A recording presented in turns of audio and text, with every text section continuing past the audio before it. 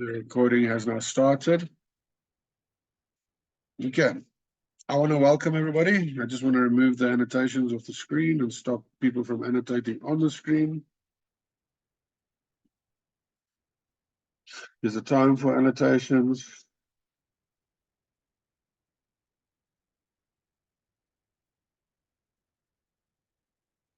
I just want to stop the permissions for annotations. Sorry.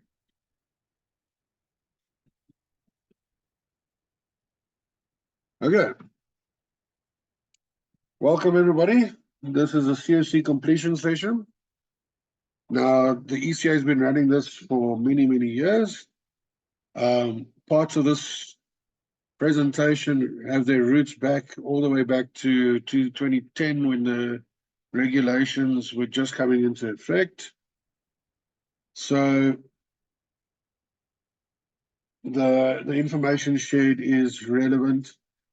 And because we partnered up with Bravo Scan throughout the cover to cover series, one of the things that did arise from that session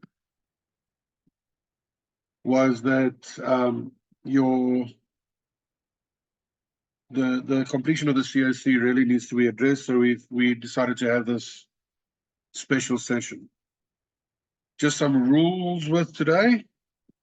Please try and keep all queries and stuff to the chat because there is quite a lot of people online. Additionally, if you struggle with any audio or video, either check your settings at the bottom right corner. If you're on a mobile, you just tap the screen bottom, you'll see this options menu will arise. You can just adjust your audio and video settings there. Sometimes it is down to permissions, but you can also adjust your audio volumes, everything by just going to the little arrow next to your mute button, audio settings, and you can increase and decrease your mic volume as well as your output audio volume. Now, a lot of times it'll be on audio, so sometimes it'll fluctuate and everything. Mine I've kept constant so that it's at a constant volume, and the only differentiating factor would be so that my distance from the mic. Okay, I want to thank everybody for joining. I want to thank Leon and everybody who made the time to avail themselves on a Saturday for this session. The ECA is proud to hear this. You must remember one thing, the information that you're going to be shared is for your betterment. It's to cover your backside. It's to make sure that you as a contractor issue the CoC to the best of your legal ability.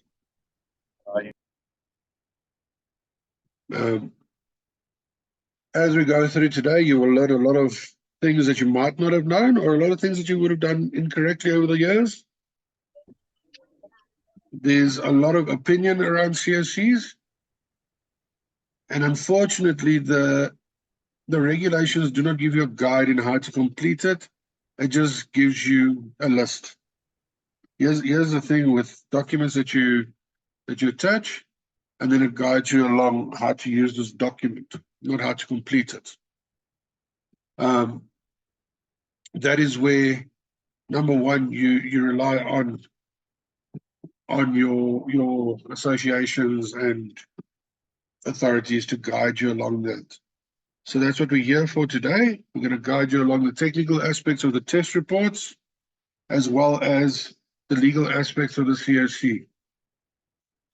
Just as a brief introduction, my name's Anthony. I'm a regional director at the ECA. My region is the Highveld region. It's basically Joburg and nice belt across South Africa.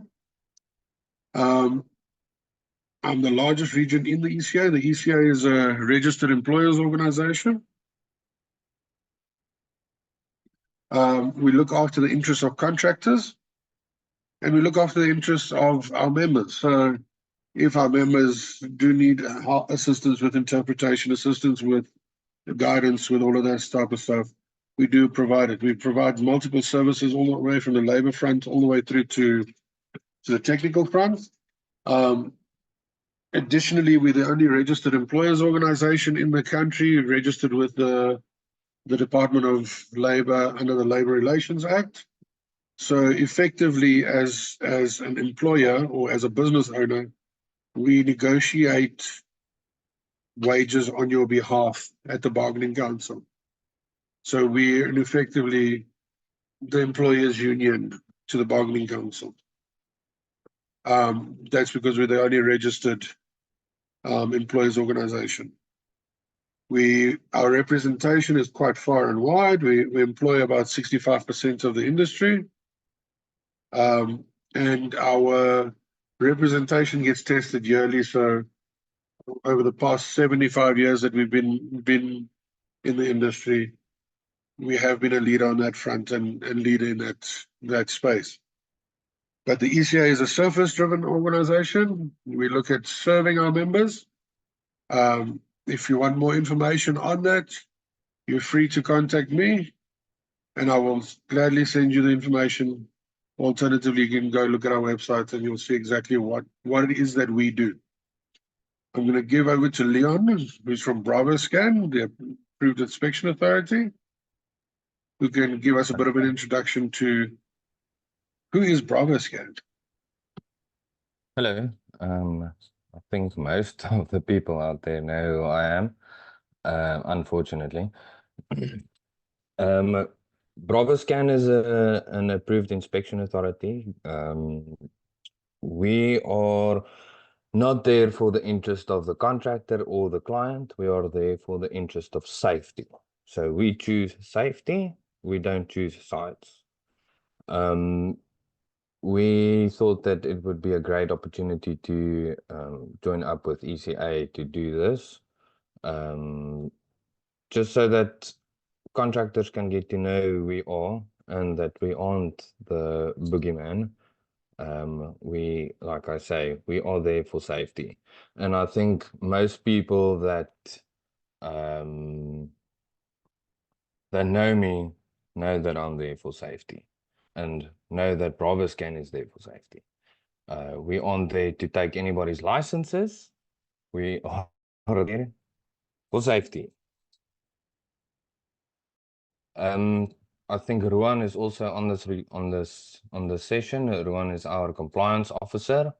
I am a technical signatory at BravoScan, and I am a master electrician myself. I have worked in the industry, just like Anthony also.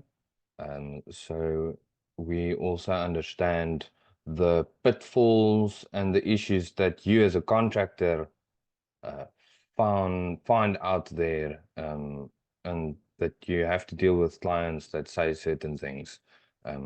If you work on the geyser, the lights in the lounge stop working. We know all about it. So yeah, Anthony, I think let's begin.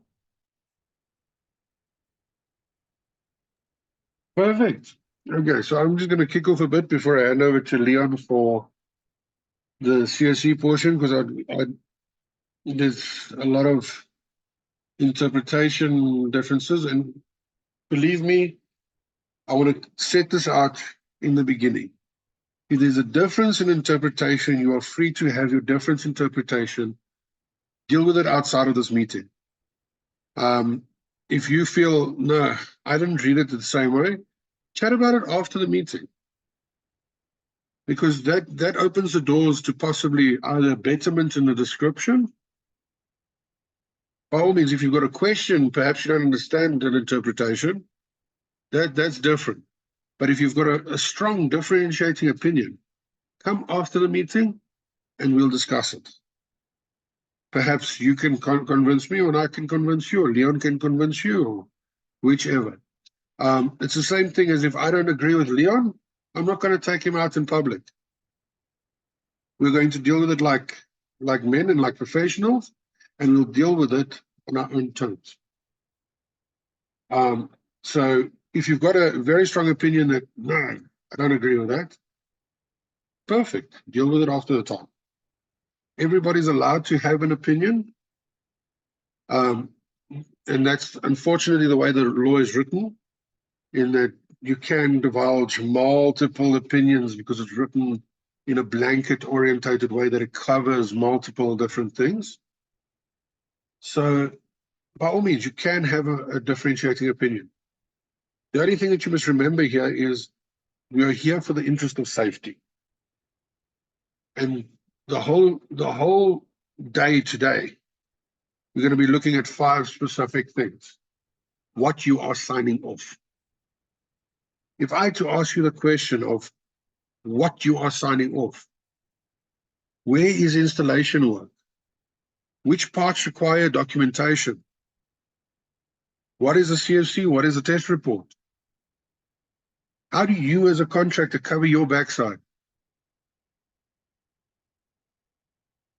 And how do you ensure what gets covered and where and how it gets covered?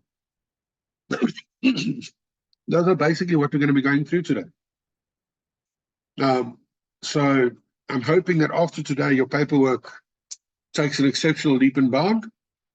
I just want to bring into you one thing. If you leave today, as long as there's a betterment in your paperwork, we have succeeded. Because the most common downfall we see with contractors is, oh, here's a CoC, yellow page, front and back. Okay, where's the rest of it? And it's because people simply assume that a CoC is just a piece of paper. It is not. And this is something that must be remembered throughout all days, every day, that your paperwork is one of 2 things that defend you for an installation when you're not there. Paperwork is so important because your work normally follows your paperwork.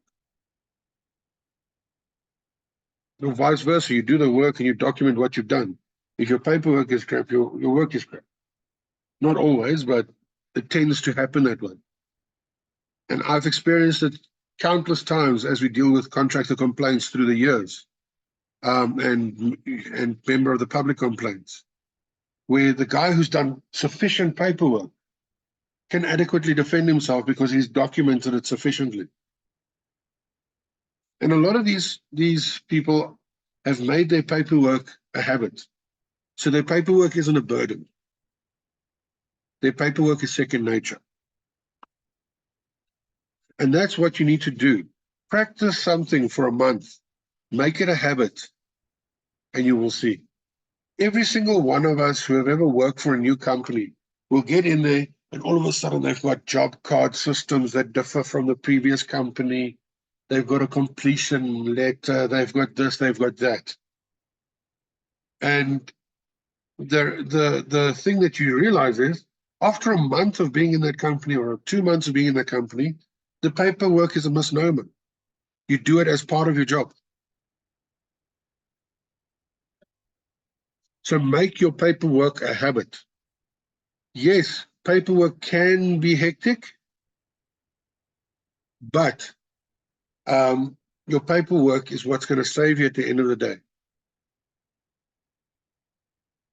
Remember, 2 things that defend you is paperwork and labeling. Because either I warn you about the hazard or I document any weird hazard or anything that's out of the norm. Okay, and that's why it's important that when we look at the law and the EIR specifically, we must sometimes look at it with a mindset of documentation that we'd have to complete. And that's the way that I always like to look at it. Where does each document exist? So that we can understand what exactly we are doing. Now, in our industry, we specifically have a hierarchy. And it's like this in any legislated industry. Okay. So your first point of interest, sorry, I'm just going to get my arrows, is to know that above all, the Department of Employment and Labor manages the entire industry. We have a very unique industry in that I think we're one of the only industries in the world that are managed directly by a department. If you go over to UK, if you go over to New Zealand, there's always a body that that governs the industry, because then industry governs industry, and that body is made up of industry role players who govern what industry needs. Because oftentimes government will do things that doesn't make sense to industry. Okay.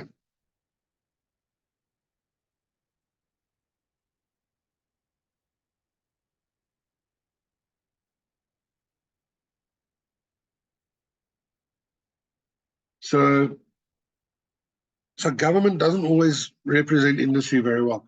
And that's part of what ECA and a couple of role players have been working to over the last few years. And one day we're hoping that it will get to that where we have a body. Instead of having a representation at government, have representation at the body, and the body reports to government.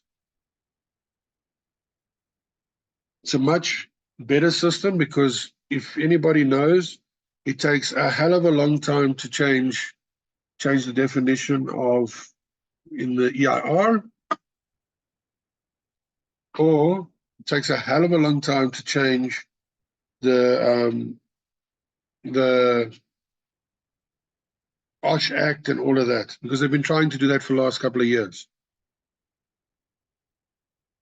But what isn't slow is changing standards, changing all the things that is industry-led. If we take, for example, it's quick for EXA to change their rules, code of conduct and everything, where they can quickly make a correction if there's a problem. But like us, we've got certain problems with the EIR of 2009, and to this day, they still haven't been changed. So just understand that our industry falls under the Department of Employment and Labor, and that includes all of industry. Not only our industry, the next industry, every single part of industry that works on the surface of this country falls under the jurisdiction of the Department of Employment and Labor. Now, I mentioned surface specifically because underground, the DMRE takes responsibility, and they have a separate department and separate responsibilities that come into play. That's why when you go to a mine, this hierarchy doesn't necessarily appear there unless the DMRE has adopted it. They've got the mine engineer who takes authority for that site. The DMRE poses specific rules, all of those type of things. That's why you'll often see there's some mines where they don't apply SANS 101 for 200 underground. There's some mines where they do. Some mines that will require you to apply the electrical installation rules, some not. But that's all up to the DMRE. Okay. Now, the Department of Employment and Labor has appointed the Occupational Health and Safety Act to govern work done in industries. So the scope of the document is about safety while doing work. If you are cleaning somebody's house, you are doing work. If you as a contractor come to somebody's house to do work, you are at work. If you as a contractor get an employee to come to you, he is at work. So each has a responsibility of safety while at work. And the Occupational Health and Safety Act deals with that specifically. Now, underneath the Occupational Health and Safety Act, it appoints 22 different regulations, if I remember correctly. It's either 21 or 22. My brain fails me at this moment, but it's either 21 or 22 that they've appointed. And the specific ones that we tend to look at is called the EIR, the Electrical Installation Regulations, because that governs the installation industry.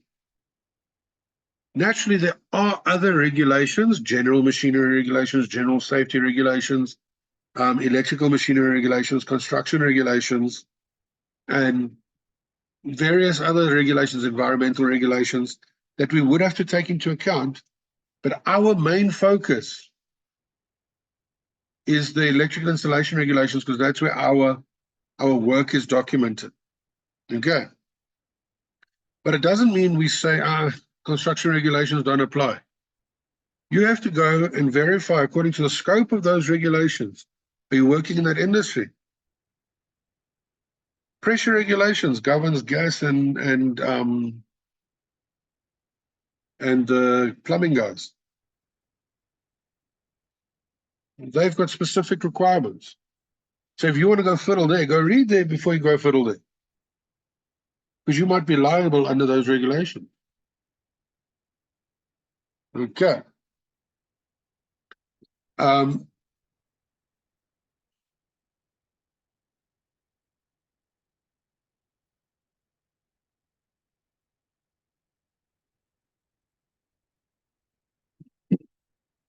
Yeah, just as a note, just keep your video off for bandwidth purposes. It does help save bandwidth, FYI. Okay, so the electrical installation regulations then goes further. And it appoints specific standards to those specific areas, and those get adopted underneath Section 44 of the Act. Now, Section 44 of the Act says the minister can impart the power of, can make standards enforceable, if I have to summarize it the best. Now, as soon as standards become enforceable, that means it becomes compulsory. So if you go look and you follow the hierarchy chain, the OSH Act and the EIR specify that you must follow SANS 101 for 2. What is the scope of SANS 101 for 2? It's low voltage electrical installations, but they also adopted a separate standard, which is 101 for 2-2, medium voltage installations.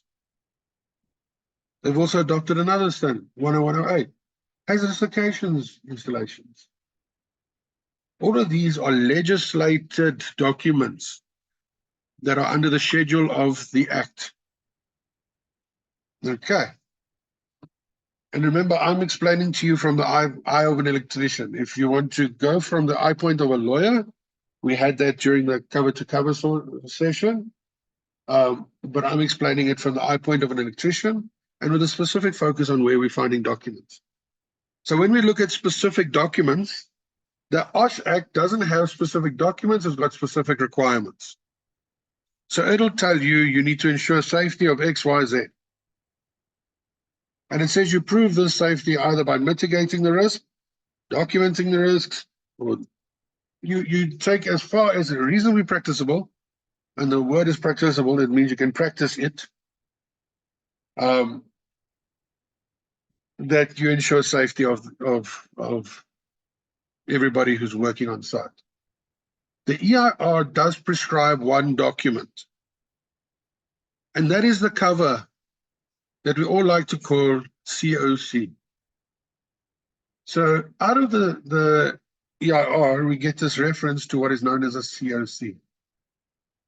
Now, it's very important that you understand that a CoC is not a technical document.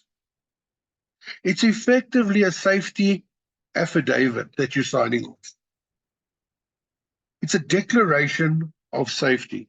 That's why when you read Annexure 1, the CoC, it states there, what is the site? How have you assessed the site? You as the registered person, what do you declare? Contractor, what do you declare? User, have you received the document? That's all that's on the document. It's nothing technical. It's legislative declarations. And if you actually read those declarations, like we're going to do later, you'll realize how much you're signing your life away. Because as soon as you've declared as a contractor that you've applied the Occupational Health and Safety Act, you've applied this top document in its entirety. That means the construction regulations have been taken into account. Where applicable, the machinery regulations have been taken into account. The general machinery regulations have been taken into account. That's what you're signing responsibility that you have investigated that as a contractor. It's only when we get down to here.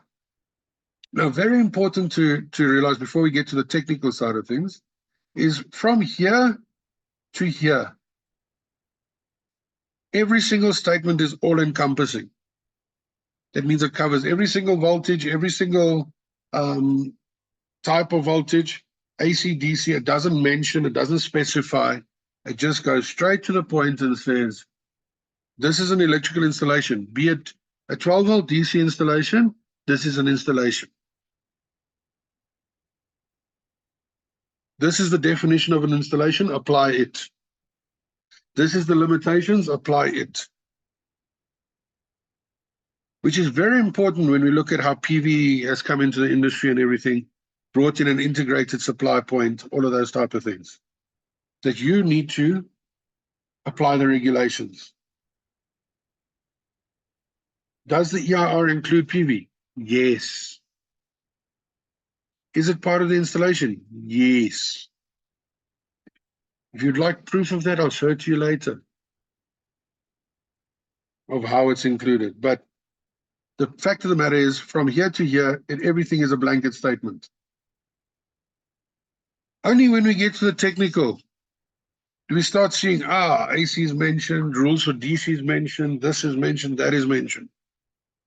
And you must understand that majority of the stuff mentioned here will be based on popularity. For example, home automation was popular, and then it was brought into the code to be regulated. PV started, and then in 2017, they adopted specific rules for PV.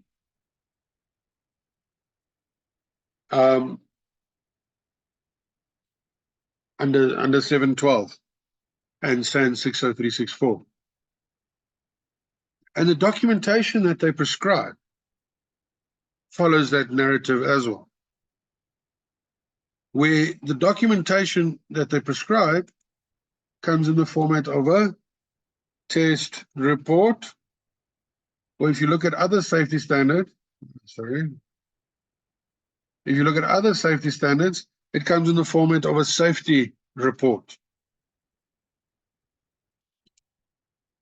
Because now you are taking the technical details and putting it onto a verification report. And these are legislated documents. You'll see some of them a bit later as we go through the CoC. The most common of which is the one that's found in 101 foot 2. And everybody moans about the 101 foot 2, that is not adequate, blah, blah, blah, blah, blah.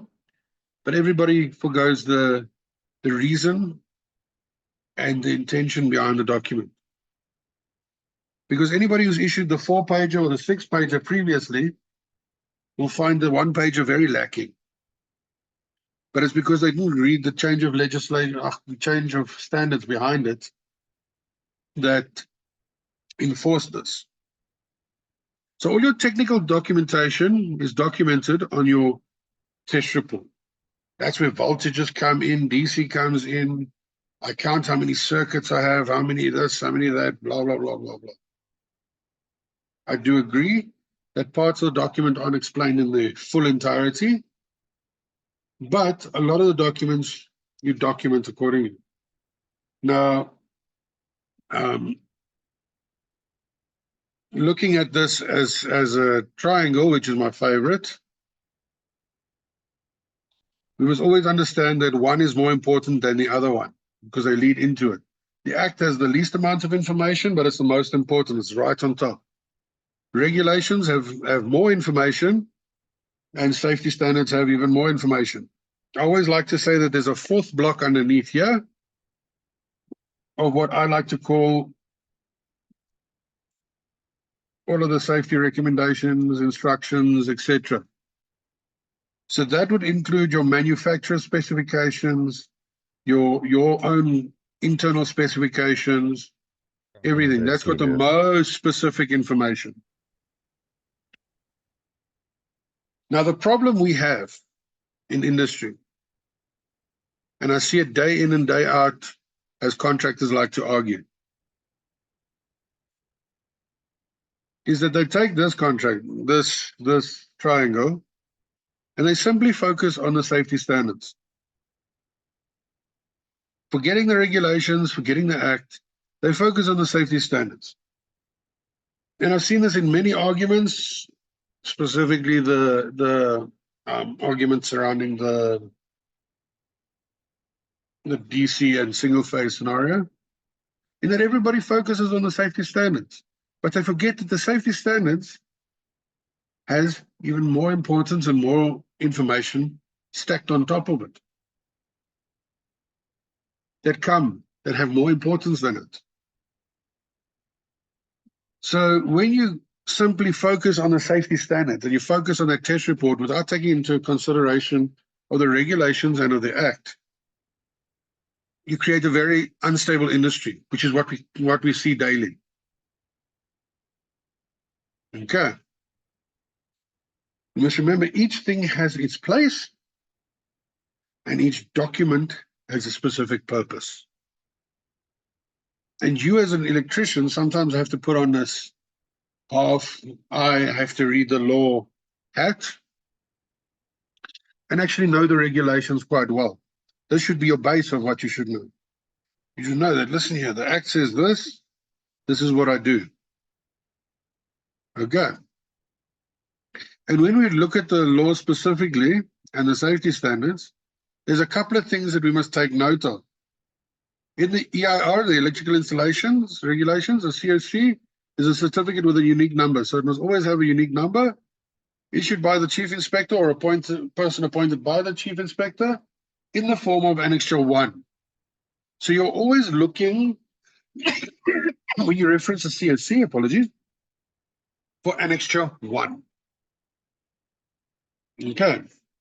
Annexure 1 is your CoC. So if anybody ever asks you, how many pages is a CoC?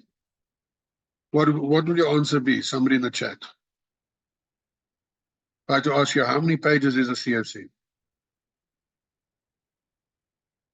Always 1. CoC is 1 page. Because that's your legislated document. Now, very important, and this is going to guide us later on how to complete a CoC, is that it is issued by a registered person. So it's not issued by a barmaid, your API, all of that. It's issued by a registered person in respect of an electrical installation or part of an electrical installation.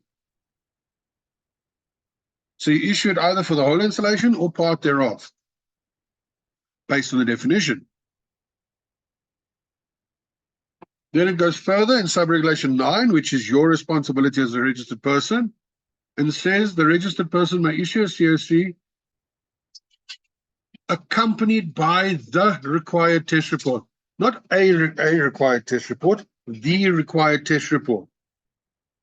Why does it specify the required test report? Because that test report has to go through the hands of the chief inspector. That 1 pager that everybody's mining went through the hands of Tibor Susana at that stage, before his retirement. So the chief inspector has to have a hand in the test report. Okay. And when a massive change comes in the test report, you must know that the chief inspector has to be okay with it. We can't just change it willy-nilly. So it's accompanied by the required test report. And it specifies the required test report because there's multiple test reports. If I do a medium voltage installation, there's a safety report for that. Okay. So you must always be aware that you have to attach the required test report. What you attach after that is your own indaba. But your minimum focus is to do that minimum test report accurately, and if required, add on additional stuff. And this is the focus that a lot of documentation has taken these days, where they give you minimal information and you attach, you effectively make a portfolio around it. Okay. So only after having satisfied himself or herself by means of an inspection and test that a new existing or new part to an existing, choose your type of installation. You'll find this on page 1, on Annexure 1 of the Certificate of Compliance.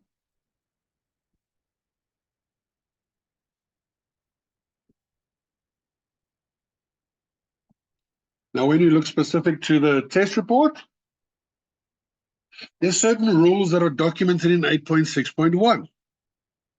And some of these rules have changed. Namely, when I do tests, I must conduct all tests and complete a copy of the test report for each DB and supply, normal and alternative. That rule has been on there since the 4-page document. If you go look at the 4-page document, right above the testing, and in section 8.6, it might be 8.7. If you go to the older documents, it'll state they conduct all tests and complete a copy of tests for each DB and each supply, normal and alternative supplies. So the principle you must understand here is as follows. I like my blockies. Where's my blockies? If I have municipal supply feeding an electrical installation,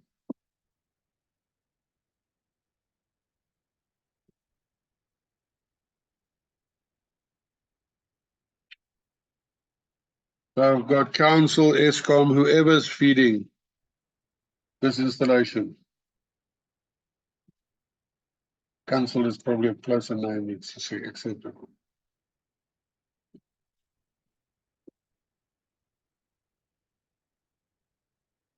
How many test reports are required as a minimum for that? In the chat. Council feeding an installation. You've got 1 DB.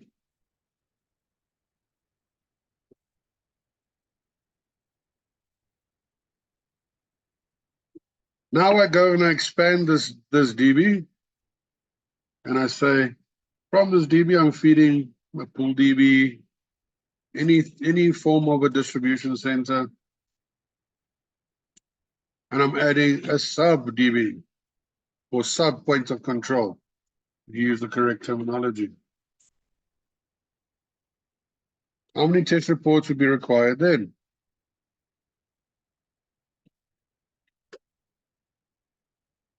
2 would be the correct answer, because I'm verifying whether or not this DB has a safe supply and this DB has a safe supply. Now I go and I say, okay, as a mains alternative, I'm going to be connecting a generator to the supply.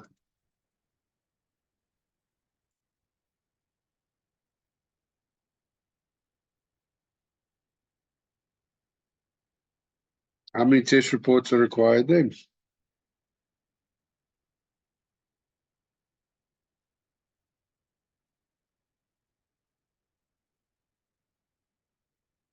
Four would be the correct answer, because you're testing each DB and each supply. So you'll have an installation main DB from council, main DB from generator, sub DB from council, sub DB from generator, if it is affected. Naturally, if your sub DB is not fed from generator, doesn't have a secondary supply, you would have 3. But if your generator is feeding everything, you will have 4 test reports here, because you'll have to verify your generator at both the main DB and sub DB.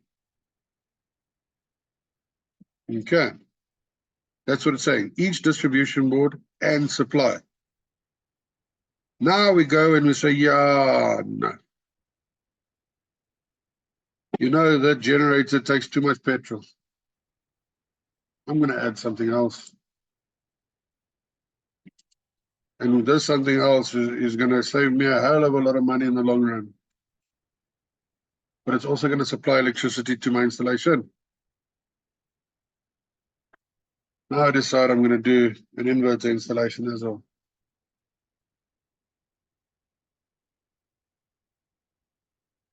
Okay, now I've got nice backup with batteries. How many supplies do I have? 3 on 2 DBs. How many test reports?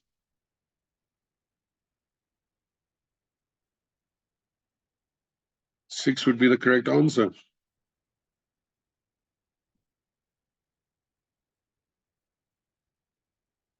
Okay. Now, very important to realize is that SAN 60364 stipulates when you're doing a PV installation, it starts at the PV panel and it ends on the consumer installation or at the supply point.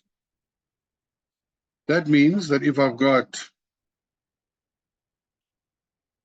PV added, what happens to my electrical installation?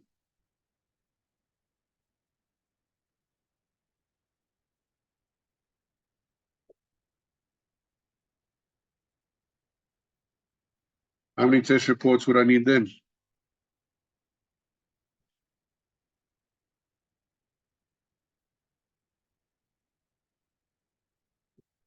7.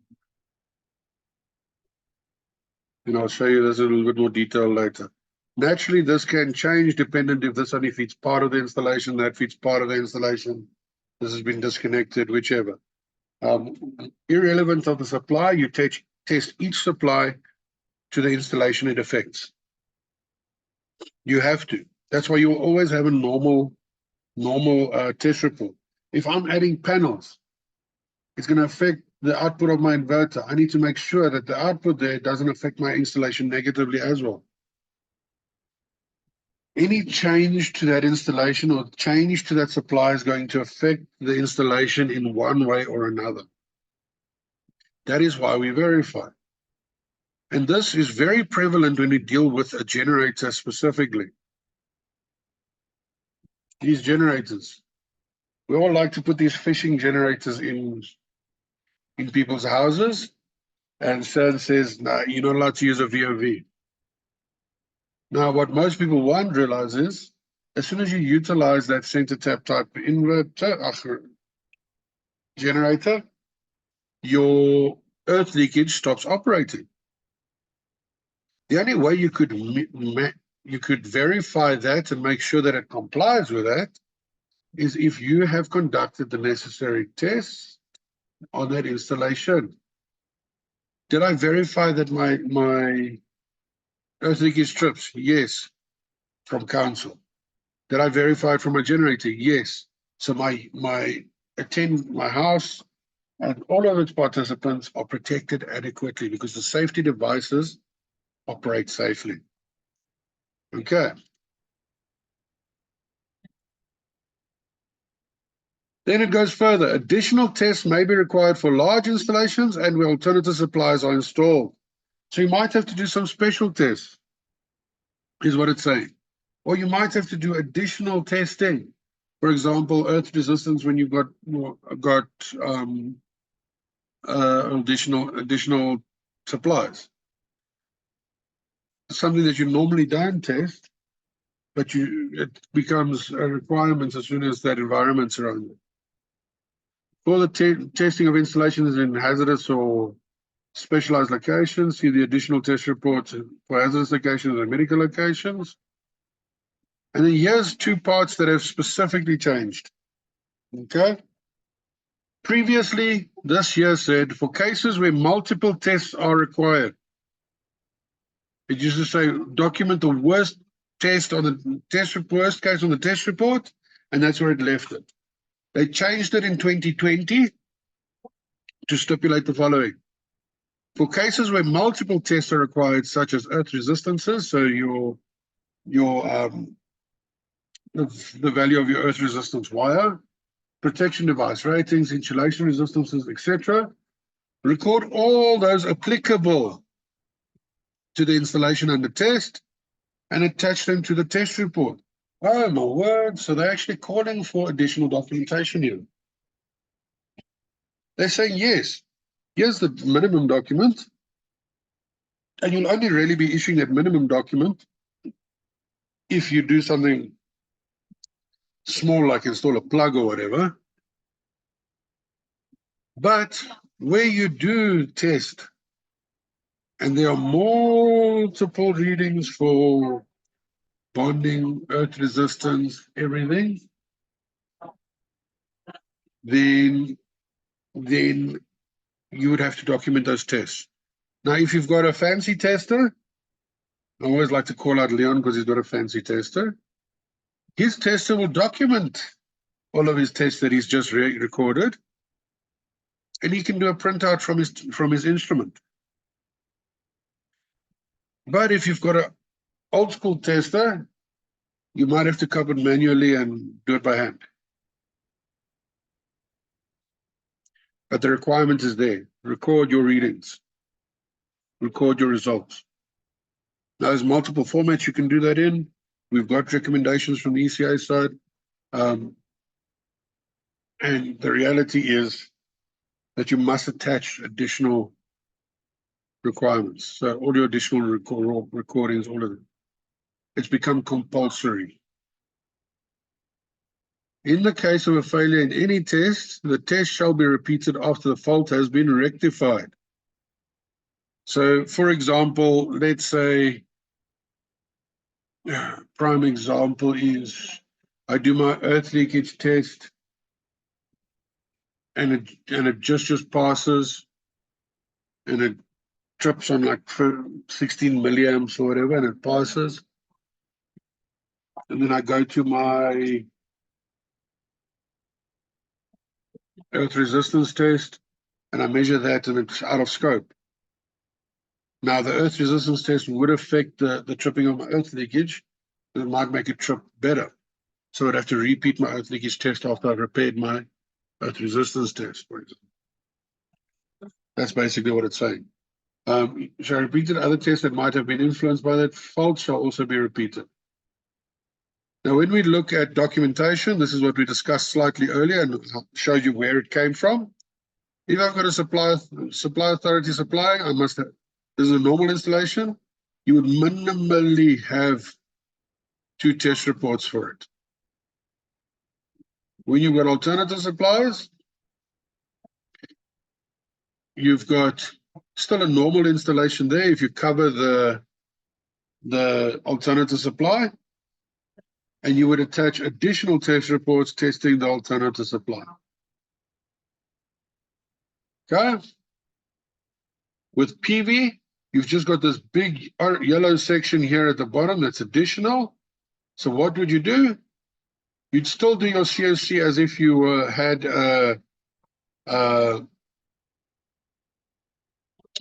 if you had a supply with an alternative supply, but you would attach additional tests for this portion here. Now you are free to do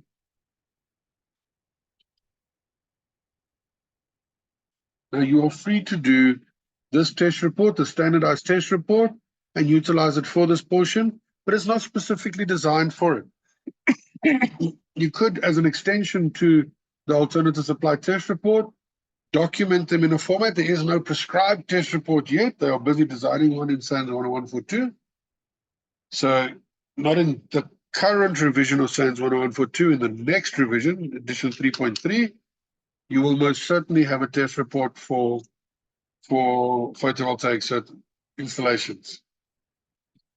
Okay. But at the moment, we've all got recommended test reports, and that's what we're going to cover a bit later, just so you can see how it relates to the normal test report. And to give you a hint, this test report and that test report are very relatable. The same test supply. You're doing the same test, but you're just doing them specifically. Okay.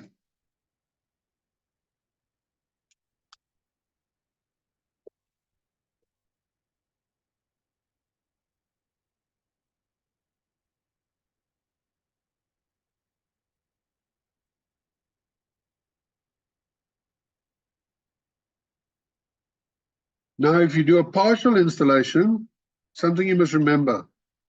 Now there's an existing CoC, and you're doing addition. You will document your addition on a supplementary certificate. Now you'll have a CoC that covers most of the other installations, and you'll add an additional certificate for the other portions. What's important is Annexure 1 is not issued per supply, it's issued per premises. So I'm doing work on this premises. Okay.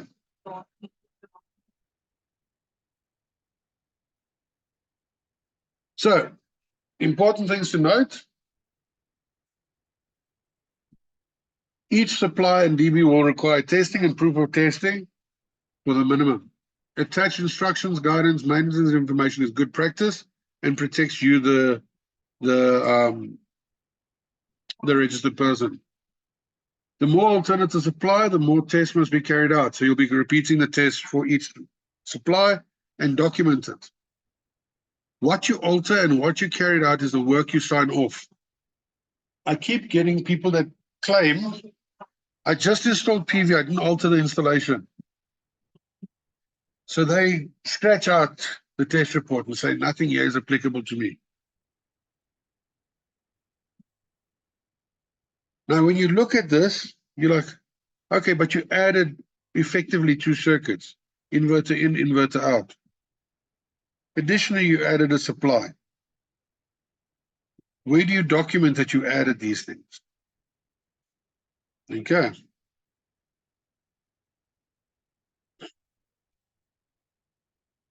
You need to document it.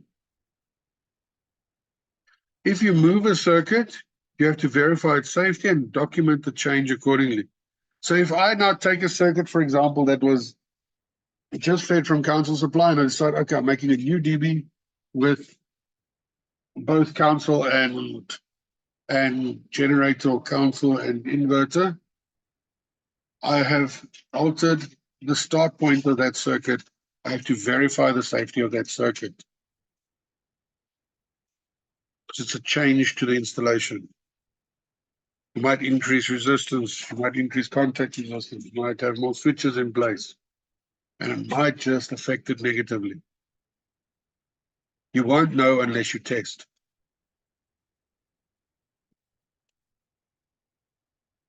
Okay.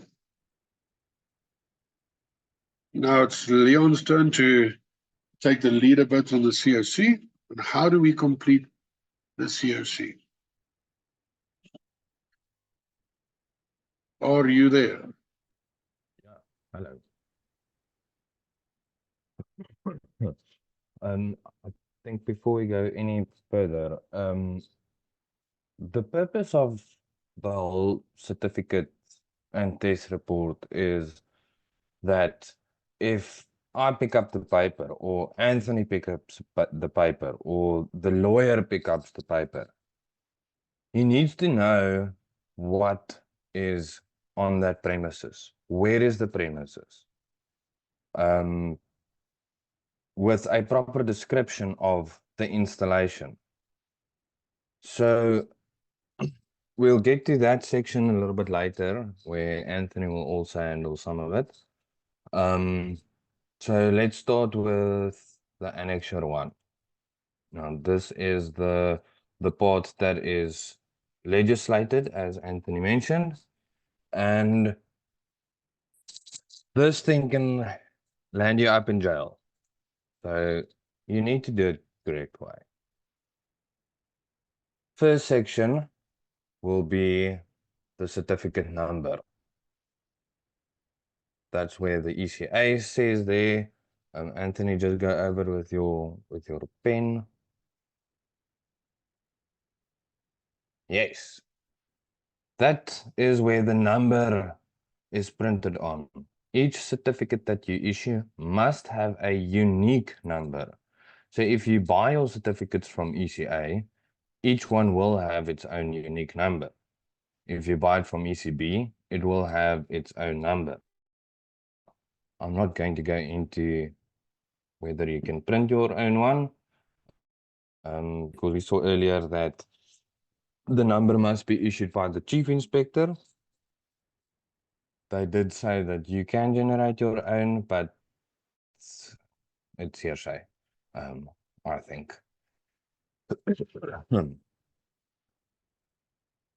Next up, your certificate type. That is the big red circle there. Initial certificate and supplementary certificate. If you are doing the CoC for the entire property, you need to tick initial certificate. Initial is for the entire installation. any additional work on the existing installation will be supplementary. So if there was a solar installation done 5 years ago and there was a certificate issued for that, you will still tick initial certificate for the entire existing installation because the PV is not a new section anymore. You cannot issue a supplementary certificate if there is no initial certificate.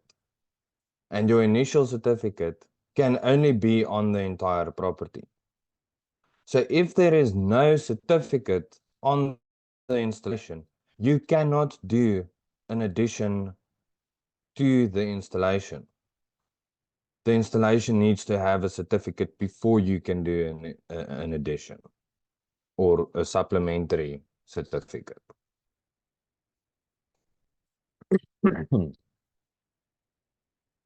On the next line, it says there supplement number. So this number will be supplement 1, 2, 3, 4. Not this certificate number, because the certificate already has a number.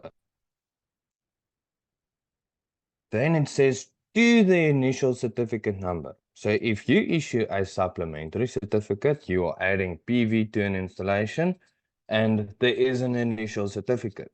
You say supplement number 1 to initial certificate number, which will be the first certificate issued. Again, not the certificate number.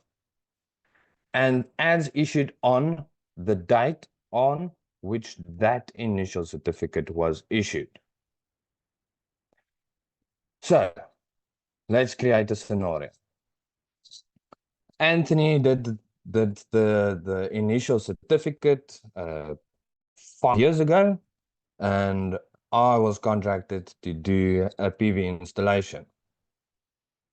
Luckily for me, this client has an initial certificate that Anthony issued 5 years ago, and I finish my installation. I do all of my tests, and I issue a supplementary certificate. So I write there supplement number 1 to initial certificate number, the certificate that Anthony issued 5 years ago, and I put the date there that is 5 years ago.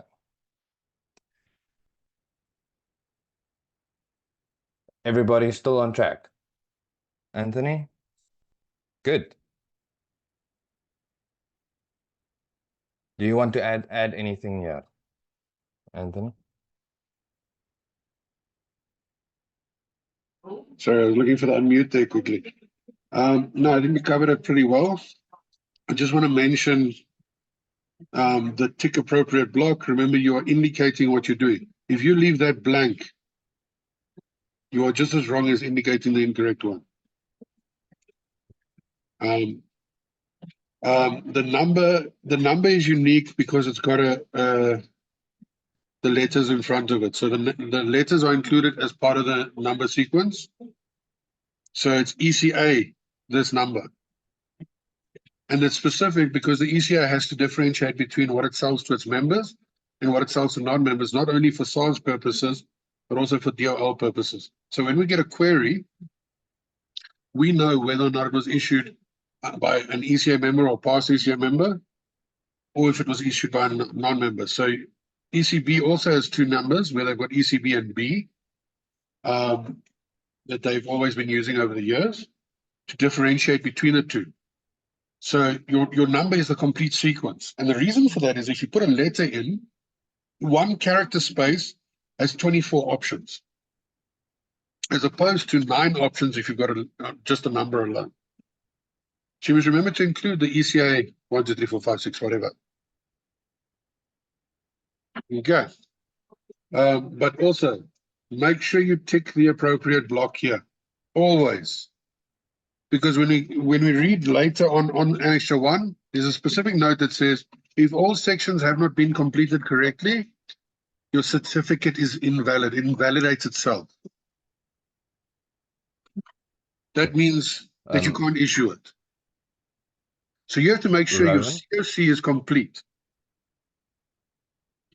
And it's something that I know Leon and myself were taught by Mel many years ago, is a CoC must be complete. You can't have an incomplete CoC and just issue it.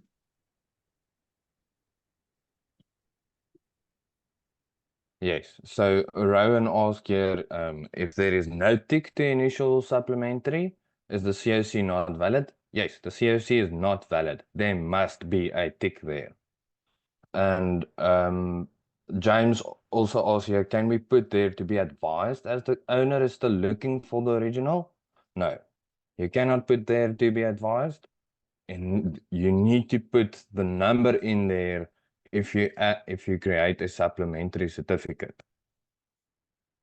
If there's no initial certificate, you can't even do the work. Yeah, you also can't just leave it blank and change it later, because if you go read the regulations, it stipulates that you're not allowed to amend a certificate of compliance. Nobody, no person. Not the user, not you. Nobody's allowed to change a document that's already been issued. So Philip also said if the initial certificate is lost by the owner or can't get a hold of it, yes, you have to redo the whole certificate. So the entire installation must get an initial certificate before you can do a supplementary certificate.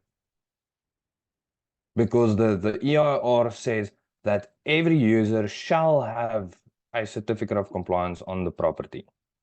And if there is no certificate, you need to inform the client that he is in contravention of the regulations.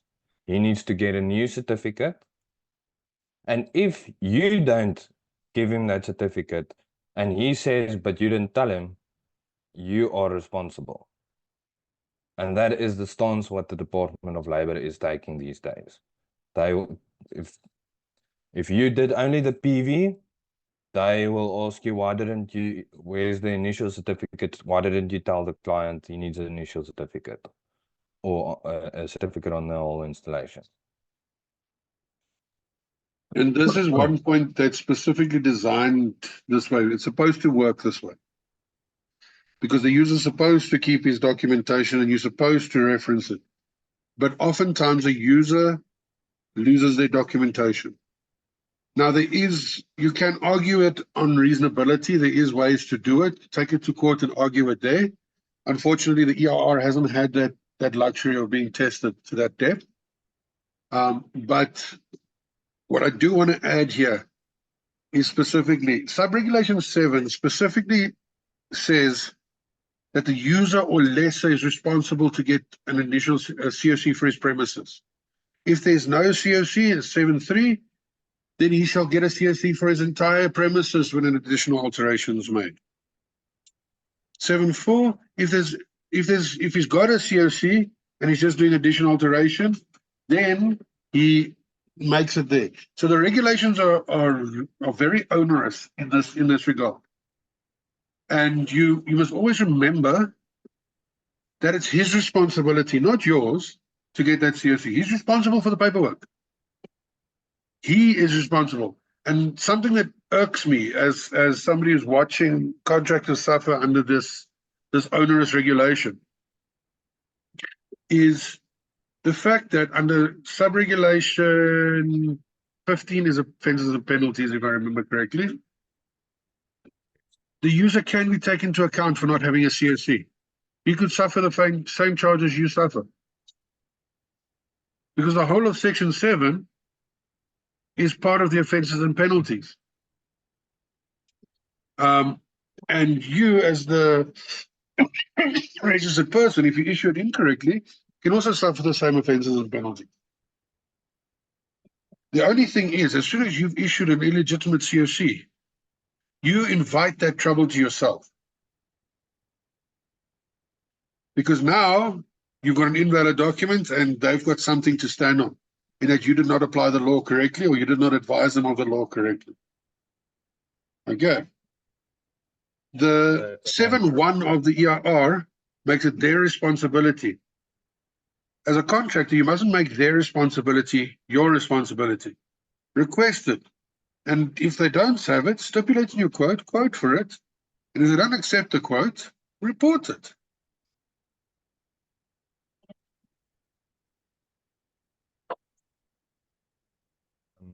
Anthony, where Anthony mentioned now, you can go and fight it in court, 100%.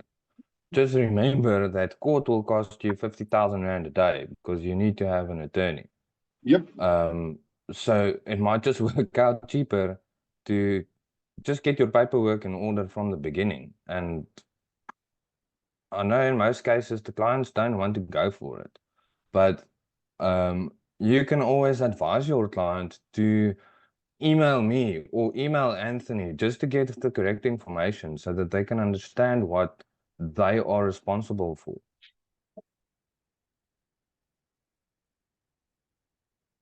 Yeah, there's a lot of questions going on here on the side. Yeah, it's fine. We'll answer the chat questions as we can.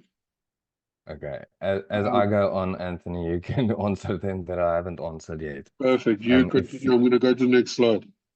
Thank you.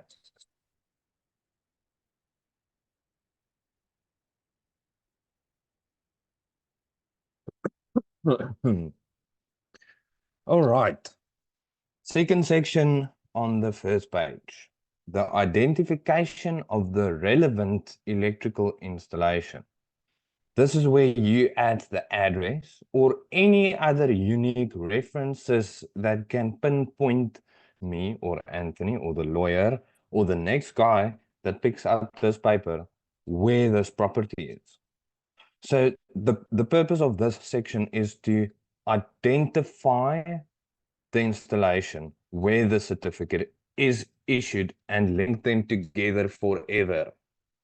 Remember, you are signing a legal document to say this property has a certificate of compliance and this is the address.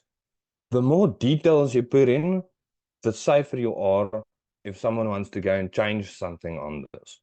Remember, the client is not your friend. He is never your friend. And in terms of the Health and Safety Act, any document that or any document or anything that you do can be held against you. So you want to make sure that everything is done correctly. So here we want specifically the physical address.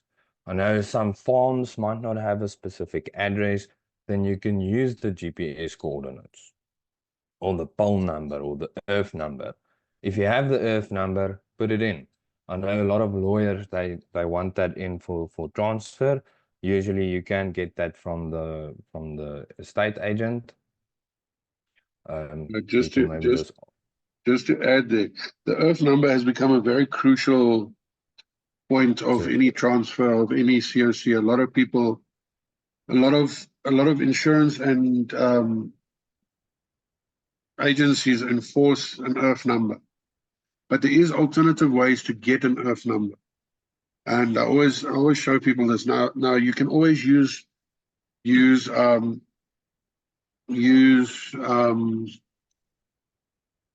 like your online software, like Windeed and all of that. But there is free ways that most municipalities have available for you to get this number. And I just want to show you guys this quickly. So that yes, Rowan, you can write in their meter number by all means. yeah, but I would even go. It wouldn't be compulsory. Yes, but I would even go as far as take a photo of the meter and attach it to your certificate, because we found many times where the buyer comes in and then the meter is either bypassed or jippoed or whatever, and the municipality, they don't care. They give that guy a fine and he's going to blame you for it. Donovan's got a good point. It can change. But remember, if the meter does change and all of a sudden your installation doesn't have an earth, at least you've got proof of a change. Because there's many Actually a times good when idea, it's a good Anthony, idea to document your meter number. But if now on the GIS, on the earth and lot number, most major metropolitan areas have a GIS platform, a graphic integrated systems. I use Trane because that's where I'm from, and because it's the one I'm the most familiar with. Joburg's one is weird. So I go to the EGIS viewer, their map, and I can either search or find an address, or I can just simply go to the address. Because I like to say this, if you don't get a municipality bill, like in a complex or whatever, sometimes it can be impossible to get the earth numbers. And this makes it reasonable to get. So you can literally, let's say I'm on let's find a complex here. There's Serengeti Estate, there's Kameelfontein. So those are subdivided. So where's a complex? Let's see, there's a lot of complexes in Lamont.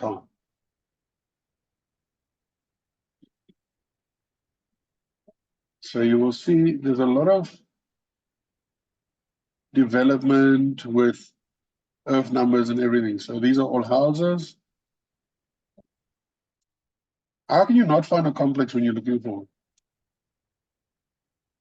So here's a prime example. So this is a whole bunch of small complexes in this estate. Each one of these complexes have an earth number. Now, I use my complex as an example. My earth number, my street number, and what Google tells me is the street number all differ. So what do I use? It's 523 versus 519 versus 8. And it was very confusing when we first moved in. But if you go reference it, you can easily see there's all the units in there. That's the name of the complex. There's the earth number there. Earth number 513. Okay. But the street number will be on the edge here. So you'll see there's street number 100, 150, and so forth at the entrances of their requirements. So this thing's earth number is 513. If I had to go look at a general house, and if I'm zooming into your house, it is completely unintentional. So if we look at a normal house or business or whatever, there's the earth number, there's the street number. Okay. So you can get clarification. Alternatively, you can ask the lawyers. You can ask multiple, you can get the information in multiple means. This is just one mean that you can verify it and get it yourself if it's not available. Because when we get to plots of farms and stuff, they are generally the problem. Because all you don't get a street address. If I go out here to the Bundus here, there's no street addresses and all sorts of things on these dirt roads. I get a stand number. I get a stand number. And I'm a farm portion. That's it. Farm portion 15. Region 7, Ward 102. So it's very difficult sometimes with farms, but you can verify. But farms have a stand number and they're quite easy to get. Your GPS coordinates become more important with farms. You can even take a screenshot of this and attach it to your certificate. If you want.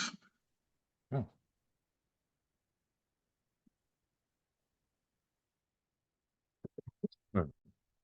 So you need to provide enough and sufficient information in this section that identifies your property to the installation. I mean, I think this is quite plain and straightforward, although we do see issues on this. Oh yes, I forgot to mention. if you scratch out anything on any part of the certificate, whether it's the annexure 1 or any test report, the whole certificate is invalid. You will have to start again. I think that's where the electronic versions make it quite easy. You can just press backspace and you can fix your error. Okay, cool. Anthony, you can go to the next slide.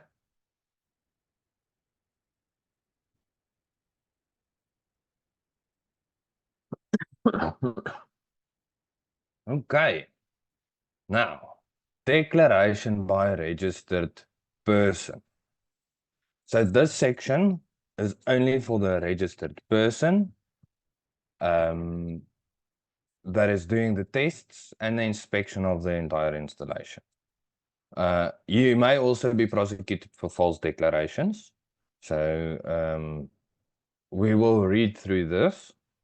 But the person that signs here is the person that holds the license, the wireman's license, the IE, the MIE, the single phase tester. He signs here. Okay, bye, JJ.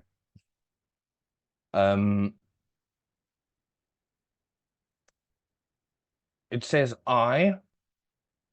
you need to add your full name here, not A Poggenpoel or B van der Merwe. You must put here Anthony Schewitz or your name. Don't put Anthony's name there. But you need to put your full name there because this is here to identify you as the registered person.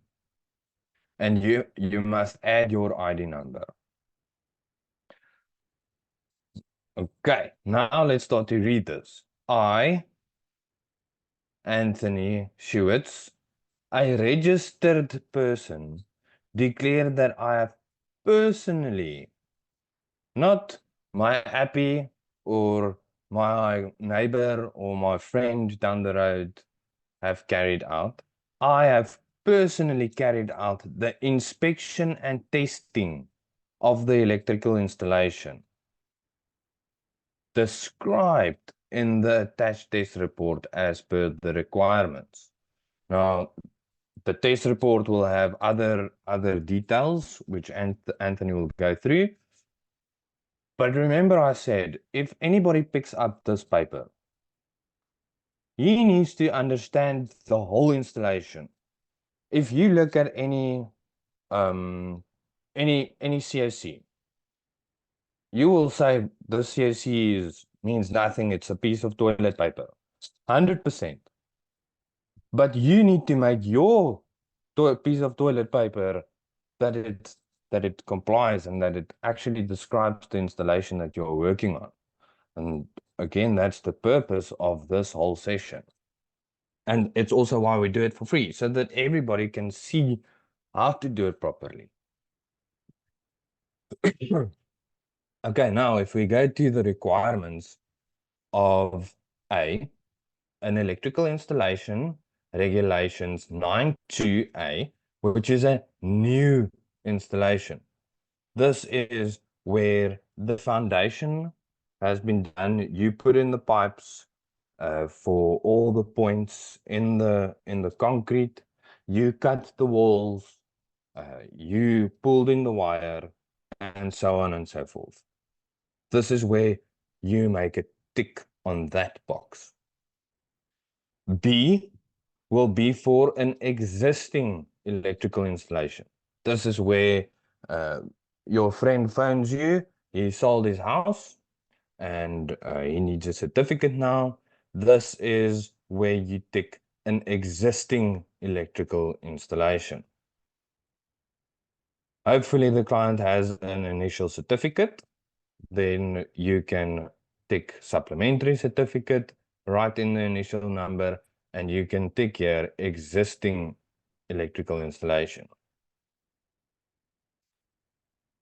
C will be new part to an existing installation. And if you go and read, see, in the electrical installation regulations, it would include an existing part of the installation as well.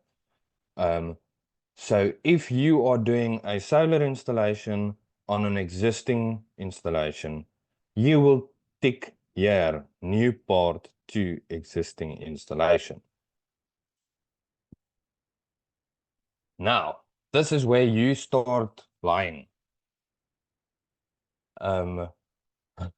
It reads, and so I declare that I have carried out the inspection and testing of the installation and deem the installation to be reasonably safe when properly used.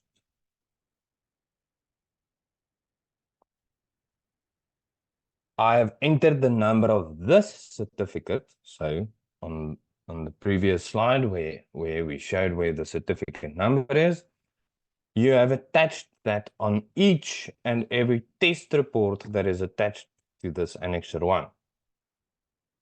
Great stuff. I also declare that the person responsible for the design,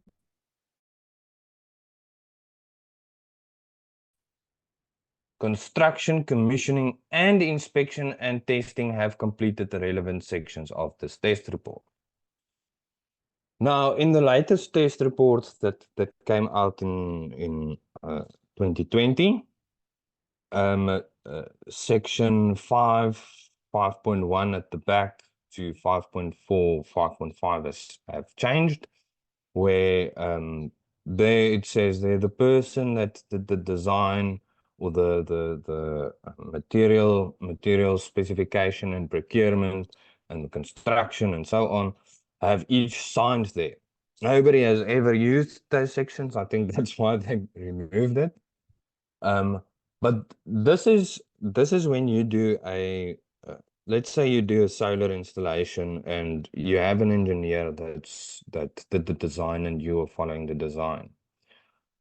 You need to get a piece of paper where the engineer who designed this signs it and you attach it. Or if the client procured all the materials, you need to put a piece of paper there that says he procured the materials, because that will cover you. If you let your client get the materials and you sign here that you're responsible for it, you are lying. So why don't you cover your backside and put in a piece of paper that said the client procured it, Mr. Engineer here, he did the design, I only did the construction. By all means, put in your pieces of paper. I think that was a very important test report that was removed.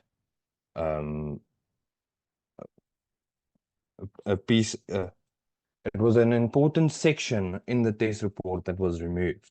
I think if everybody actually understood what it means, it would have been much better. I can agree So with now, you. I can now agree you with just you. need to add your own paper here. I 100% I think- agree with you that those documents were crucial. But the problem is you had guys who were issuing initial certificates or existing installations, old installations, and then they're signing off for the design. Or that they procured the equipment. Or you had engineers that didn't want to sign, that type of thing. So there was a lot of problems with implementation that the electricians didn't implement them correctly. But if you do want these sections, just attach them. I'm going to send an example of it in the chat that guys can use it. Then they just take the section, reference the documents, specifically with the design portion. If the engineer refuses to sign for his own design, you attach a copy of his design. with a declaration that you say, listen, this is the person who designed. Then it can be fought. If it goes to that level, it can be fought in the court of law who designed the installation. Because you have provided proof, he needs to provide counter proof that he did not design. But you need to make sure that your barriers are set. 100% additional responsibility. Why do you want to take all the responsibility? I remember a few years ago, Anthony and I, we discussed it and we said, but we don't understand. Electrician signs for everything. Sign, yes, I'll go to jail for you, my friend. I love you. I love you enough to go to jail for you. I truly don't understand it. I think because we had so many questions on the previous section, if there are any questions, quickly post it. Let's see if there's something we can quickly answer. Anthony, maybe you can go to the next slide along. It is still part of this section.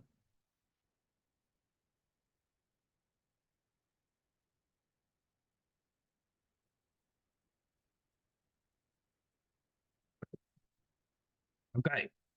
Now we said the registered person, he signs there, or he fills in that section with his name and his ID number. Now it comes to registered person registration number. What number is this? This is your IE number or your single phase tester number, your MIE number. I've seen people put in their ETSP 12345 or IE 12345. I think you can do that.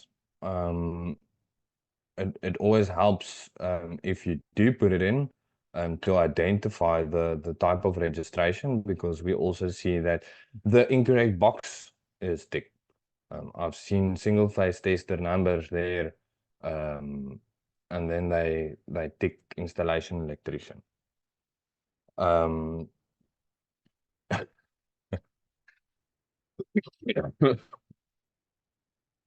So yeah, you need to put in your date of registration.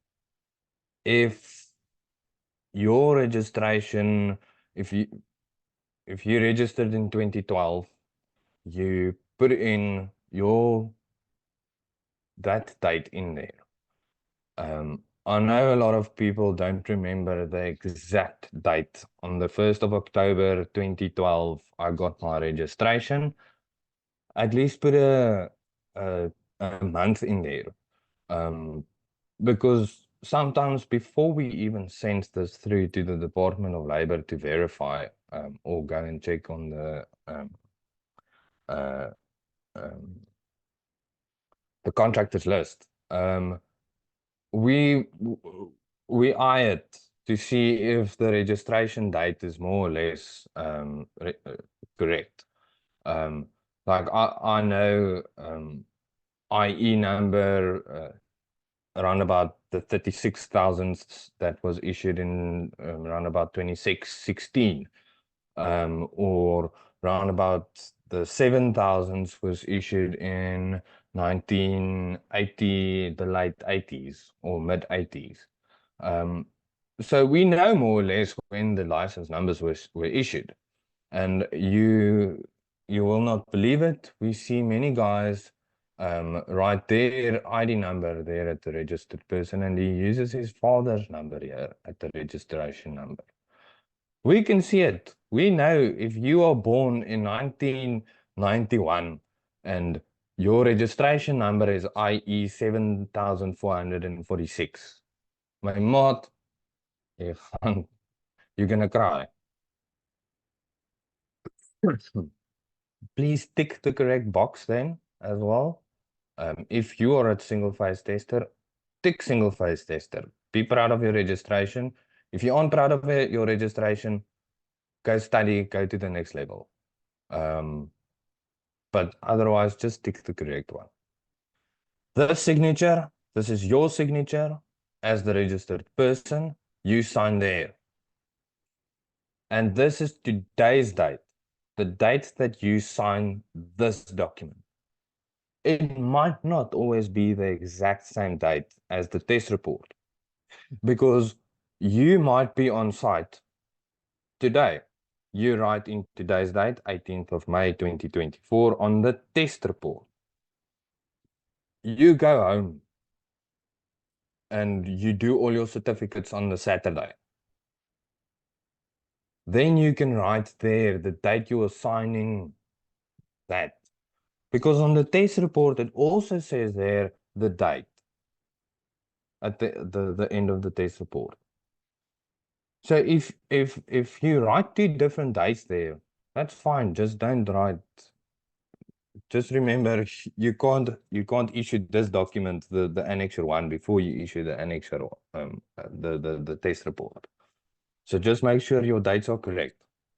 It's always better to have the same dates, but it may differ. Okay, this is the contact details of the registered person. In the EIR under section 11, it says there that if you want to register as a registered person, you must have a physical address and if I remember correctly, you must have a telephone number to be reached at. So this contact details, if you are the registered person, this is your address.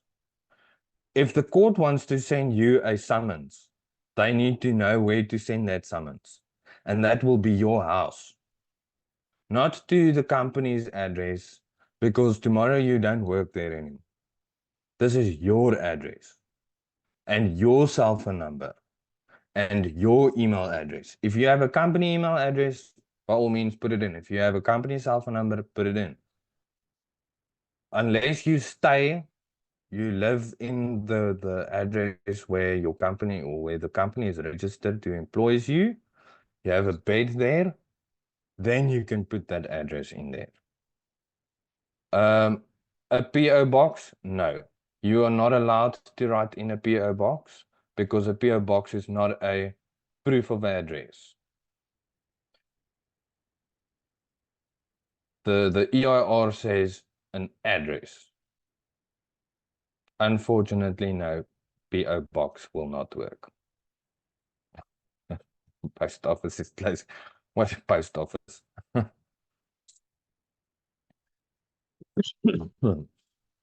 Please provide an email address, even if it's your wife's or your daughter's or whatever, if you don't have one. It just makes it so much easier if there is an email address in there. Other thing I didn't mention, guys, please write legibly and nicely. I know we electricians, we don't like to write nicely. We can give a few doctors a go.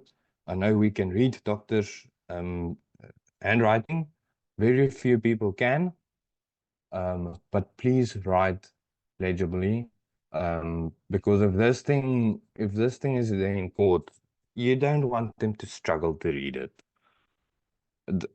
It will not be nice. Anthony, anything that you want to add here? Just from 2 comments in the chat, just before you misinterpret anything, make sure you understand what is a registered person, what is a contractor. Because I see a lot of people confuse the 2 terms. So just to correct that, a registered person is your personal registration. You get issued a registration as a person. One with your photo on. Yeah, the one with your photo. It's a personal registration. If I had to relate it to another type of registration you have, it's called a driving license. You have a license. You are allowed to drive. That license authorizes you to drive, to operate a vehicle. Does it mean you own a vehicle? No. It means you can operate one. You can practice general control over one. With your license, you are competent to test, inspect, and verify electrical installations for the purpose of issuing a CoC. That's your license. That's your personal registration. This number is ETSP, IE, or MIE. Contractor's registration is completely different.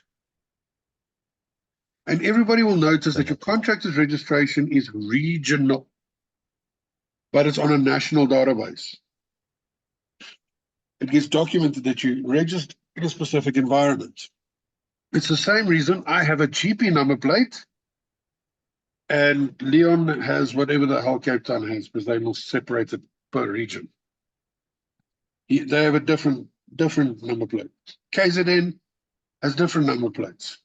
Northern Cape has different number plates. So it just indicates the office you are registered at. And if I had to relate it to anything, you'd think of your contractor's registration as the vehicle that gets operated. Can the operator of the vehicle be the same as the owner of the vehicle? Yes. Can it be two different people? Yes. But the reality is that you must be a licensed driver operating a vehicle. Now, the vehicle here is your business, the contractor in that case. Because what is your license disc on your car relate back to your car? It says your car is safe to operate in the public roads. Therefore, you get blah, blah, blah GP. Therefore, you pay this registration yearly. What does your contractor's registration give you? Okay? The contractor's registration does give you the right to operate your business on behalf of another person. So you do it in the public space. So my business, I'm operating services to the public. That's what your contractor's registration does. Does your contractor's registration lock you in an area? No. Because I can drive my car to Durban, and you will see the migration like 3 times a year. There's a lot of GP cars that go across the borders. And they go and infest your local playgrounds. But same way here, the regional registration is on a national database. I can operate anywhere. It just indicates where my office is, where I'm registered at. If they're going to look for me, they're going to look for me through the documentation at that office. Okay.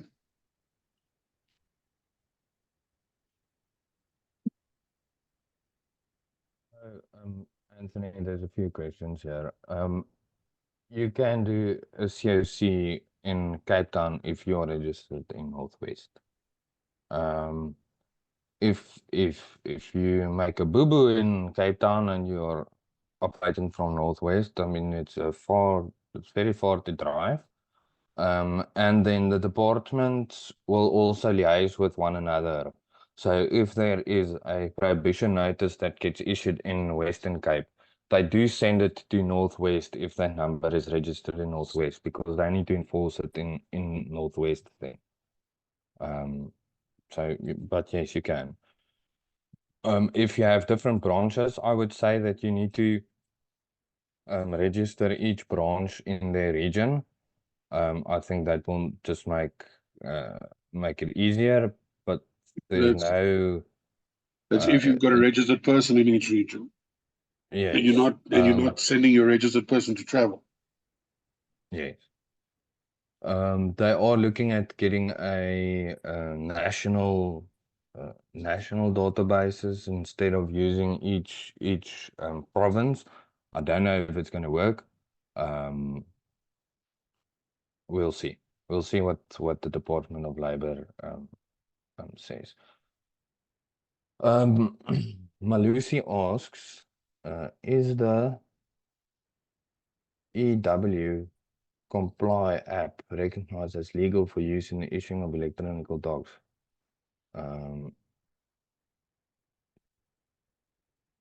So, Malusi, the regulation says that the chief inspector need to give out the numbers.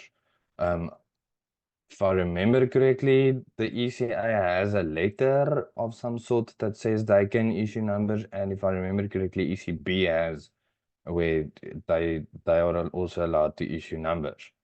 I don't know about anybody else. I think there are there are a few other companies that sell COCs, but I'm going to lie to you if I say yes, they can. I don't know. I don't know if they have approval.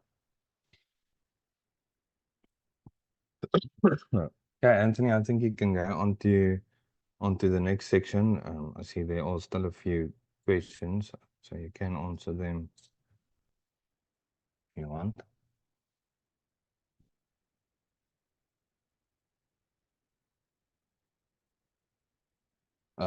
Marius asks, if a single registered person owns more than one company, a solar company, a generator company, electrical company, can a single owner as registered person register multiple companies as electrical contractors?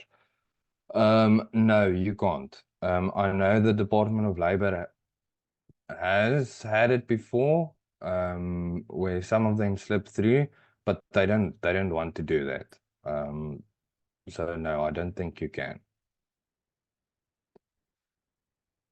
All right, declaration by electrical contractor. This certificate is not valid unless all sections have been completed correctly and the test report in the format approved by the chief inspector is attached.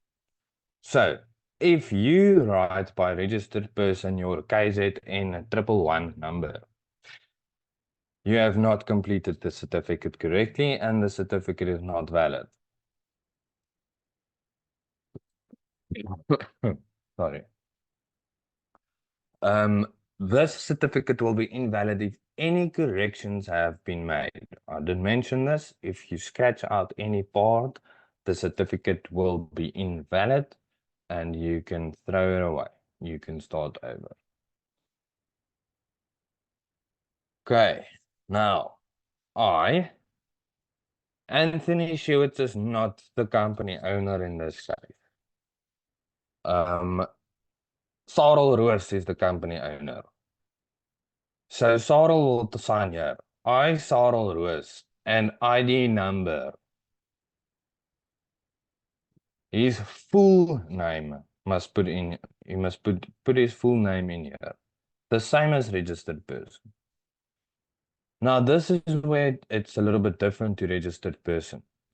I declare that the electrical installation has been carried out with the requirements of the Occupational Health and Safety Act and regulations made thereunder. So this is where Anthony said earlier, this is where you say this installation complies with every section of the Health and Safety Act and any regulation. It's the EIR, it's the GMR, it's the EMR, it's the construction regulations, it's the environmental regulations. The list goes on. So here the electrical contractor, the company says that everything on this installation complies with the Health and Safety Act. The registered person only signs for that section of the installation. But he also signs for the design and procurement and the construction, commissioning, and so on and so forth. So it's not that the registered person takes less responsibility. The electrical contractor, the company, takes a lot of the responsibility as well, because in the Health and Safety Act, it says that the person who does the electrical installation work is a registered person. So even the contractor takes responsibility for that. Now, this is where the electrical contractor registration number is put in. This is your KZN number, your GN number, your GS number, Western Cape or Eastern Cape or Free State. Each contractor, every company must have a number that connects them to the Department of Labor. this is not your business registration, which will be 2017 slash what number. That is not a contractor registration number. We see it a lot. It means that that person is not registered as a contractor. Now, your date of registration is not the same as your wireman's license registration number. It's usually, well, it is always the registration number that the Department of Labor gives you. And on that registration, on the registration document, it says there that you are registered from the 18th of May, 2024, up until, this is usually 1 year, but they extended it to 3 years, which I don't think they are actually allowed to because it's against the regulations. But anyway, right in there, from 18th of May, 2024, streepie, 18th of May, 2025, right in the whole date. Because then everybody knows when they pick up this document, they see, oh, the person is a registered contractor. He is registered until this and this and this date. Oh, the date that he issued the certificate, yes, he was registered 100%. So please, if just do write those extra numbers right there. It helps. It helps us. It helps Anthony also to know if the person is registered or still registered. It helps us to spend time on the phone with the Department of Labor to see if the person is still registered. So you're saving me airtime. I'll start liking you then.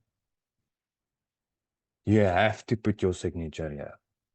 As the electrical contractor, the company have to put a signature here. So as Anthony mentioned earlier, the contractor is not always the registered person. It can be the owner of the company or the manager or the section manager or whatever. But that person that signs here must be the same person as on the registration document that you get from the Department of Labor. Because the company takes responsibility for this section. Yeah, I see there's a lot of questions again.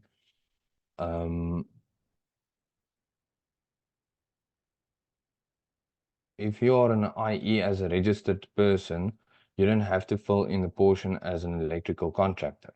No, you always have to fill in the electrical contractor part. It's only if you work for a company, say Clover. You work for Clover, and Clover is not an electrical company. They make milk. But you work for them. Then you don't have to write in a declaration by contractor. And as Anthony said, if you do work for and on behalf of another person. So if I go to my neighbor's house to go and fix a light, I do work for and on behalf of him. Therefore, I need to be registered as a contractor. If I work for County Fair, who cut up chickens, I do not have to be registered as a contractor, and I can still issue the certificate because the company, say County Fair, they take responsibility in terms of the Occupational Health and Safety Act. It's regarding the employer. The contractor is the employer, and they need to take responsibility in terms of the Health and Safety Act, COIDA, UIF, letter of good standing, workman's compensation, and the list goes on. Does that answer your question, Edwell? I hope so.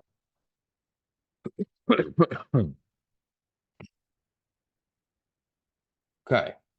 Anthony, anything that you want to add here? I want to read some of these questions. Yeah, the only time that you would never sign in the contractor's registration is when there's never a contracting agreement, which is 99% of the time in an invalid argument. You will always sign it when there is a contracting agreement.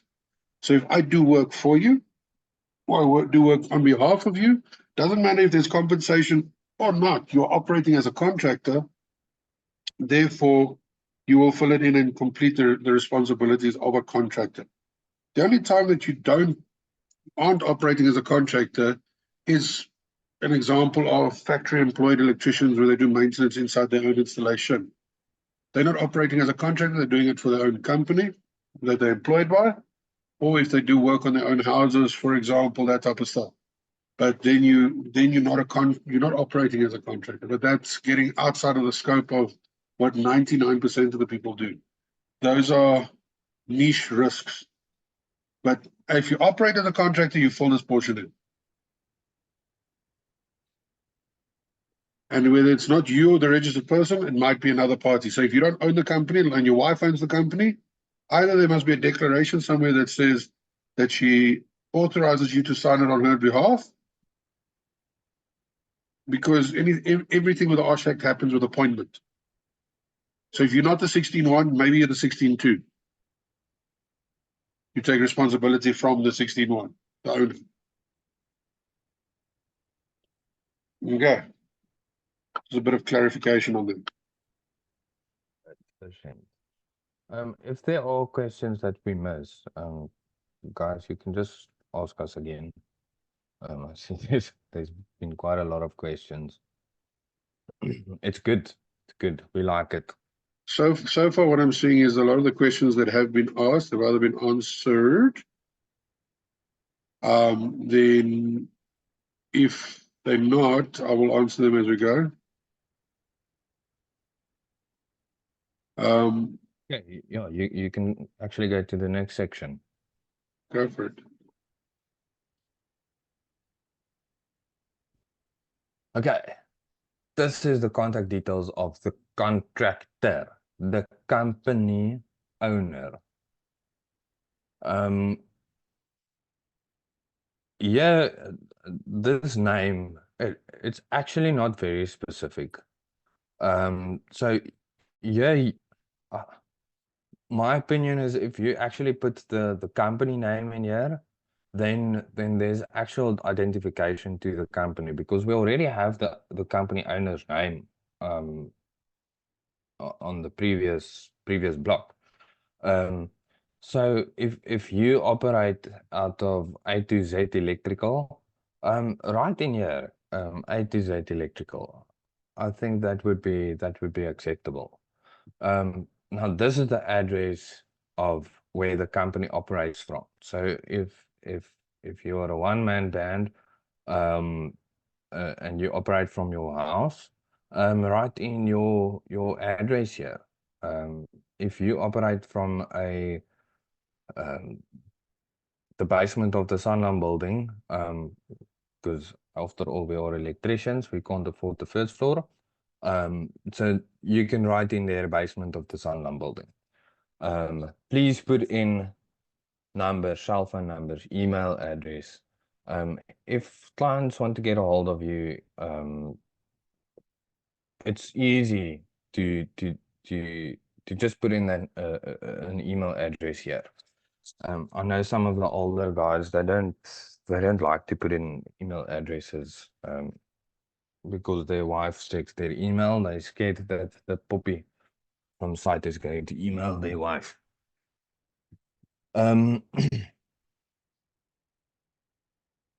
Next up, the recipient. The recipient is the client. This is basically just to prove delivery, that you did issue the certificate, because remember the EIR says you must issue a certificate of compliance on any work that you've done. EIR 2 says that the user is responsible for the installation.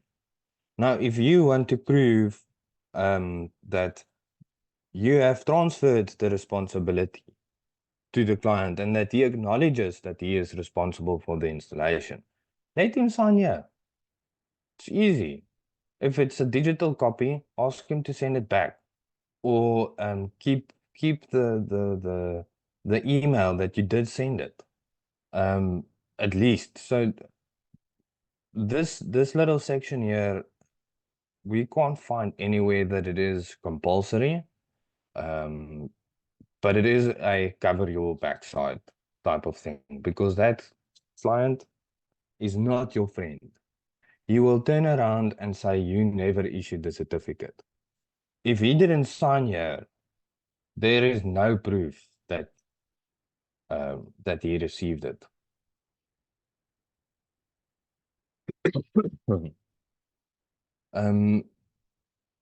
Anthony, I wanted to mention something else, but I completely forgot what it was. I know you sort of agree with me on this recipient section. Yeah, if there's anything else that you maybe want to add, then we can continue.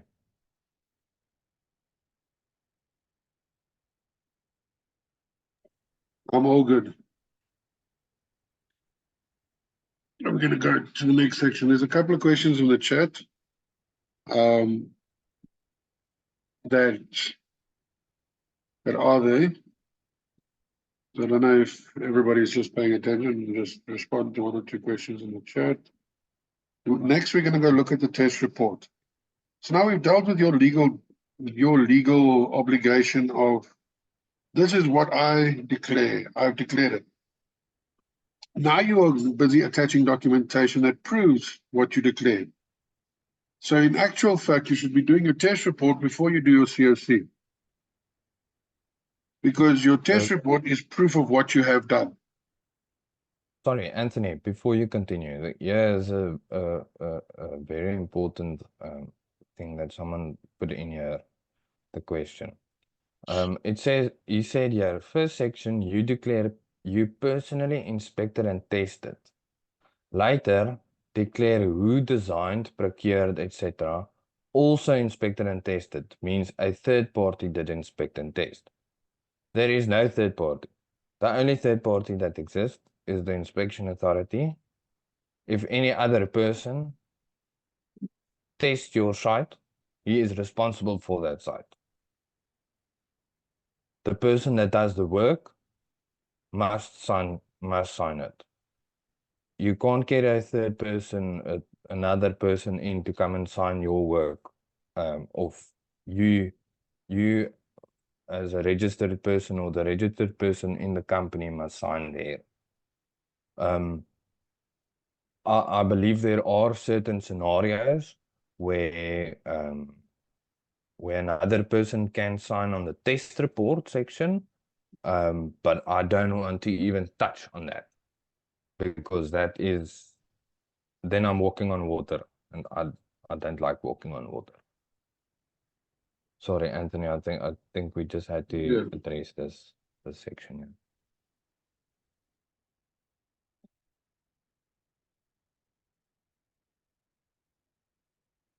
Yeah. I'll answer some of the questions in the chat. Okay. Then you can continue. There's a lot of them. Crazy. It's good. Love it.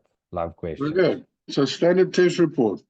Now this is the general test report. So if you go to section 7.7 in the stands 101 for 2, you find it there. It's the first test report. It's the most common test report that is issued. And it's the test report that is attached when we print CoCs, it's the test report we attach to the general test report. What does this test report indicate? It indicates what you certify, what you cover. Now, when you look at this test report, what should I document on there? Any changes to the DB, any changes to the installation, splitting the DB, connection into the DB, all of those things get documented. And it frustrates me when people take section 3, which is their own legal liability, and just crosses it out. So to start off the test report, we start right on top. Now, right on top, there's two declarations, with notes reminding us where the rules come from. And then we go into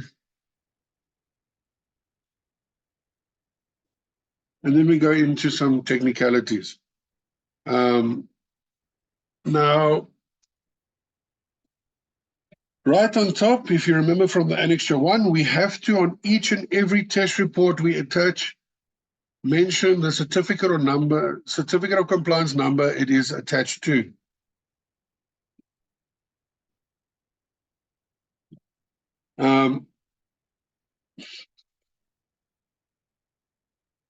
So you have to put on the CoC number. Then you have to complete the date that this test report is being issued. That would be the date that you are issuing the test report itself, not the date you're completing the test, but the date you're doing the test report. Okay.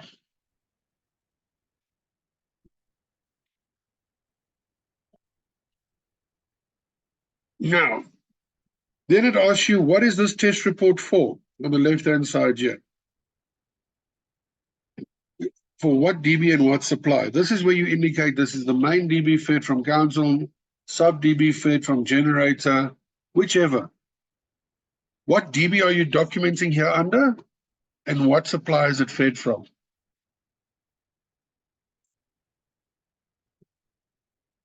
Then you indicate the number of pages added. You have no idea how much this specific section covers your backside as a registered person. Because when you indicate there, yes, automatically, if the user decides to throw away pieces of your CoC, they have incomplete evidence against you.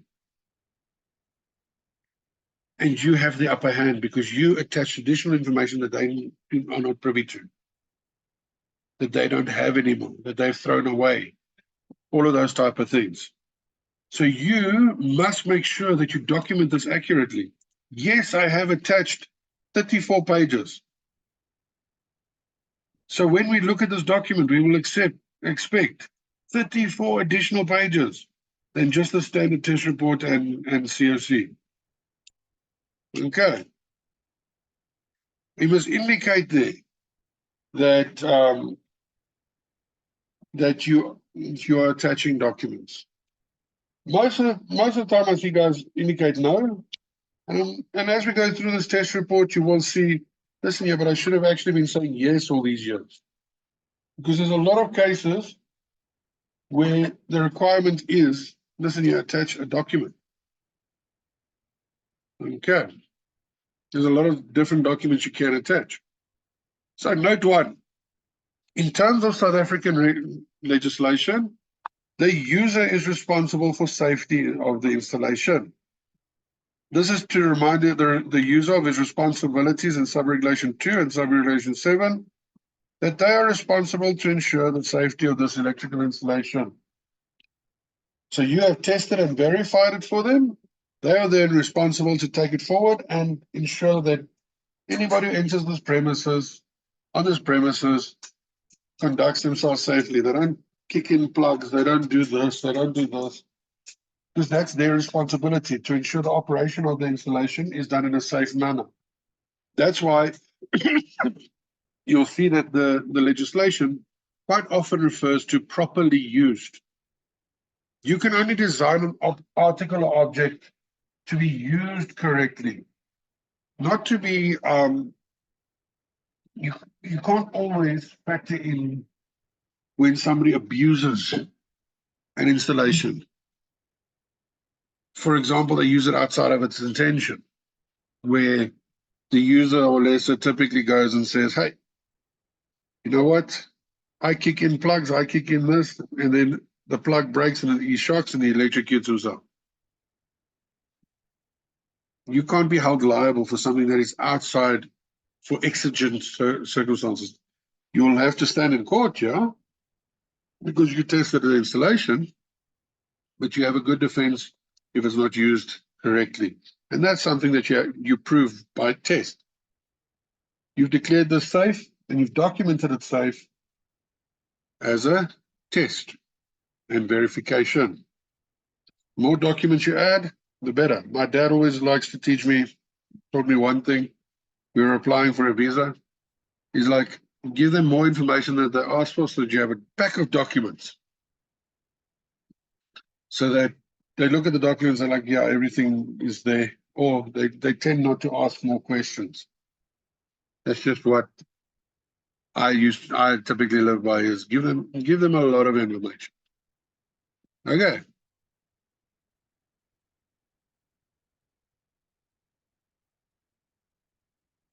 Note 2. This is probably the most important note that you must understand, apart from note 3. Note 2 covers only a part of this report covers what is described in section 3.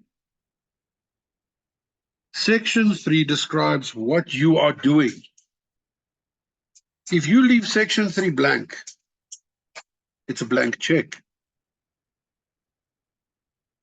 If you, in section 3, say, I installed a PV installation, to what degree?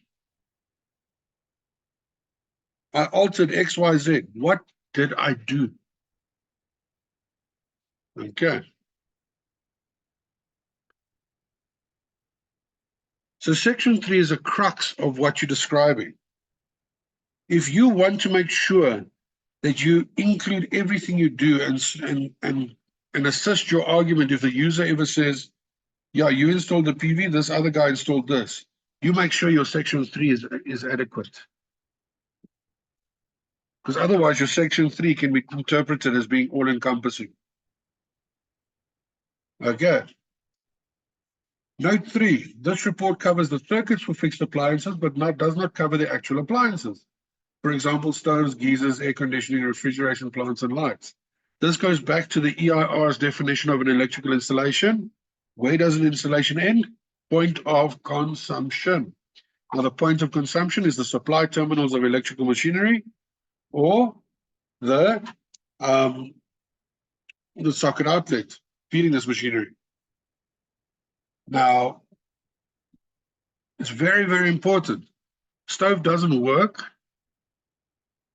Like a stove plate doesn't work. It doesn't affect the safety of the installation. It's an appliance that is faulty. If there's a crack in a light fitting or whatever, as long as it's not unsafe, it won't affect the compliance of an electrical installation. Okay. You have to verify it for safety. And that's not only verifying it with use of SANS 10142, you would have to verify the safety of the Occupational Health and Safety Act. So can I access any live parts? Okay, yeah. Even though the appliance is not necessarily, let's say the lights is within arm's reach, and I can access live parts, I must make it unreasonable for them to access it. That's why the code typically calls for the use of a tool or a key to access these live parts from normal operation in areas. You have to ensure protection from these parts. Even though the appliance isn't protected, you are protecting the user from access to live parts. So if there is a light fitting where the wires are sticking out, blah, blah, blah, and it's unsafe, fix it. But if an aircon doesn't work, it's not your indaba to actually fix it. You can warn the client to fix it. It's not something for safety. It is an operational thing. If we go read, it's a maintenance thing.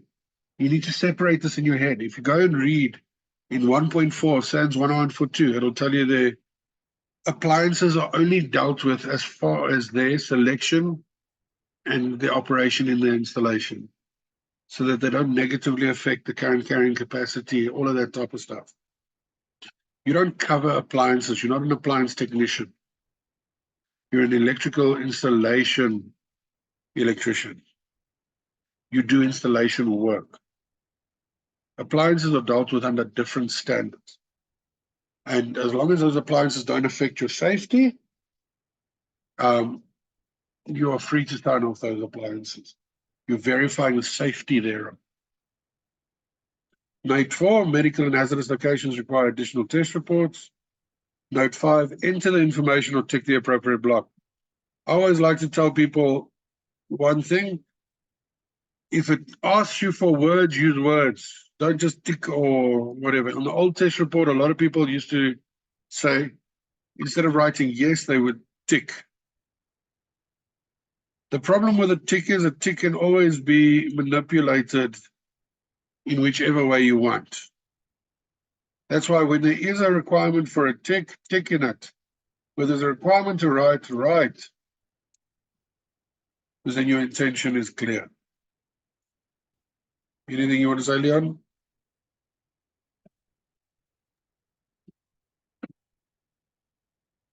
Can we roll? Sorry. Yes. All good. Thanks. Cool.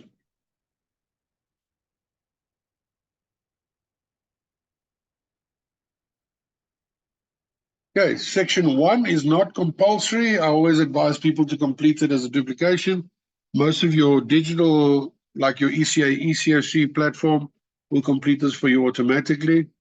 So to complete this is a misnomer, it's just a duplication. The only reason it is on the test report is when you, let's say you issuing an Annex to H and you want to prove to your client that this, you can issue a failing test report. So you can attach this failing test report and just say, this is why I'm not doing it. And you just link it to the address. Or if you want to do, hello.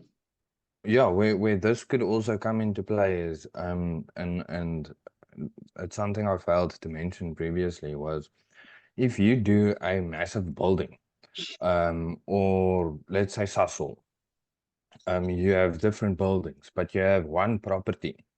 So in such a case, then you can either have different test reports or you can have different COCs. All different COCs, each one will be an initial, but you make a portfolio to complete the entire installation. So this name of building or address, maybe you are doing the Sanlam building. You can actually say there, first floor test report, second floor test report, or whatever. So remember, you want this document to have a very good description of the installation that or that you are signing off, because then it covers you. Yeah, sorry, Anthony, you can continue.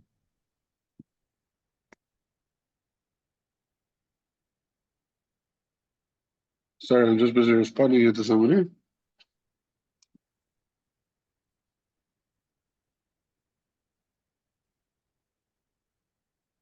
Okay. Okay. Section 2. Now, something important about section 2. The whole of section 2 is not tested values, it's values that you get measured against. So it's going to ask you questions like, what is the earthing system of this installation? Point. What is the voltage? It's not the voltage you measure, it's the voltage that you expect, that you're measuring against. So section 2 is nothing but facts. So it's asking you, is this a permanent installation or is it temporary? Permanent, that is not going to be removed, it's fixed in place. Temporary is like your builders connections, your exhibitions, flea markets, etc. And you're issuing the COC for this temporary installation that the installation is going to disappear. Okay. So is it permanent? Is it temporary? The COC doesn't change. The test report changes for a temporary installation. Okay.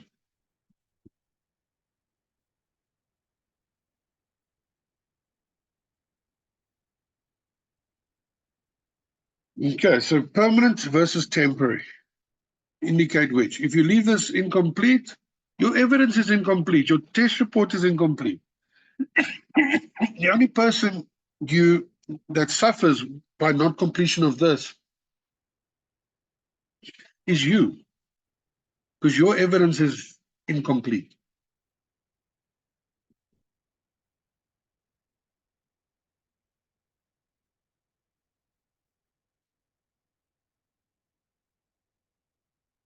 Okay.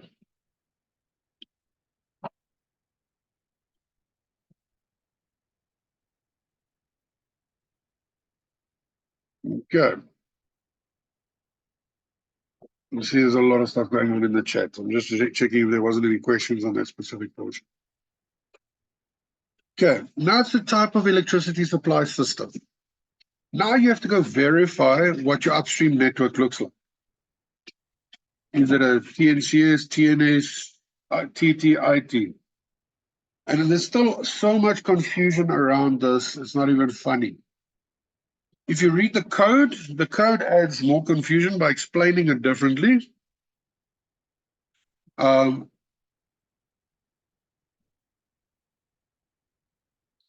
That you as the person, Leon, just a quick one. Jock has a very important question. He did DM it to me, but if you could just respond to it in the chat. And I thank you for making it public now. It's a very important question. If Leon, you could just give attention to that one. I'm just gonna highlight it. Maybe you should answer it out loud, because I think everybody struggles with that type of issues. Yeah, so either just type it in the chat or do you want to chat about it now? Okay. Jog says, here's a problem that I'm dealing with. I am called out to replace an earth leakage with a broken toggle. The job takes 5 minutes. How do I justify 3 to 4 hours for a CoC? I will never have a client ever call me again. Obviously, a CoC is required, but is it absolutely necessary? Yes, it is absolutely necessary. So you have a few options here. So obviously the client still needs to have an initial certificate. If he doesn't, you issue an Annexure H to say, sir, you don't have an initial certificate, but the regulation says I must issue a certificate. I can't issue you a certificate until you have an initial certificate. So you can issue that Annexure H to say that there is no initial certificate. And you can write out a test report for what you did. So you can write on your test report on the comments, I only replaced the earth leakage device.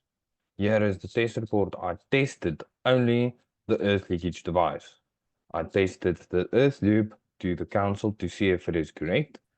My job is done. Are there any other problems on the installation? Yes, maybe. I didn't look at any other problems. Is there other problems in the DB? Yes. 1, 2, 3, 4, 5. Put it in your Annexure H. Then you cover yourself. At least. Anthony, how would you answer that? Yeah, the way to answer this in the way that has always been important is the law is written very onerously.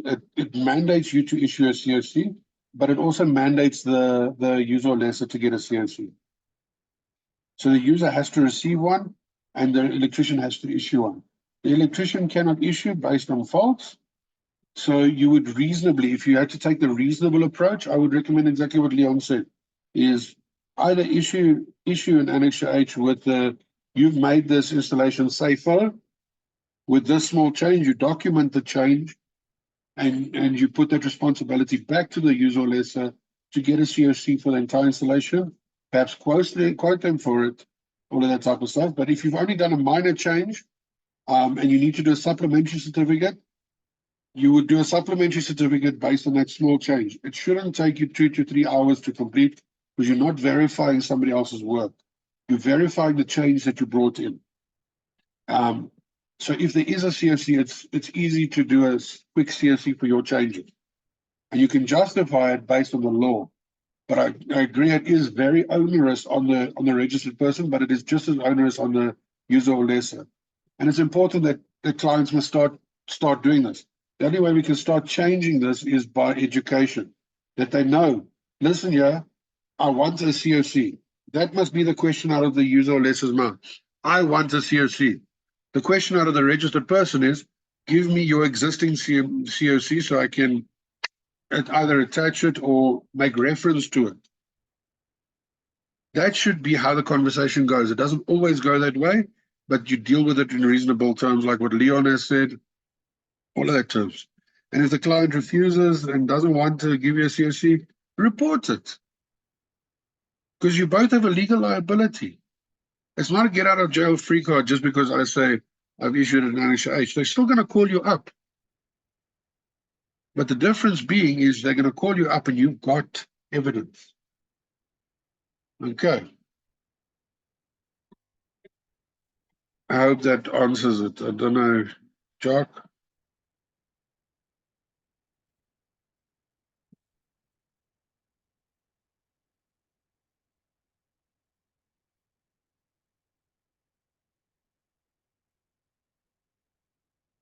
Okay. So that clarifies it for him. You must remember that the Arch Act at this moment in time still has an element of reasonability. Reasonably practicable. You have to prove with reasonability.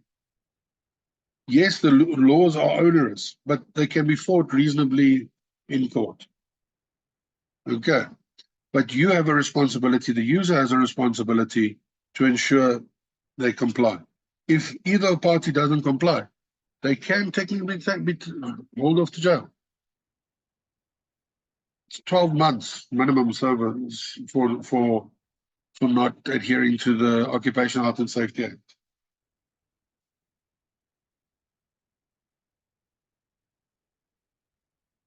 Okay.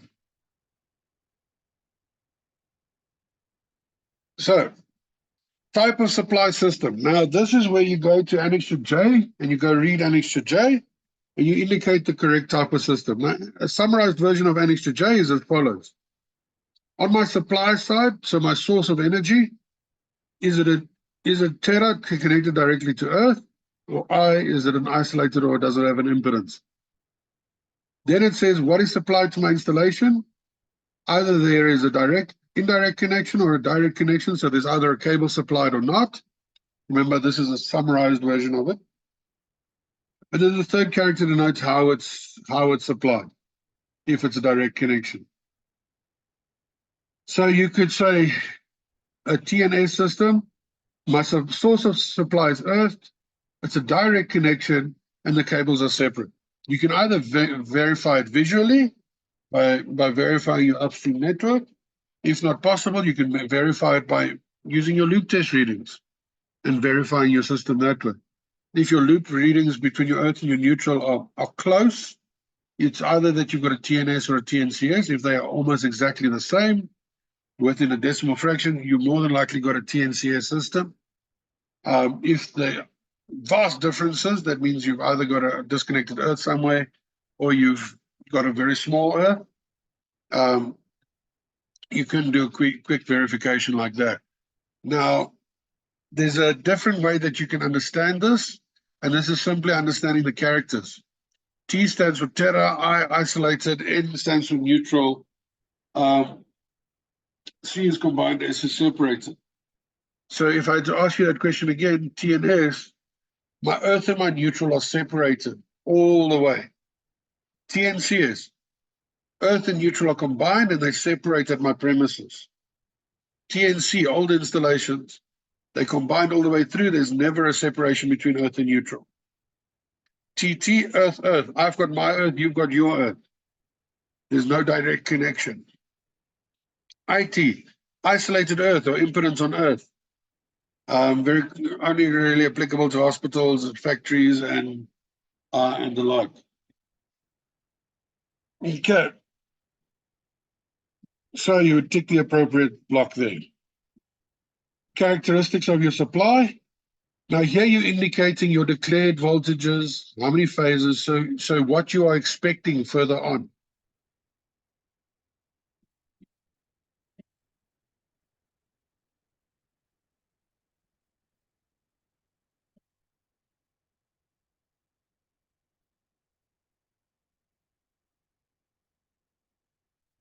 Yeah, Annexure J clarifies, just to answer Daniel.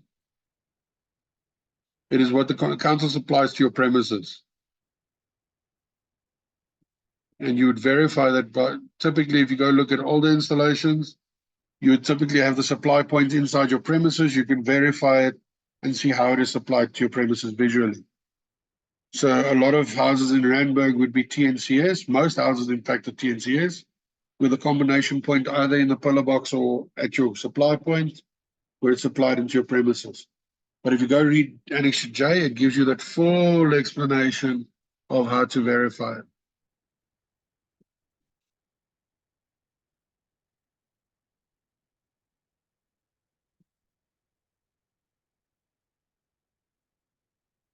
There we go.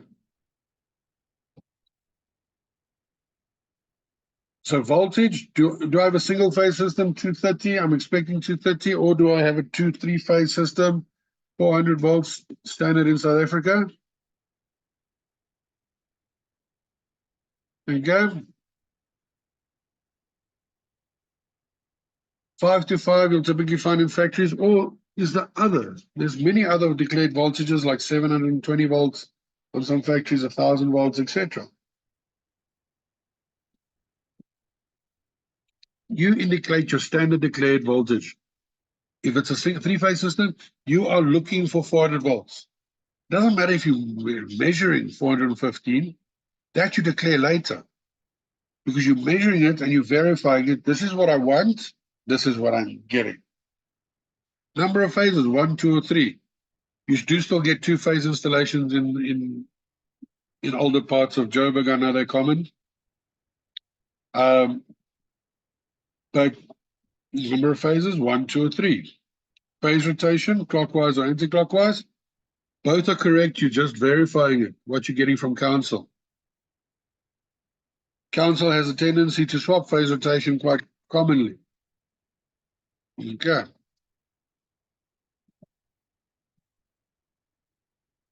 If it's a single phase installation, just leave clockwise or anti-clockwise blank.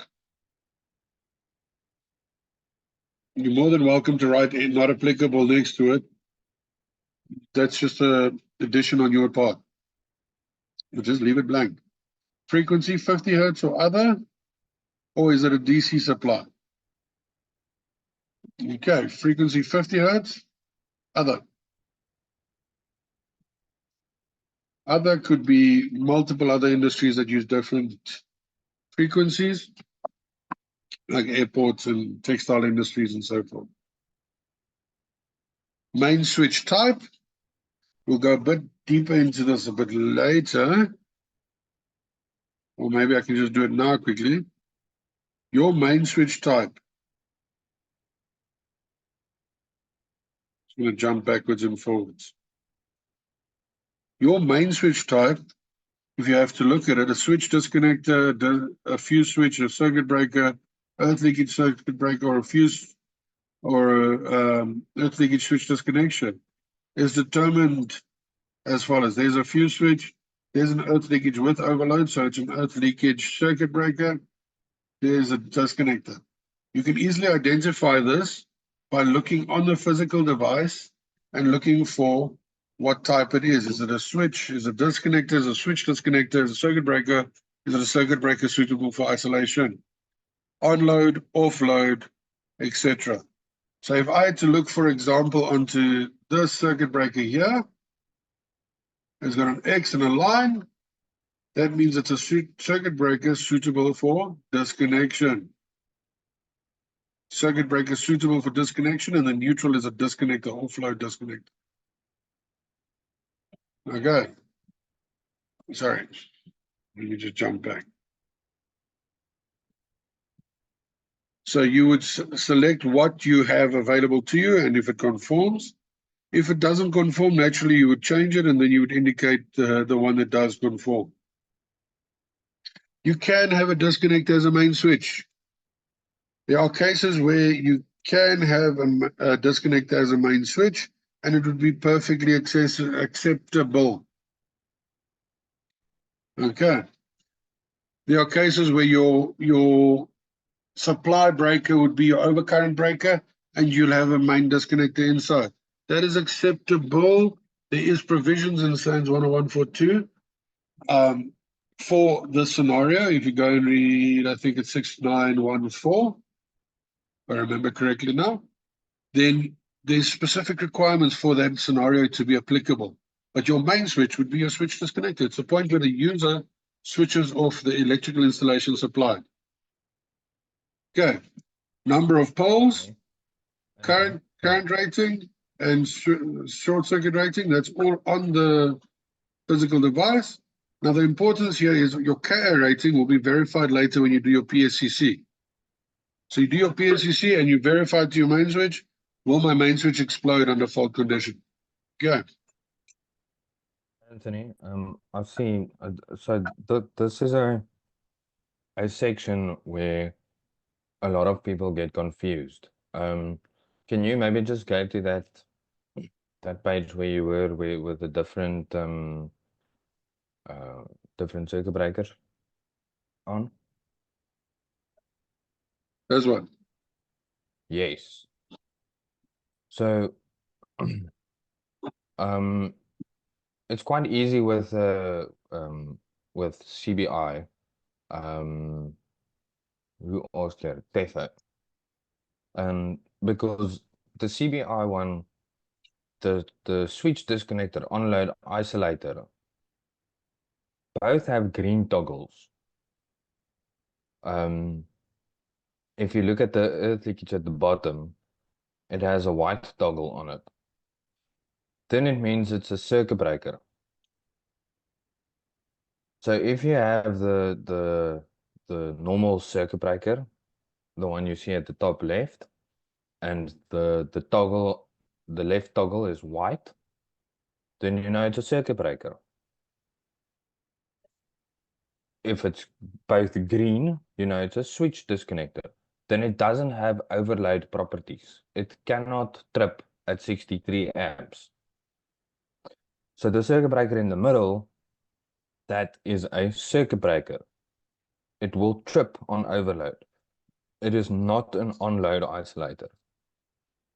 We find it so many times where this is just filled in completely wrong. Yeah, I think what you also can do, yes, Annexure N, what Anthony showed. Go look in the book. Go stand in front of the DB with your book. Look at the drawings, the symbols. Look at the symbols. Look at what's on the circuit breaker. Then you will start to learn what is what type. If it's a circuit breaker, it has overload properties. If it's a switch disconnector, on-load isolator, it doesn't trip on overload. I hope that helps, Stefan.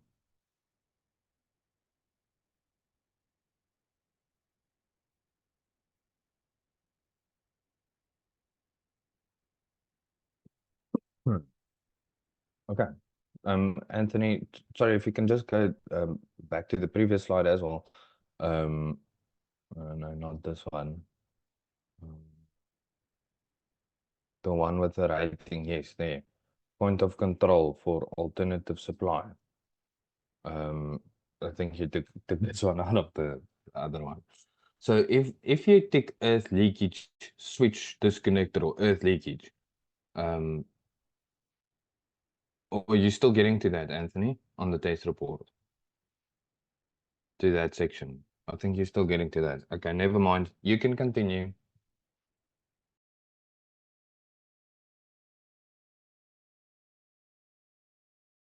What did you want to say? No, the rating 30 milliamp and then other milliamp.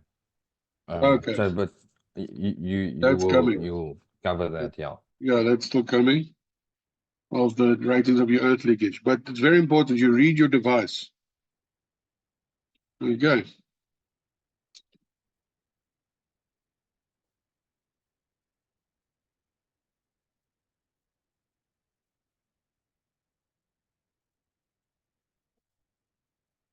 Because remember, if you go read 6.9.1, you must have a main switch disconnector.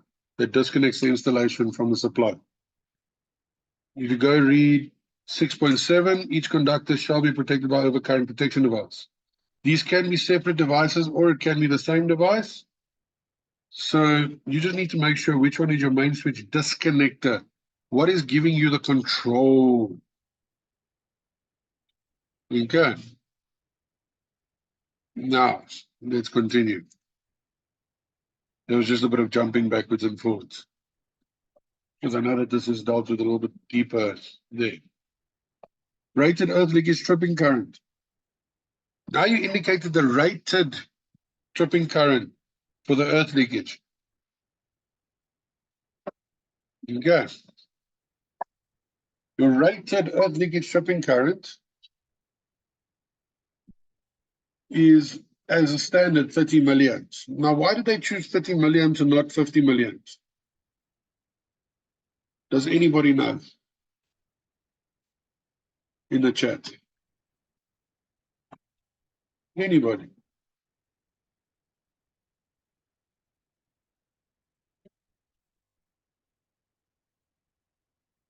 Well, over 20 can be lethal.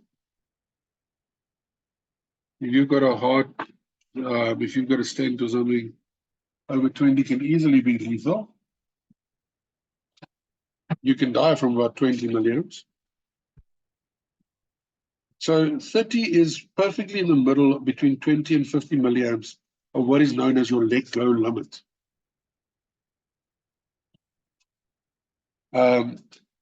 Where you can still force your hand open while being electrocuted. You can die from 30 milliamps, you can die from 20 milliamps quite easily if you become the conductor. But at 30 milliamps, you still are given a chance between 20 to 50 as a standard human being to let go. It's called your limit to let go. And that's why it's important that we test this, because we're actually protecting the people here. So you're indicating here, what is the standard rating here? Now, normal rating is 30, but you do get all the earth leakages which are rated at 20. If you are doing agricultural, horticultural site, you could have an earth leakage that does 300, and so on. Okay.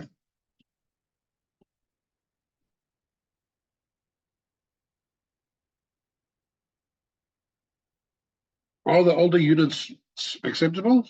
Yes. But you're testing it based on its rating.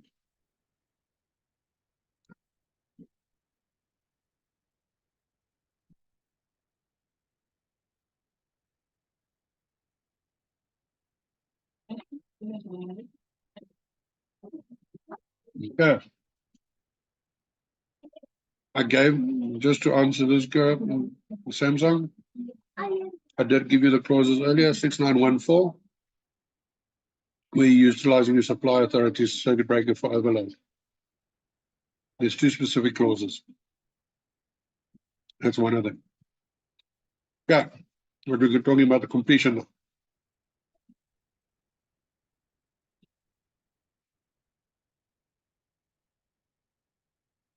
Now you're verifying, is there surge protection? If there is, you would go look at 676 and Annex I, which will stipulate how and what is required for this. Okay. It doesn't mean you are covering it. It's just it's warning you as the registered person that there might be additional test reports required, additional tests to be done. Because yes, this is here. Is it here? Yes. Is it compulsory? No, it's based on risk assessment. Okay. And those risk assessments are documented quite well in the code and in the various codes, the code references.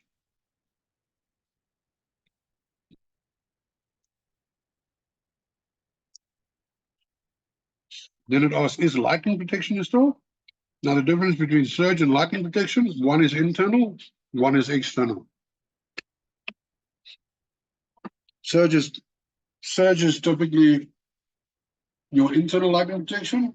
Lighting protection typically refers to your external lighting protection as a whole.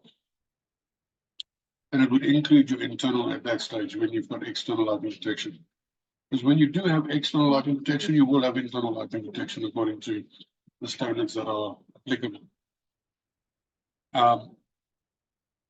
So it's very important. When I read lighting protection, I go to the relevant standard. There might be a safety report there that I would have to attach as well.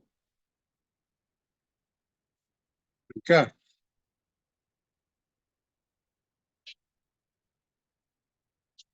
Okay, it's asking you if it's there, not whether or not you are covering it. Is it there? Okay. Now it's asking you, is there alternative suppliers installed? So is there alternative sources of energy? Basically meaning, is there an inverter, generator, any form of alternative source of energy other than your conventional source on the premises? If there is, you tick yes. Then you go through 712 and you go verify that they're safe if they affect your installation. If they're not, you tick no. If, let's say, you are working on a site and the site does have a generator, but it's not affecting your specific portion, would you tick yes, that it is there, so that people know, listen, yeah, there is, and I'll take a note that there is? Or do you tick no and just be ignorant about it? Because you're busy warning people. It's not that you're covering it, you're identifying that it is there.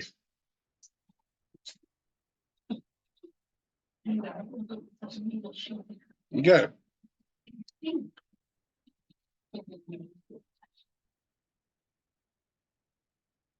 Is any part of the installation a specialized electrical installation?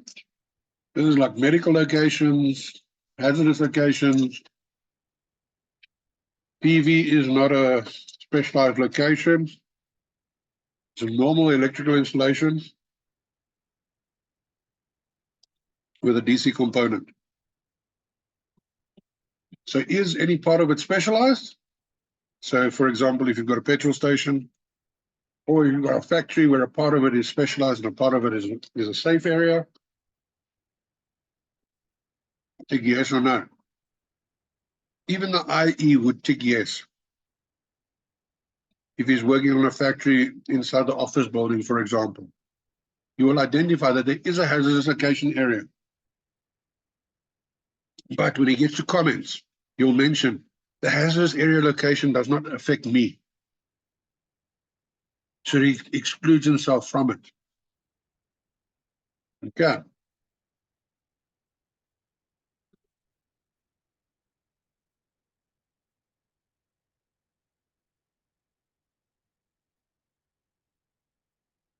Is any part above 1,000 volts?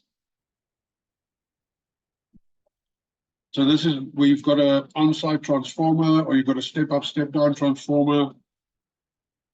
Like on a farm or whatever, you step it up, run it, step it down.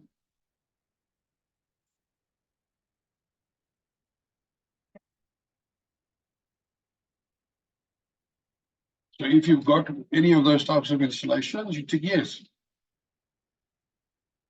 If you're not working in any of those type of installations or you're not covering them, you still tick yes. If it's not there, you tick no. But if you do tick yes, there will be additional documentation required. Okay. Now,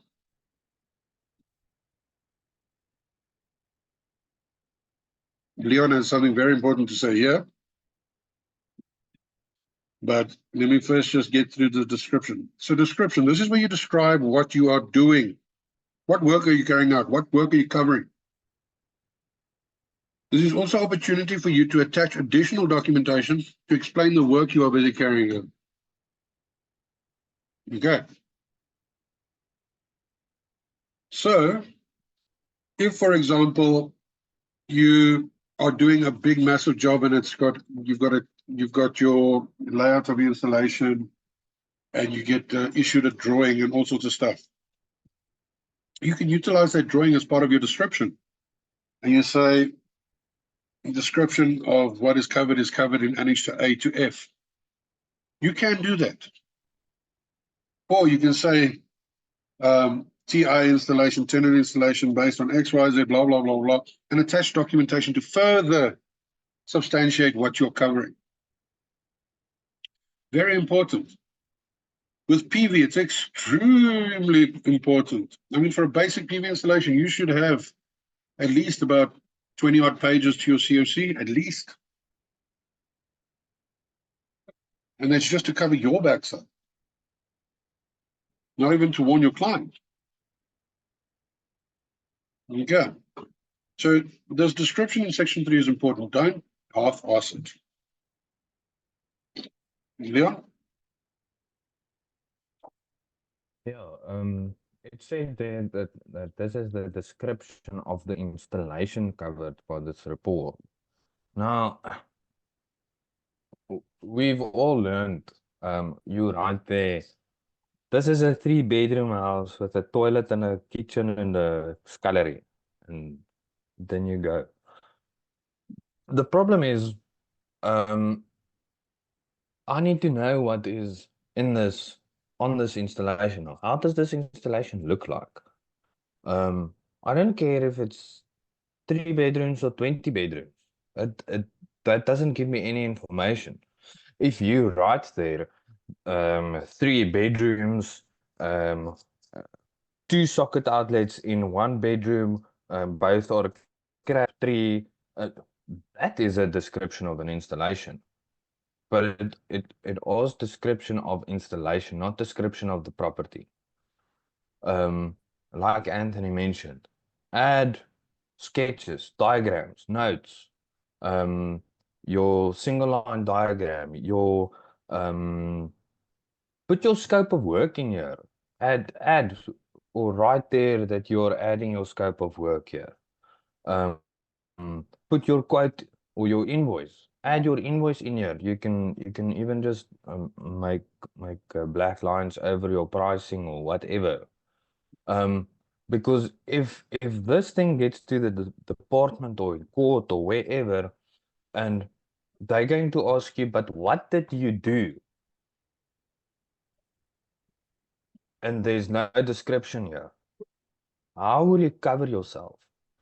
I have an example of an installation where the first contractor did the solar installation, and 2 years later, the second contractor came to add another Greta inverter with 20 panels. 2 years later, another contractor came to replace the battery. On all 3 of those certificates, the contractors wrote in the description of installation, this is a 5 kilowatt or this is a 20 kilowatt inverter Victron installation with 50 panels or 100 panels and a battery. All 3 of them wrote it there. The problem is, who is responsible for what of that installation now? So the department will say, okay, all 3 contractors that sign each certificate that says exactly the same. You go and fight it out. I'm going to stand here until everything is fixed. You replace the battery, you made 5,000 Rand profit. Now you have to fix that installation that's going to cost 500,000 Rand to fix.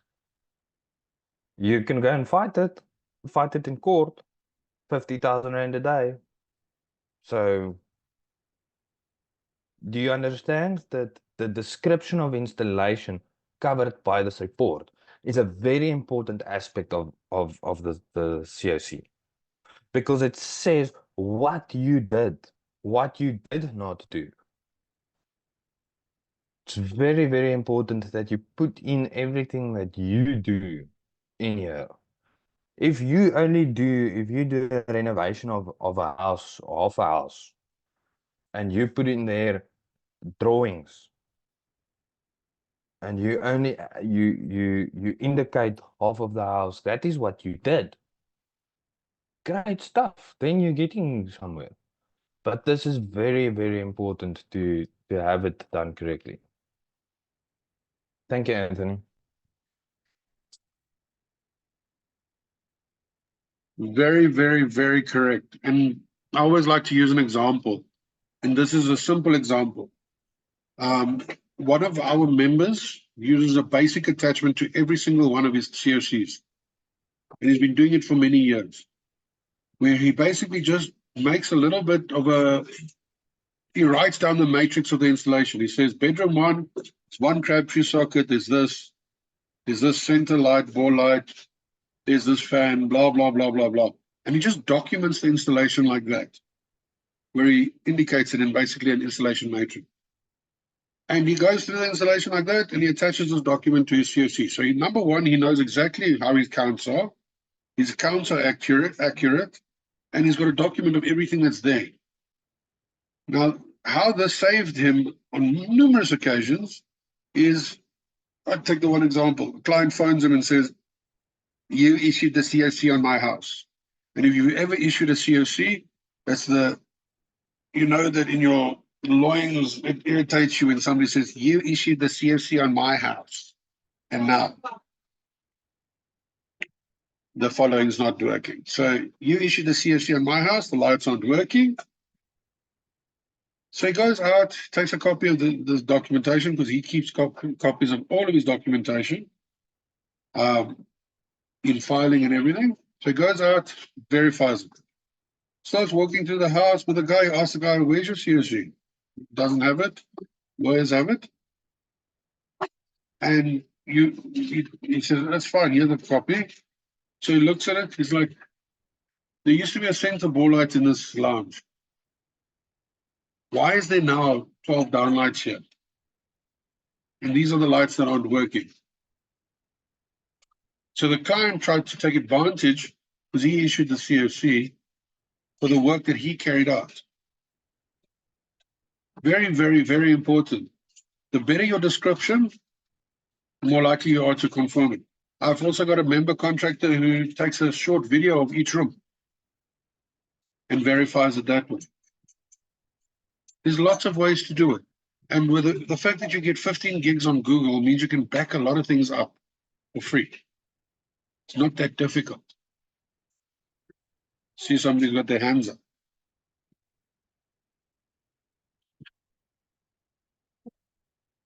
iPhone? Hey, Anthony, Scott here. How you, bud? Good, good. It's again you with your iPhone. Yeah, you know me and my iPhone. Yeah, I just wanted to add on to what Leon's saying.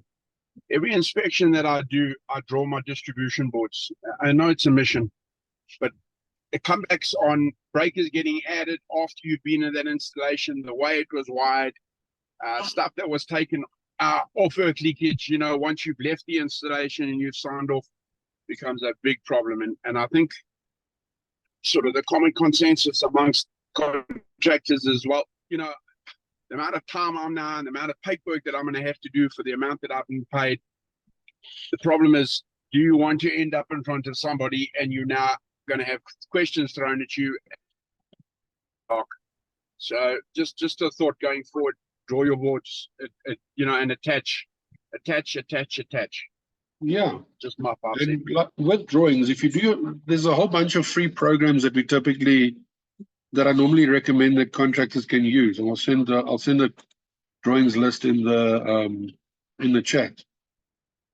If you do digital drawings, a lot of sites will have similar drawings, and it's just minor changes, then you've got your new site's drawing and stuff like that. As I say, if you make stuff habit, it becomes quicker and easier to do over time. Now, typical attachments that you would put to your installation is drawings, layouts. I mean, you can do an installation layout by hand and just attach it. Additional test reports, which I'll expand on now. Maintenance information. specifically in the PV realm, maintenance information is going to save you a hell of a lot of time and money over the time. If you attach the maintenance instruction from let's say SunSync or whatever, that says you have to verify this installation, or you have to tighten the terminals every 2 months, or you have to do XYZ in X amount of time, you have a foot to stand on. If they ever complain and say, yeah, you issued the CFC and now the inverter is not doing what it's supposed to, you ask them, where is the maintenance you carried out? That's part of the handover package I gave you. Oh, I didn't know. I can give you the copy of the OSHAC and you can say, I didn't know. Does that make you legally liable? Yes, because ignorance of the law is not an excuse. Okay. So you can attach multiple different things. I always recommend different things to attach. Drawings is a big thing. A line diagram will save you time and money. There's a lot of free programs that you guys can use. I typically use Q Electrotech for myself because it's freeware and it does have IEC symbols and stuff like that on it. It's quite easy to use. I mean, once you've done one PV installation, you've basically done them all. The only thing that changes is the number of panels in series or so forth, and your DB integration. That's about all that changes. I mean, you still connect positive, negative to an inverter, etc. Okay. So typical attachments to that. Now, on test report side, there's a couple of mandated test reports that you would have. Before I explain to you a different test report after this test report. So additional test reports that come from other standards is like your MV safety report that comes from SANS 10142-2. That's now if you do medium voltage work. This is signed in conjunction with an engineer. So it's a part responsibility between an engineer and a contractor. You'll see there's a dual declaration there of who takes responsibility for what. Installation safety report in SANS 10313. Now there's two certificates in there. There's a maintenance and a lightning protection report. Annexure A and Annexure B. That's now when you're doing lightning protection system, there's an additional test report for that. Hazardous location test report, that's already in our current standard. And the medical location test report is in SANS 10142-1-1.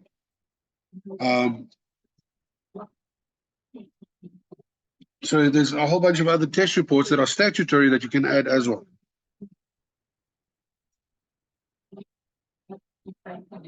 Number of circuits and points. I'm not going to go too much in here because everybody knows this. Lighting circuits, lighting points, count each of them. How many circuits do you have that feed how many points? You don't have to go into detail of, I have one circuit breaker feeding this many lights, this feeding this many lights, but you can add more detail. I know of a couple of guys who want to document their circuit breaker sizes and all sorts of stuff like that. That's additional detail that you can add for yourself to protect yourself. But you'll basically just count how many points are there. Points refers to points of consumption, and a circuit is basically from a control point to a point of consumption.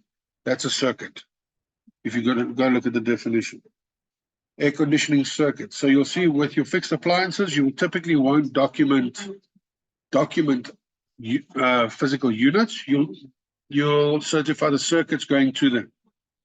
Something I do like doing specifically with air cons that plug in is you document the serial numbers under comments and state that these air conditioning circuits are fed from sockets. Here's their serial numbers, so that if something changes, you have proof that you verified it. Okay. Alternative power supply connections, there you'll indicate. Other circuits you can attach. Now the second portion of it is where it starts getting a little bit more interesting.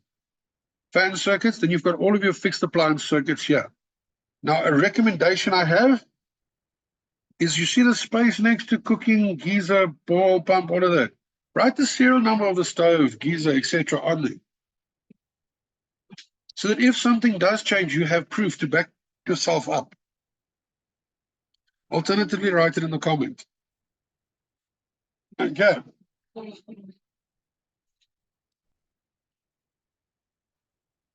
Then we get to earth leakage protects. Now this is, so many people consider this a number. It's not a number, it's a question. Does my earth leakage protect complete installation or only part of my installation? If my earth leakage, be it one or many, covers the complete installation, I say yes. And then I say no in only part. If my earth leakage covers only part of the installation, I say yes and say no in complete. And vice versa.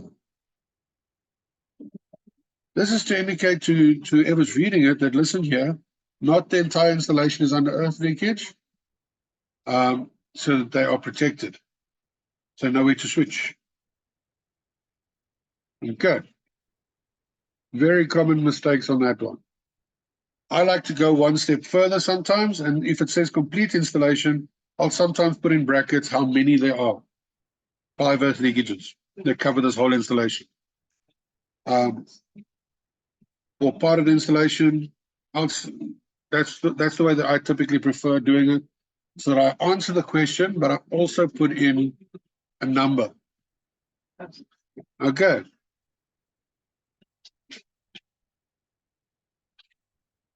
So section 3 is pretty straightforward. Just don't guess about numbers. The famous stating here is you send your appy to go count. He comes back with a number. You don't believe him, and then you go count on yourself eventually. The best is always make sure. If you use a system similar to what I mentioned with the matrix, it's sometimes easier because you say in this room there's one double plug, one this, one that, and you go from there. Then you've got it documented already. Then you can count as the registered person. Okay. Section 4, inspection. Normally, inspection precedes testing and should be done with the installation isolated. So this is your visual verification. Inspect the installation to confirm that the equipment has been selected and installed in accordance with this part of SANS 10142 and that it is not so damaged as to impair safety. Okay.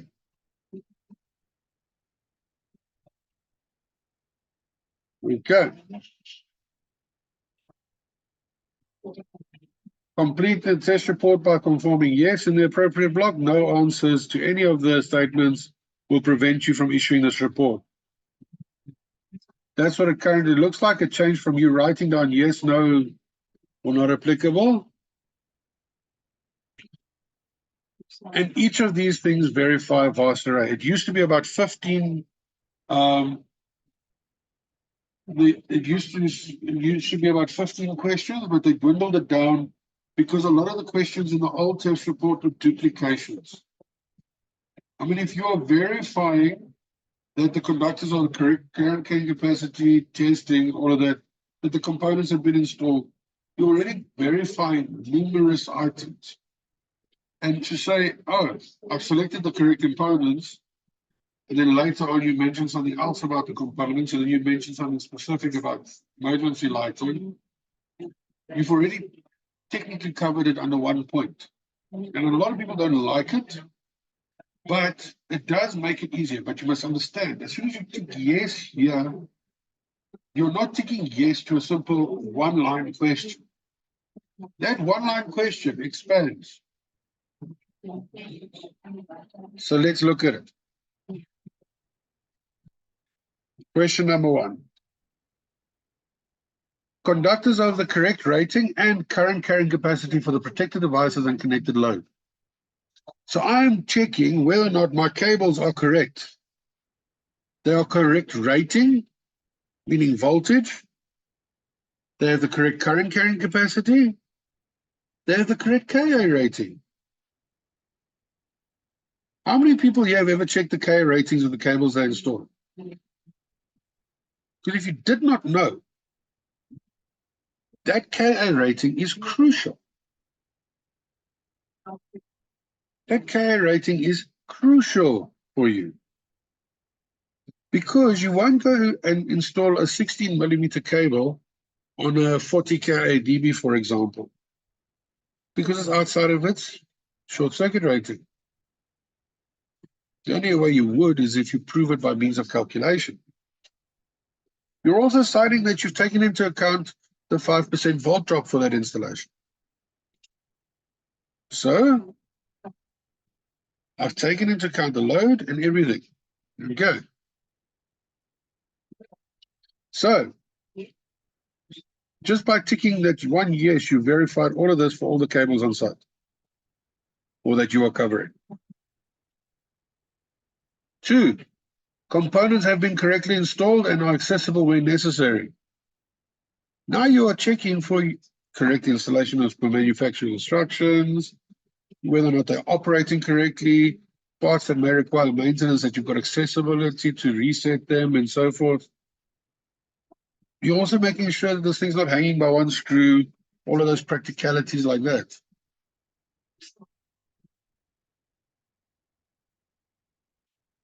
Disconnecting devices.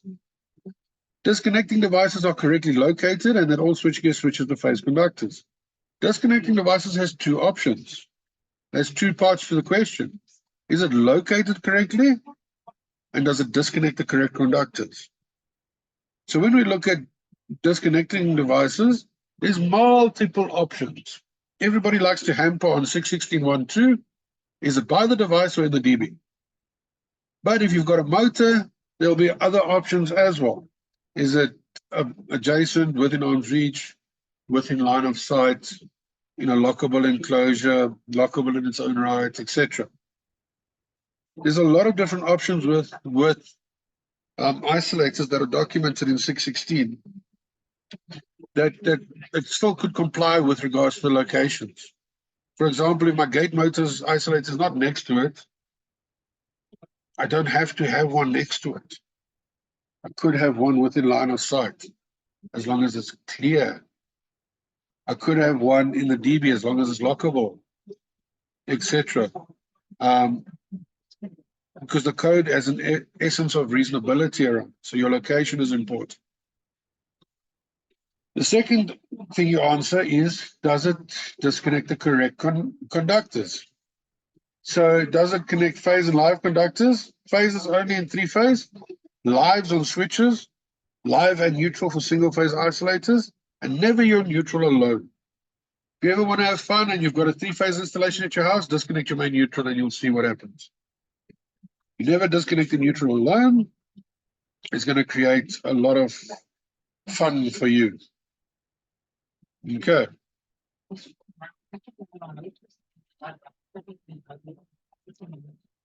Labeling.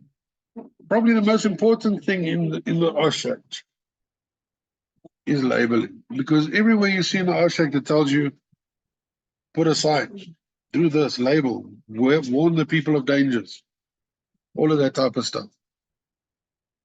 So you have a responsibility to ensure your circuits, fuses, switching devices, terminals, earth leakage units, circuit breakers, and distribution boards are correctly and permanently identified, marked, or labeled.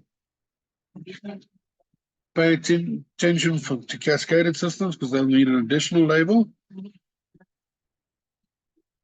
Double check every circuit, especially existing labels. Don't just trust the previous electrician. And this is just feeding into that distrust electricians have of electricians. Don't trust the next guy. Verify it. Everything labeled in accordance with 4.2. Now, if you go read table 4.2, you'll see there's a cheat sheet of a whole bunch of labels that are required in accordance with SANS 10142. It's about 2 pages long. You can go reference that and make sure, okay, I don't have that, I don't have that. And you can actually just check that it's labeled correctly. Ensure that labels are properly fixed and permanent, indelible. Means it mustn't be removed. It must be purposefully removed if it is removed. It mustn't just fall off. It mustn't just rub off. Somebody must have intention to remove the label. That's what it says.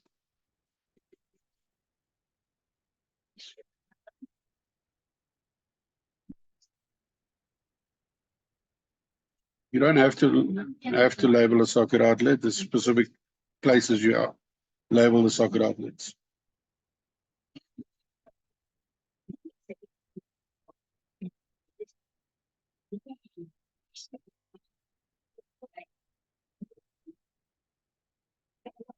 Section 4 test. Now, the test section is very clear. It's got 15 basic safety tests that you would carry out on an installation. And you must make sure you document it correctly. Some of the notable changes are the compliant verifications, where instead of writing a value for bonding, you say tick.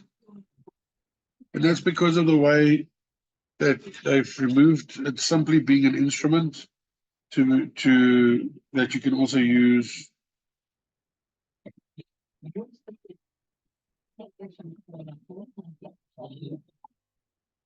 that we can simply use a buzz tester, etc. That it is still applicable.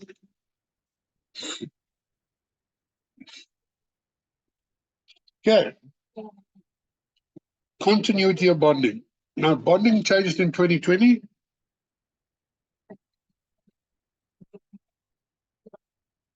Bonding changed in 2020, where instead of you verifying the continuity of bonding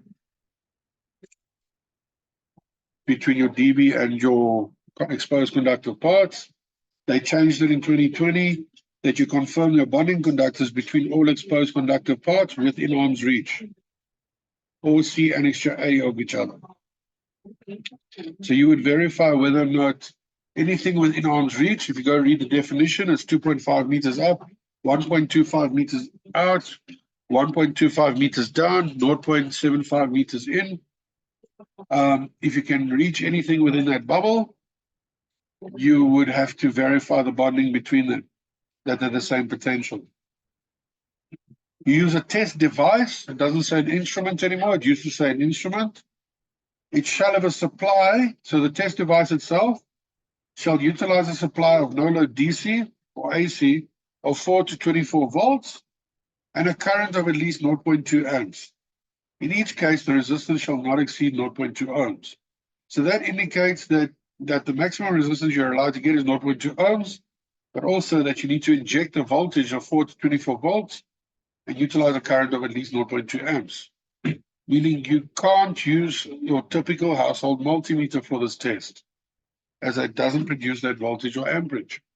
You typically use an IRT, an insulation resistance tester, an ohm setting, or you'd use, there's multiple other testers who would be able to produce it. You can just verify that. Okay. So what is an exposed conductive part? It's any part that can be easily touched and is not live under normal conditions, but can be come live under fault conditions. Test number 2, resistance of earth continuity conductors. One of the most important tests you have, because this verifies your test whether or not your earth conductor, going back to your DB, is of a low enough resistance to trip your circuit breaker effectively. If I had to summarize it, this is layman. It's that your resistance is low enough to trip a circuit breaker. And that's what you verify and test it against. Determine the resistance of earth continuity conductors between the earth terminal of the distribution board under test and the earthing terminals of all points of consumption and switches supplied from the distribution board. The value shall not exceed those given in table 8.1. So there's a different set of values here. But additionally, in 2020, they adopted a different option that you can have. And this is more in alignment with the British specification. In instances where it's not practical to measure the resistance suitability of the earth continuity conductor, it can be confirmed by doing an earth loop impedance test from the point of consumption. Meaning you do an earth loop test from your socket, then you don't have to measure the physical resistance of the earth with that long lead, etc. Okay, and you do it in accordance with 851. So table 8.1 looks like that. And based on your rated current of your protected device, uses various readings that you should achieve. Let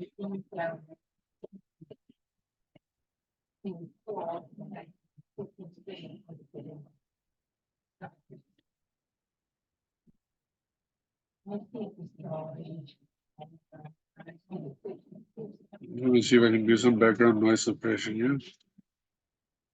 Yeah, I checked all the mics. All the mics are off, Anthony. I don't know where it's But coming. what do you hear? Is it the inverter? Is it what? No, it's like somebody talking in the background. I don't know if it's maybe where you are, but it's the only Better one I now? can think. No, it's still there, Anthony.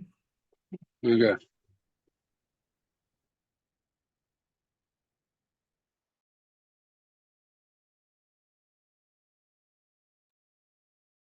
Okay, it's gone now. That's gone because I muted.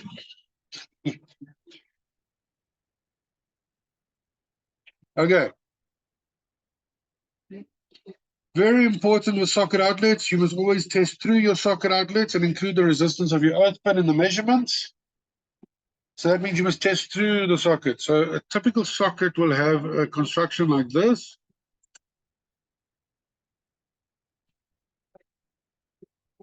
Where it's got a little plate and a little plate, and when you insert your socket, it touches those two plates.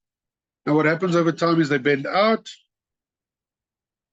And then the resistance through the socket disappears.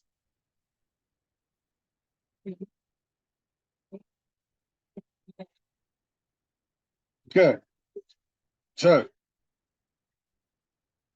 ensure you can use the correct test procedure and ensure you have a test plug top for this test.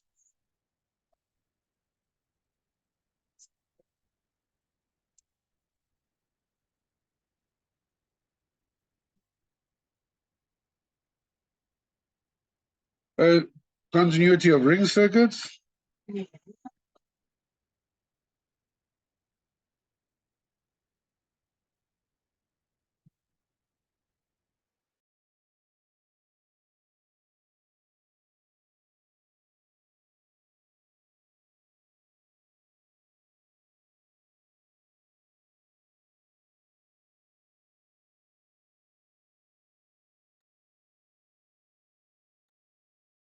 Okay, so ring circuits.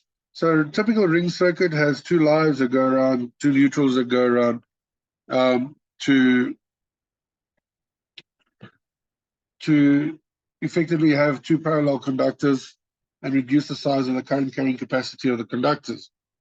So what you would do is you'd disconnect these and measure the physical resistance of that loop going around like that. And that reading must just be as close to zero as possible. Then you've got earth loop impedance. Now, very important here, 8651 is people always ask, what is the maximum earth loop you're allowed? And unfortunately, it doesn't tell you outright in the book. It just gives you means to calculate it. So it says your maximum impedance. Impedance is indicated as Z. Shall be such that an earth fault current double the rated current. So you must double the current of the main protected device. So it's this main circuit breaker. Automatically disconnects the supply to the installation.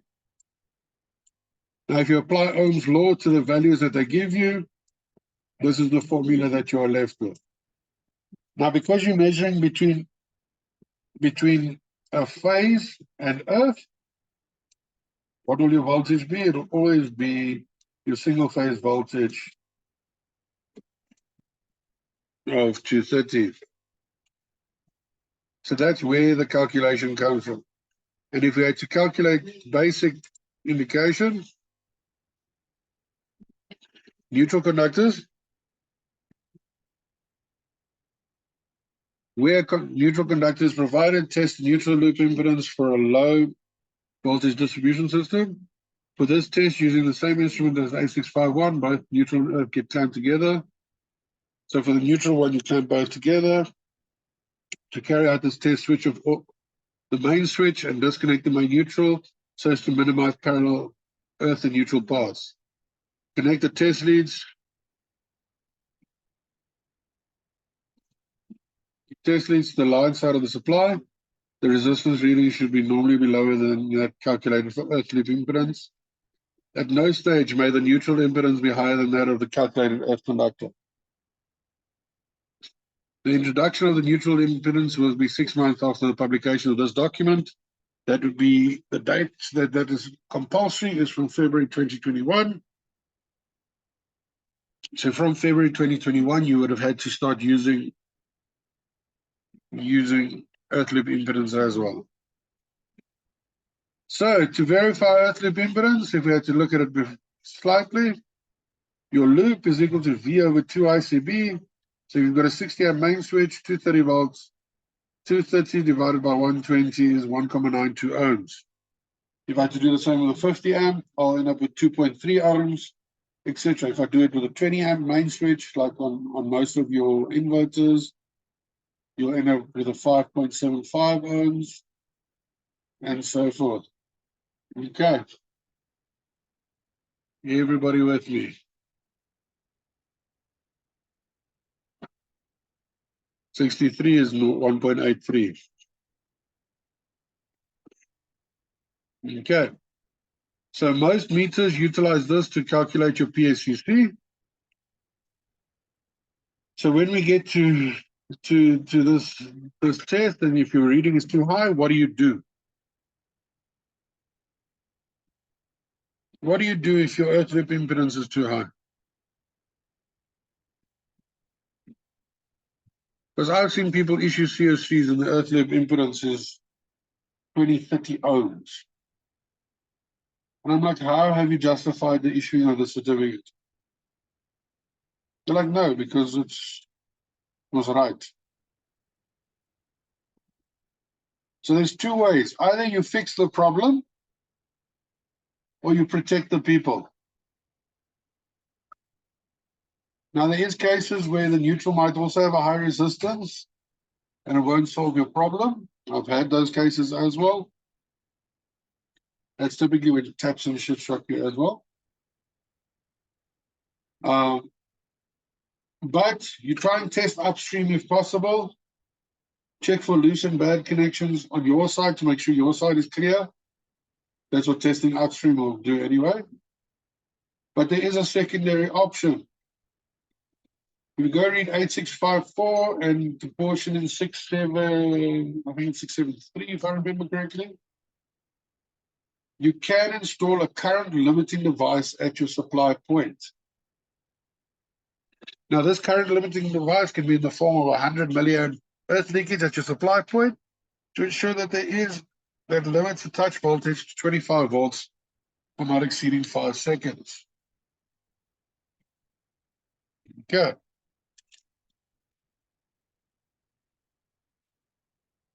So you've got those options, either fix it or protect the people.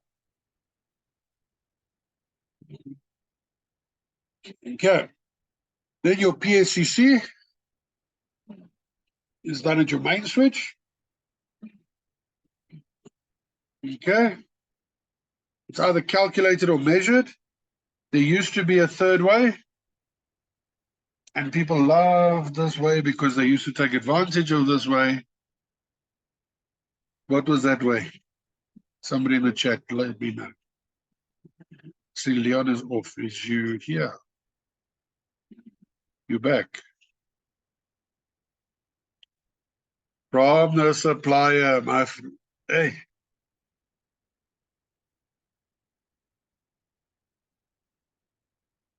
From the supplier. So the supplier would have provided you with the reading. But I don't know about you. When I phone my supplier and ask them what PSCC reading is for my site, I don't get an answer. I get a very confused dial tone. if I ask them spec in the site, do. The place where from supplier would be relevant would be like at a mall where an engineer has designed and would know based on calculation exactly what the PSCC is at your specific unit or so forth. But from the supplier, no. So that was taken out, and you've only got two options: calculate or measure it. Calculation can be in the form of 8.4. It gives you examples of calculation for both AC and DC. Additionally, if you measure it, make sure your instrument can handle the PSCC. If you use Leon's fancy one, he's got, I think his has a limit of 40 kA or something stupid like that. But if you're using your dead standard testers like your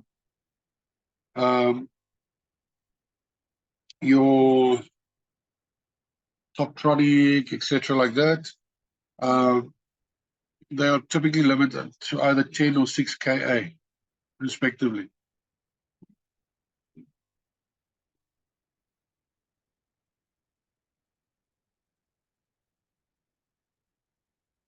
Yeah.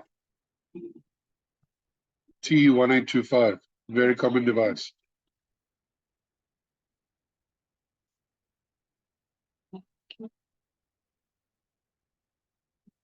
My favorite test,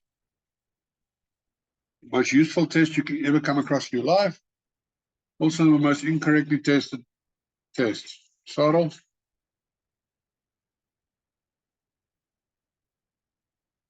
Your hand is up.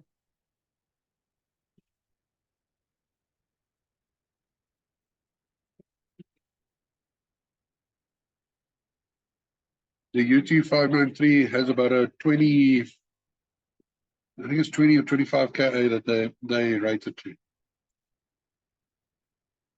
Sarel? Okay. But I'll take off that setting. You can unmute.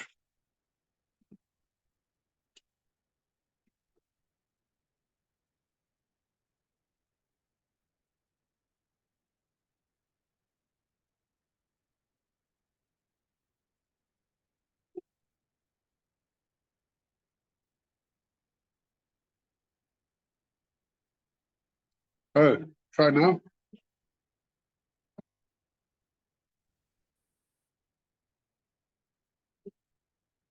Sorry, I see the setting was on. Hi, I think that we got it now.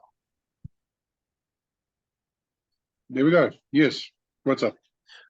I was just curious about the calculations. I know you're supposed to prove your calculations and everything, but how do you know that everything is correct? Do you just trust that all the cables are tightened and all the cables are installed correctly? Or how do you know that? Because it's easy, yeah, okay, you can get your transformer readings, you can get your cable sizes and everything, but if you can't test, but you have to calculate, how do you know that is 100% correct? Do you just visually inspect all your cables? If you've used the calculation method, you've had to, number one, correct the confirm the conductor sizing, conductor connections, and everything. It's the same thing. When you test, you get a value. How do you know that value is correct? You verify it against your protection devices and everything that they are rated for that value. Okay, no problem. Okay.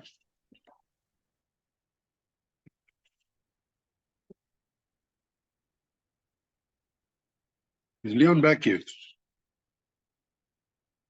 Leon? Okay.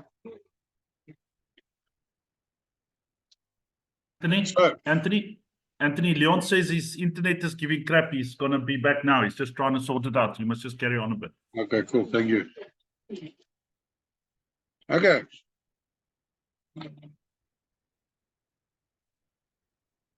So, elevated voltage between neutral. Can somebody who's volunteering to tell me how to test this specific method?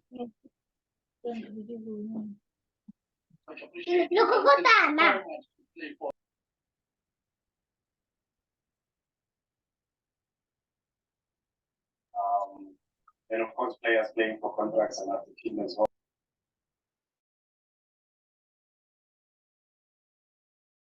So what you finish the guy's presentation, I don't know, there's a lot to do. Oh, you have your stone for this afternoon. I think a bit of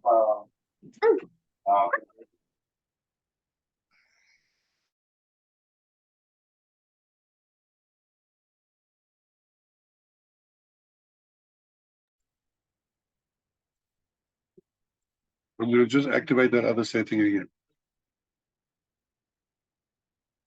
There we go.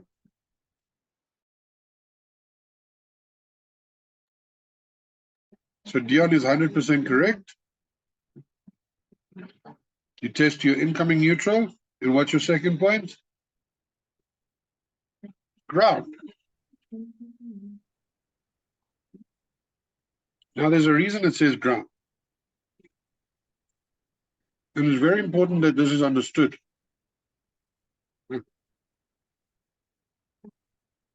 Because when I'm measuring between neutral and earth in my DB, you must remember that they are 99% of the time they are connected on the start point of your transformer. If you're testing between your main earth bar and your main neutral bar, you are testing incorrectly. Point. You test it between neutral and an external earth. So shove a screwdriver into the ground, under a door frame. There's multiple ways to get an external earth. You can test it and go verify it. But the reason you do it is so that you don't test the start point of the transformer and come to a 1 volt, 2 volt reading. Because the only thing that produces voltage at that is the length of the cable.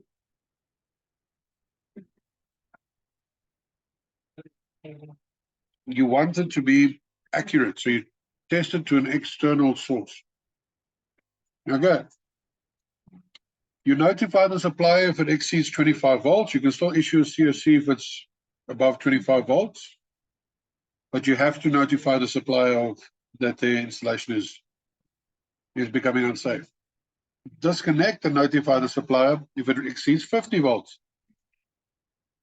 So 50 volts is important.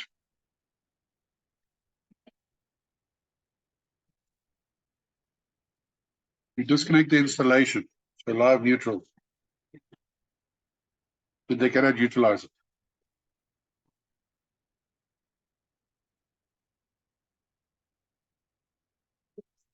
So you make sure they can't use the installation. Disconnect the earth is disconnecting a safety conductor.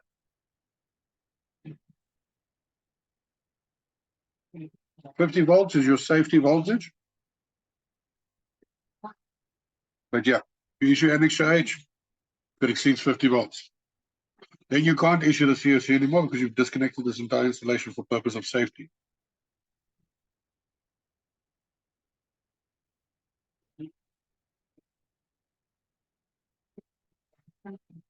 Okay. Measure from main neutral at the DB to an independent earth. The nice thing about using this test is you can also use it to check if there's a voltage on your earth. And it's very multifaceted. Yeah. So you measure between your main neutral and any external earth. Notice, how do you fix it? See if you can find any loose connections. It could be a loose neutral, could be a loose PEN conductor. Check upstream if you can. If it's above 50 volts, switch off immediately. CoC may not be issued.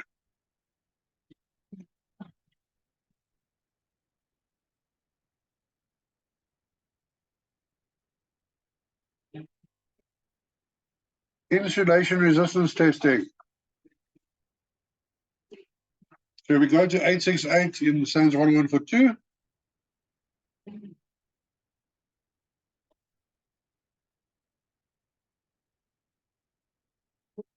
It's in SANS 1142. Is Annex H, but I'll send a copy in the chat.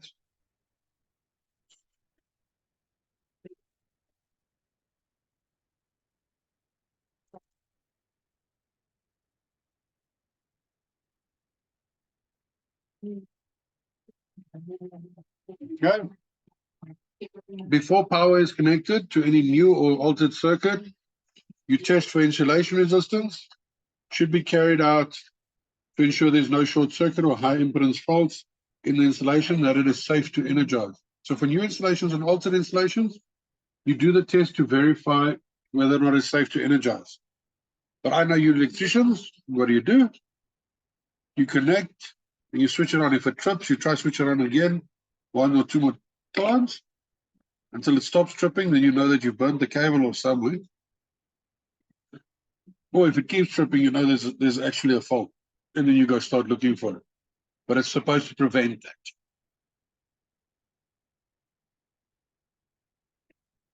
Okay. Note 2.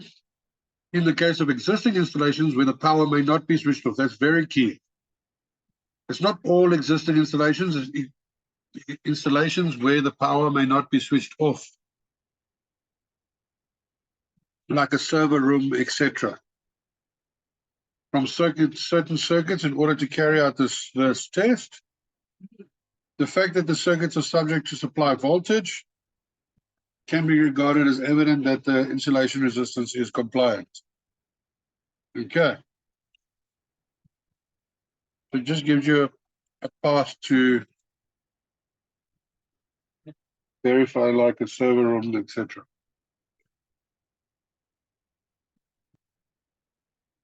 Insulation resistance is done with at least twice the minute nominal voltage. So if you've got 230, you double it. If you've got 400, you double it. With a minimum of 500 volts.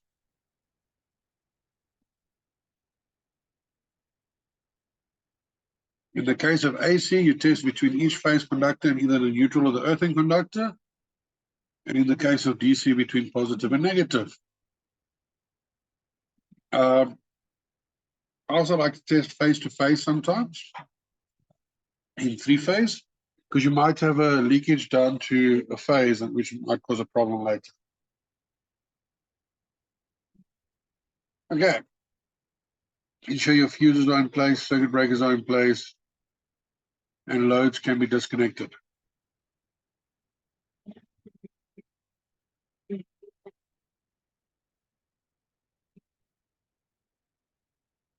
Okay.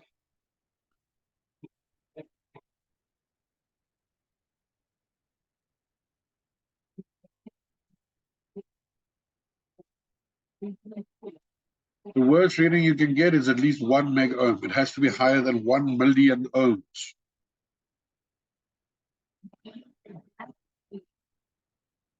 Voltage at dB, no load. So you switch off all the load to your dB and measure the voltage that's supplied. Notify your supplier if it's outside of the ranges. Your acceptable ranges are plus or minus 10%. That comes from 5.3.2.A. Standard voltages in South Africa are 230 or 230, 400.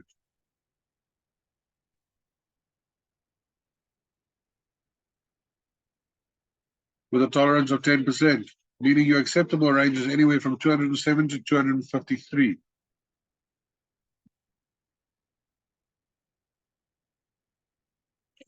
Okay. 810 voltage full load. Now this is also one that changed because it used to just be voltage at full load, and you could either take it at full load or you calculate for it at full load.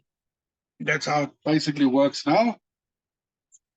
So if you've got a 63 amp breaker, you put on 63 amps and you measure the full load voltage. Okay. What's up with all the email addresses in the chat?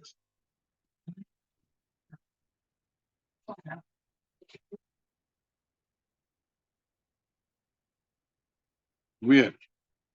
Just email addresses everywhere. Ja, die manne vra om die recording te mail, maar ons sal dit mos post, en dan kan hulle mos self dit download. Yeah.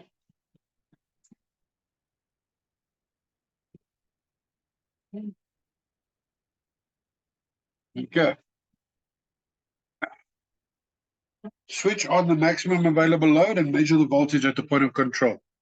So that first sentence indicates that if I've got a 63 amp breaker, I put on 63 amps and I measure the voltage.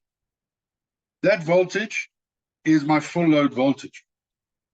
It adds a second question, calculate for full load conditions and notify the supplier. So if I can't achieve my full load, I have to simulate my full load. If that voltage is outside regulatory limits, you send it through. So that means I have to simulate my full load. How do I do that?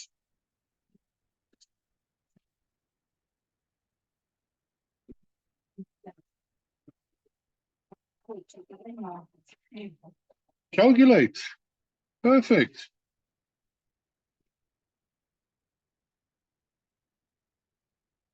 Okay. Leon, are you back now?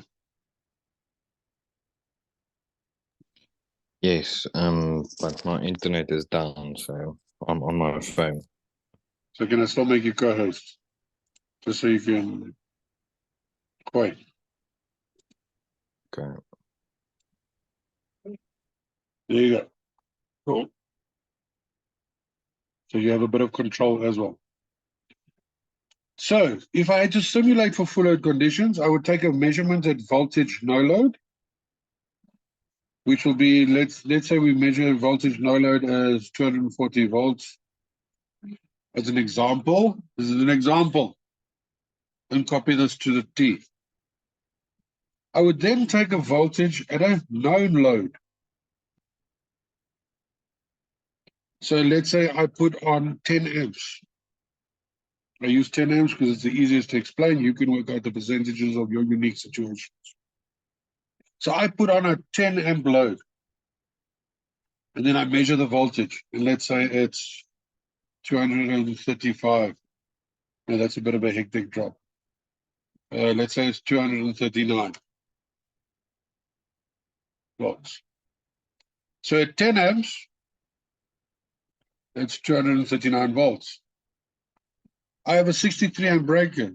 So voltage full load will be at, let's say we've got a 60 amp breaker just for calculation purposes. We've got a 60 amp breaker. That means for every 10 amps, I drop a volt. That means I'm going to drop 6 volts at the end. So I would have 234 as my full load voltage calculated. And that's just because, to expand it, at 10 amps, I drop 1 volt.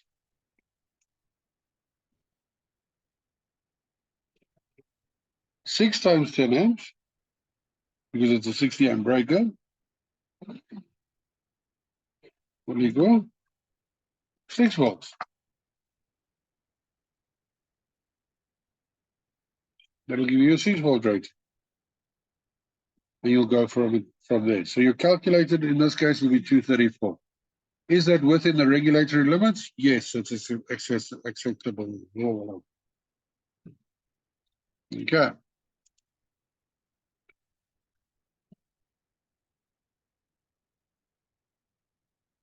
Oh.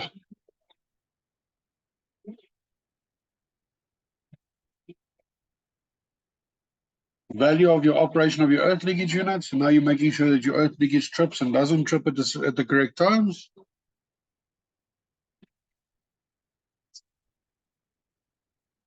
So the unit must sustain a leakage of 50% and trip at 100%. So it must not trip at 50%. If it trips at 15 milliamps over 30 milliamp earth leakage, it's incorrect. And it must trip at 100%. So anything between 51% to 100% is correct.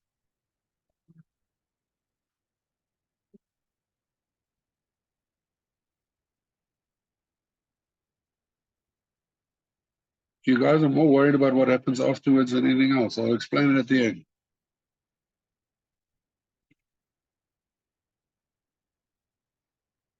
Okay. Operation of test button. You press the button and make sure it's operational. It's a test of functionality. This is why we have earth leakage. So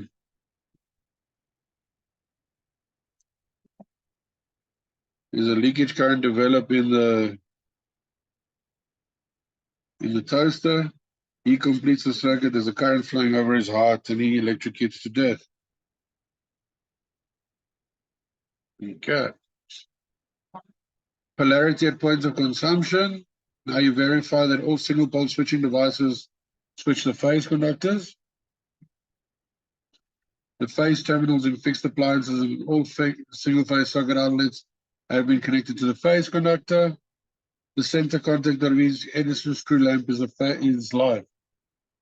Your outer contact of your Edison screw lamp cannot be live. If it is live, it is unsafe, meaning that the user can access live parts before disconnection of the lamp.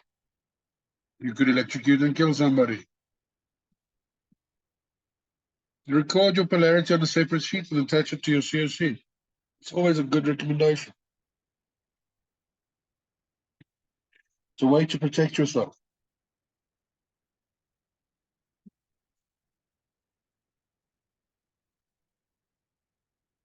Phase rotation and identification is maintained throughout the system. So what I have in my point of supply, I have in my point of consumption, that your phase rotation is maintained.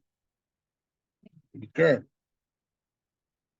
Just confirm that it is, that your phase rotation is continuous through your installation. This is probably, I'm making a point of this test because it's become a point recently.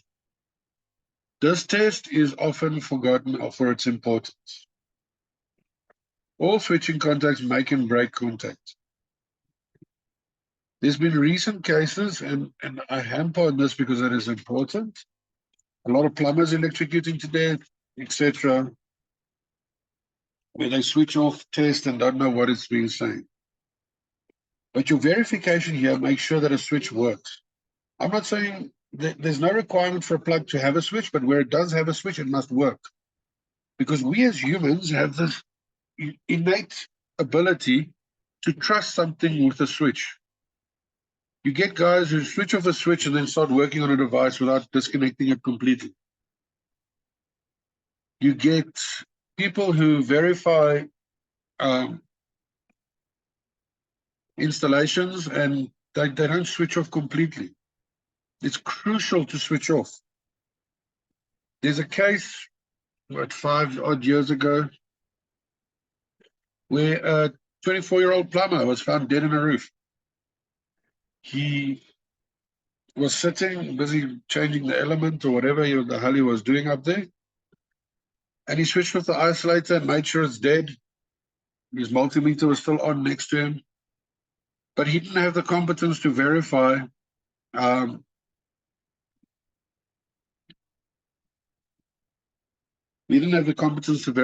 there was still 116 volts floating through that switch when it was in the off position.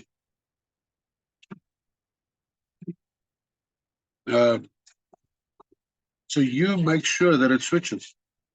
At time of testing, everything must switch correctly. That is what you're testing here. You must have proof that it switches off. Does the switch operate? Yes. Document it. Or when you tick yes here, you must have the back end, have images, whatever. Must switch off. You test this either with a socket tester, multimeter. There's multiple ways to verify. But you must understand that a switch must switch properly. Unless it is broken, in which case it needs to be replaced.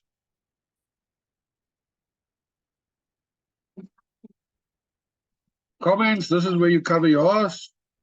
This is where you indicate what's not covered, what is covered, what if there's anything special, like if there's compliance things plugged in, etc. Yeah, and you also put reference to any attachments that you might have additionally that just support your installation, like your maintenance information, etc.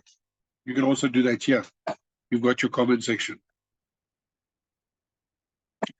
Section 5. Now this is where you declare that you completed this test report for the testing and inspection of the premises, particulars of which are described in section 3. Big handprints on section 3 to certify that the installation was done in accordance with this part of 10142.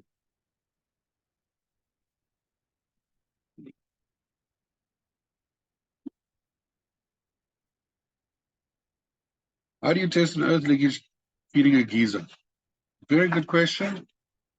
Very simply, you can either just create a little Janus coupler with crocodile clips and test it that way. Just make sure it connects to the terminals. There's many ways to do it. A lot of the newer testers come with either a plug or leads. Just use the leads. If you've got a combi tester that does earth leakages as well, use the supplied leads. Okay. So your signatory is limited to the installation described in section 3. So what you signed for here is in section 3.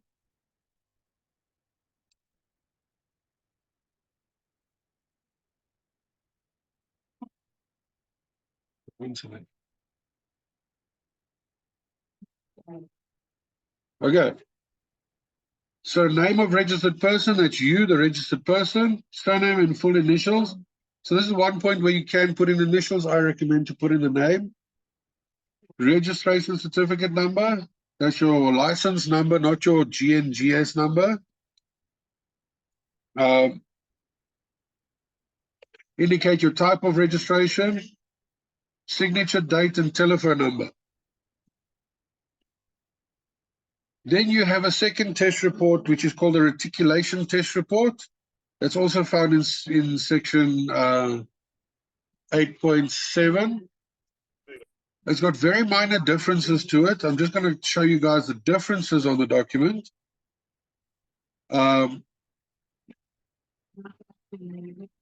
So that you guys can highlight it quickly, and then we're going to get on to how to cover PV. Because now we've been talking about installations, but we haven't specifically covered PV yet. But that should be quick, because it's same thing, just different format. So ECA sells this as a separate CSC, as a reticulation CSC. This is for 716 environments.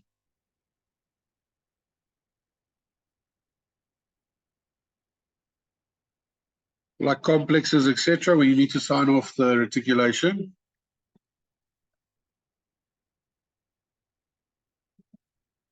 Okay, so if we look at this test report directly, the main differences would be you still have the same there, you just have less notes here. Your section 2 has an additional common area. They've removed some of the irrelevant switches and earth systems. They've added an additional, is this 1 of 5 or more new supplies? So if yes, you just indicate your engineer's name there. If no, go from there. Your section 3 is reduced. You've got an additional questions. Are all protected devices capable of withstanding the PSCC? And then it's got an additional section 5.2. Which, when you look at 5.2, electricians love filling this bloody thing in, and I don't know why. Maybe they read the first sentence and think, yes, that's me, but they don't read further than that. Compliance of the installation from commencement to commissioning. This is not for you. You've already signed that you've tested the installation. This is for a second party to verify that they have tested and were part of the installation process. Where you have 5 or more new users on a new point of supply, like a complex, etc., where you have got a design engineer. So I, name, being person responsible for testing in accordance with 5.6 of the EIR, ensure that the electrical installation are in accordance with the 10142 and with everything. You are either an AIA with a chief inspector number, like what Leon and them are.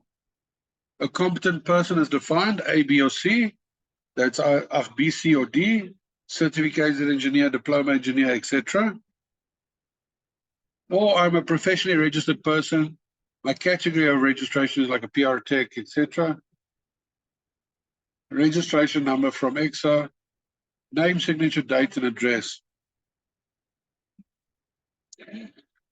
been removed from the normal test report because so many electricians were issuing it incorrectly. When in fact it's so important when engineers design complexes. That's why it's been moved to the reticulation test report, so that engineer doesn't have to sign 300 installation reports. He'll sign the reticulation, which is the main certificate for it.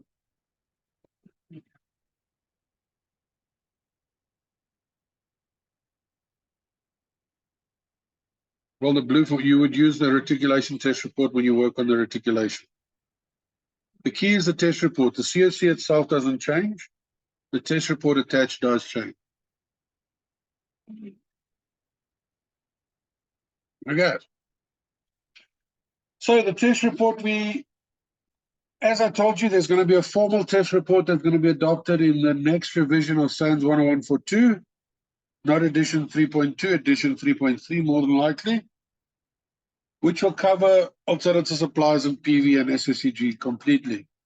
In the interim, as a gap closing measure, associations like ECA, ECB, AREP, all of these various associations have been putting in an industry drive for a test report, and we've utilized the one that was in SANS 10142-1-2.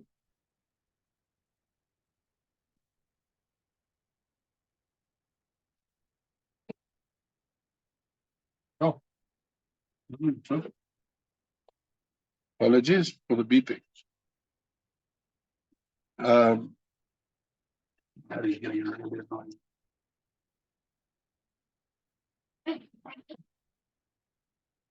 Sorry about that.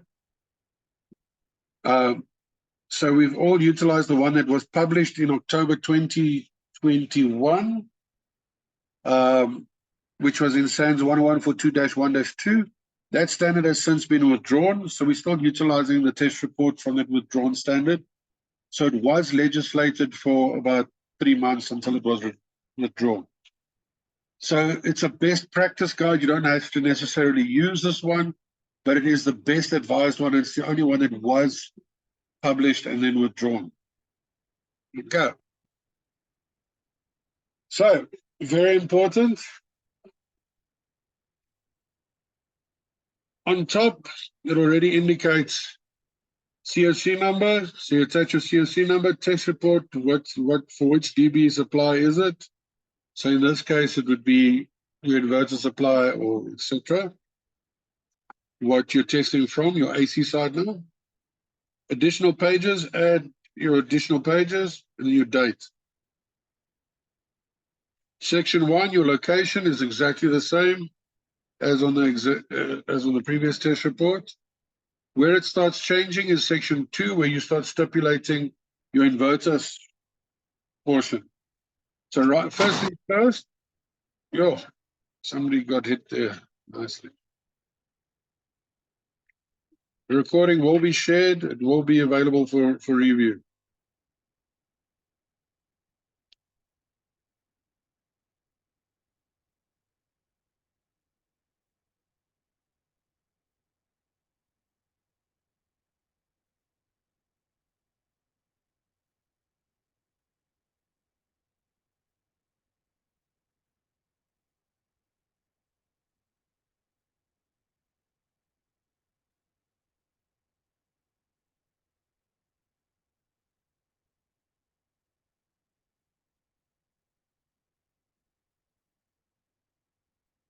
Okay, so the first question is name and serial number of the inverter. Now, if you're doing a single inverter, this makes it very simple. If you're doing multi-inverters, you'll put the master inverter in here and just attach all the details of the slaves. So name and serial number of your inverter. So I've got a Sunsync SN blah, blah, blah, blah, blah, blah, blah. You put in your name and your serial number. Then it asks you for type of SSEG installed. Now you'll notice that on the other test report, we put /inverter just for clarity. So we've added to it. So the type is either is it grid tied, off-grid, hybrid, or backup. So Is it a combination? Is it completely off the grid? Is it tied in with the grid? Or is it simply just a backup system? Okay? Where it's a switched alternative. The total size of your SSEG, how many kVA or kilowatt is it? How many phases does it cover? 1, 2, or 3? If it only covers one phase, it covers one phase. If it covers all 3 phases, it covered all 3 phases. Yeah. If you've got parallel inverters, you must make sure you attach your master here, and your slaves, you just attach all the additional information.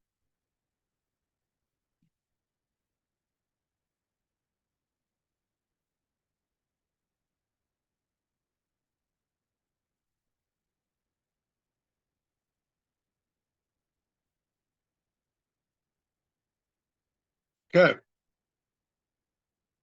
Then it asks you basic questions around your declared voltages. Voltage of your grid supply, 230 volts, 400 volts, 5 to 5. Same as previously, you're just indicating what you're expecting from your grid. Output voltage of your inverter, is it a single phase, 3 phase, 5 to 5 volt inverter, etc.? High voltage inverter. The DC voltage rating, that's your battery rating. That's, if it doesn't have a battery rating, then you just say other, say not applicable. But most of them will have either 12, 24, 48, 700, 500, etc. You've got the other option for all the various other voltages. How many phases? 1, 2, or 3. Phase rotation, clockwise or anti-clock, there's more for your 3-phase ones. Frequency, is it 50 hertz or is it something else? Or is it a DC?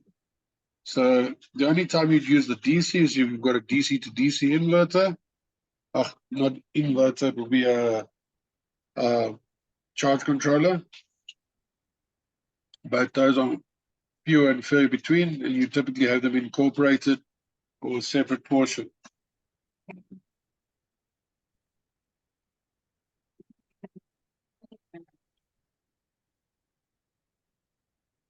Yeah. Point of control. Remember, this is the point where you switch off your alternative supply. Point of control for your alternative supply. Meaning, where do I switch off the electricity supply? Because you've got 2 disconnectors on a thing where I disconnect the supply to the inverter and where I disconnect the supply from the inverter.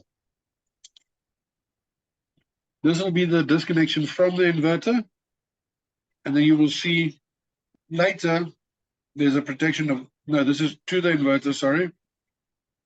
So it switches off the whole inverter. And then later you'll see there's a disconnection device that's from the inverter. Okay.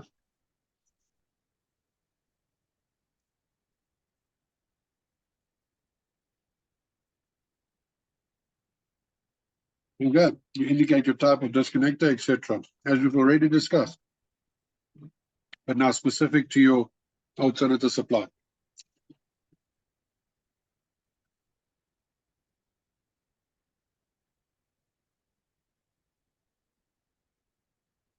All those items we've already seen.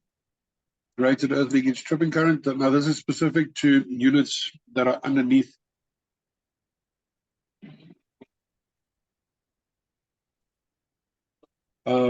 Underneath earth leakage. So if you've got an earth leakage as your main protective conductor, if your dB was split, you indicate your rating of your earth leakage here as well. Then it asks you various questions. Was lightning protection risk assessment completed? Specifically with PV panels where you have them connected on the roof, where there was a lightning protection installation. Now this might not be required because you're not affected, or because it's not present, or you have completed it, or you haven't completed it, or somebody else has completed it.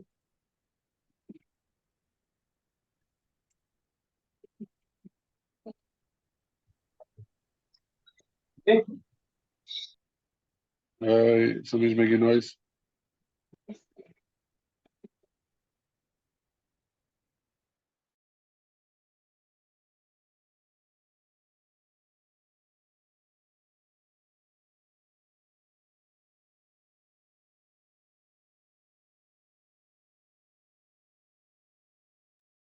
Okay, I'm sorry, I was muted there.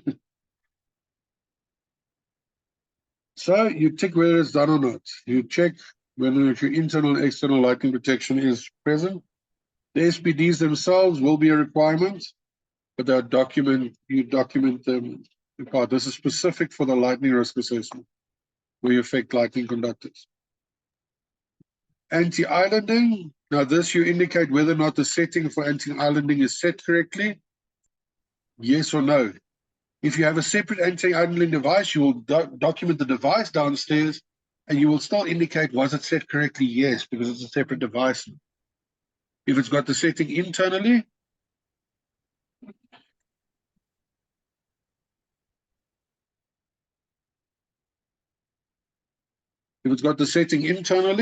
and remember, anti-islanding is just that when the grid falls away, that you do not kill your suppliers, people working on the grid.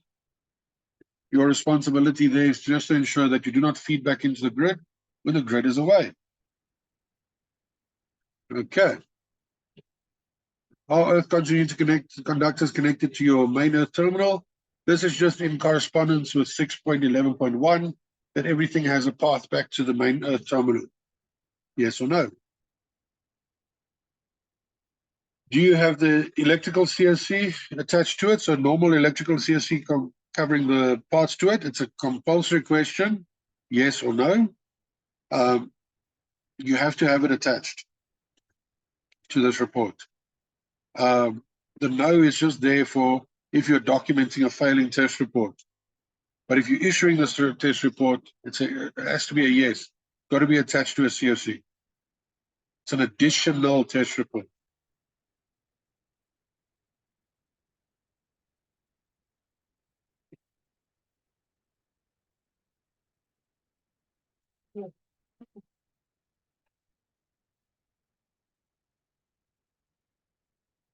I see Dion asks, how take responsibility for this setting? Should this also not be on the form?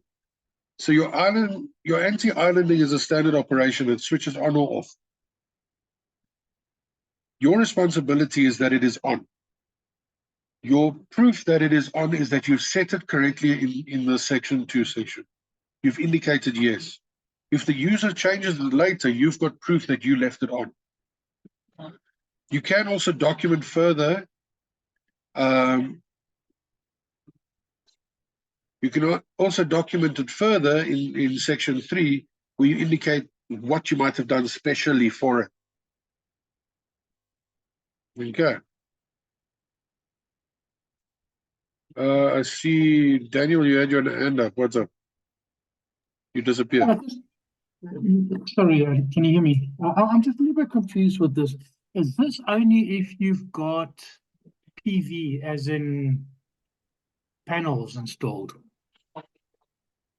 There's this sort of COC here.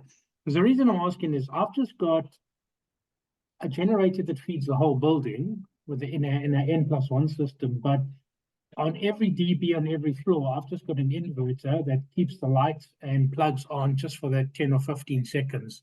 Do I still need to have one of these full listing attached to every single COC? So you can either use this form or how else are you going to document the DC portion? Well, I didn't do it. I got some guys do it for me. But what I'm saying is that that's the counter question to that argument is, yes, I've got an inverter that's got a battery. How are you documenting the battery portion? Or you're just stating on your standard test report, inverter installation. Where's the DC portion ever tested? So this documents both the DC portions quite well.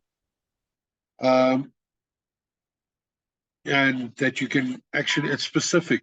It adds tests for storage installations, got space for DC fuses, etc.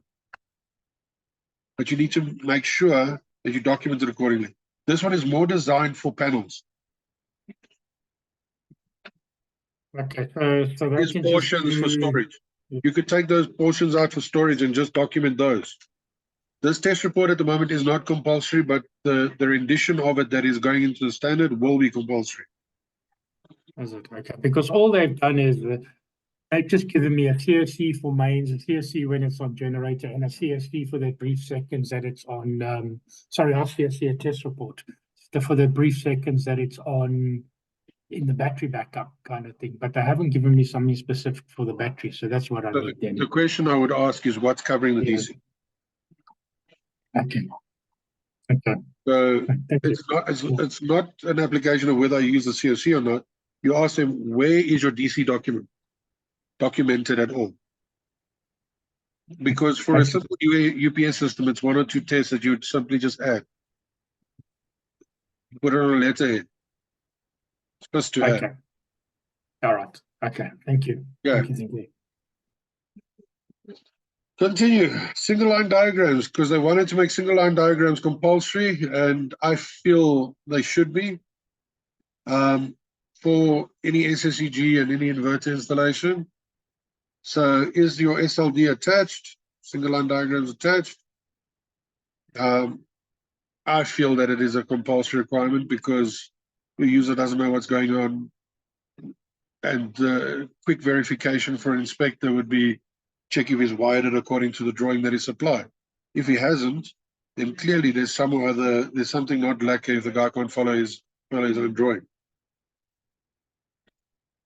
Accessible disconnector. Now this is a contentious point because some suppliers have a special disconnector that they require, and this question gets asked 4 times in this test report because it's important. You will see with your ESCOM.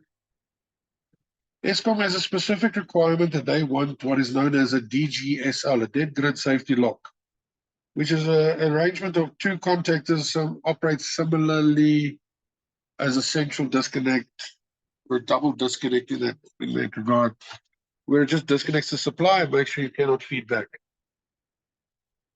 They will require something like that, an automatic disconnection method. Some municipalities will require a manual disconnect. Some supply authorities would want you to have a fireman switch accessible. I know Joburg is busy pushing for a fireman switch on the DC portion from the Joburg Fire Department, which is going to be quite interesting to see how they implement. But have you checked with your supply authority if they need an accessible disconnector? Okay. Because they need a means to disconnect your supply in case they work on a supply, outside of just trusting the anti-islanding operation on the machine. Section 3, your description, exactly the same as Leon said. Describe your installation.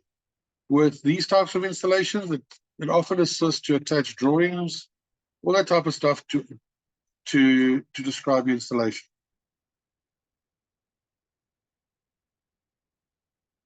Section 3 here is quite simple and straightforward. You document here exactly what is being added. So if you've got, for example, external MPPTs, you document them here. If you've got an external,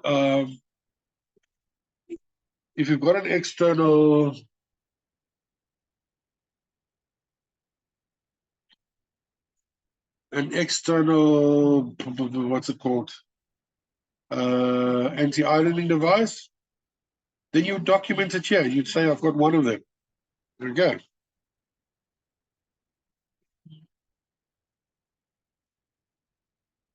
Okay. So, but starting from the top, number of panels or modules. So let's say I've got a typical 8-panel kit. I've got 8 panels connected in series. Okay.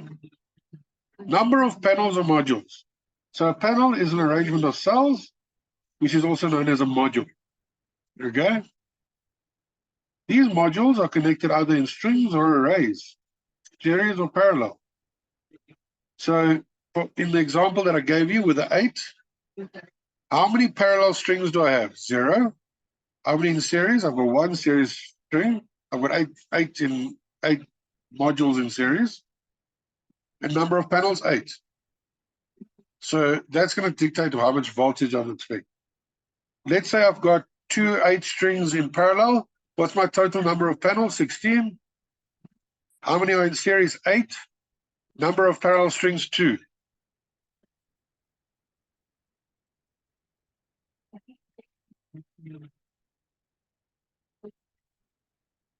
Then you add your DC battery combiner box, fireman switch, etc.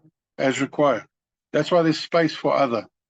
You don't just have to do what is documented there, you add what is unique to your installation.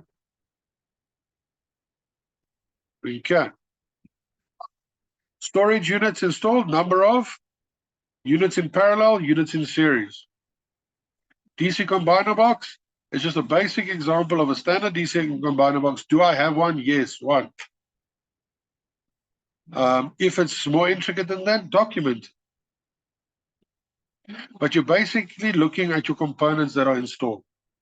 You know, I've got more MPPTs, so forth, I can document. This is where a lot of people get confused. So now you're referring to safety devices. And if you look at this, you've got basic safety devices, and this is specific to a grid-tied system with no battery. If you do have batteries, in other here, you will be putting in your DC, your fuse disconnection for your battery here, indicate number of and rating.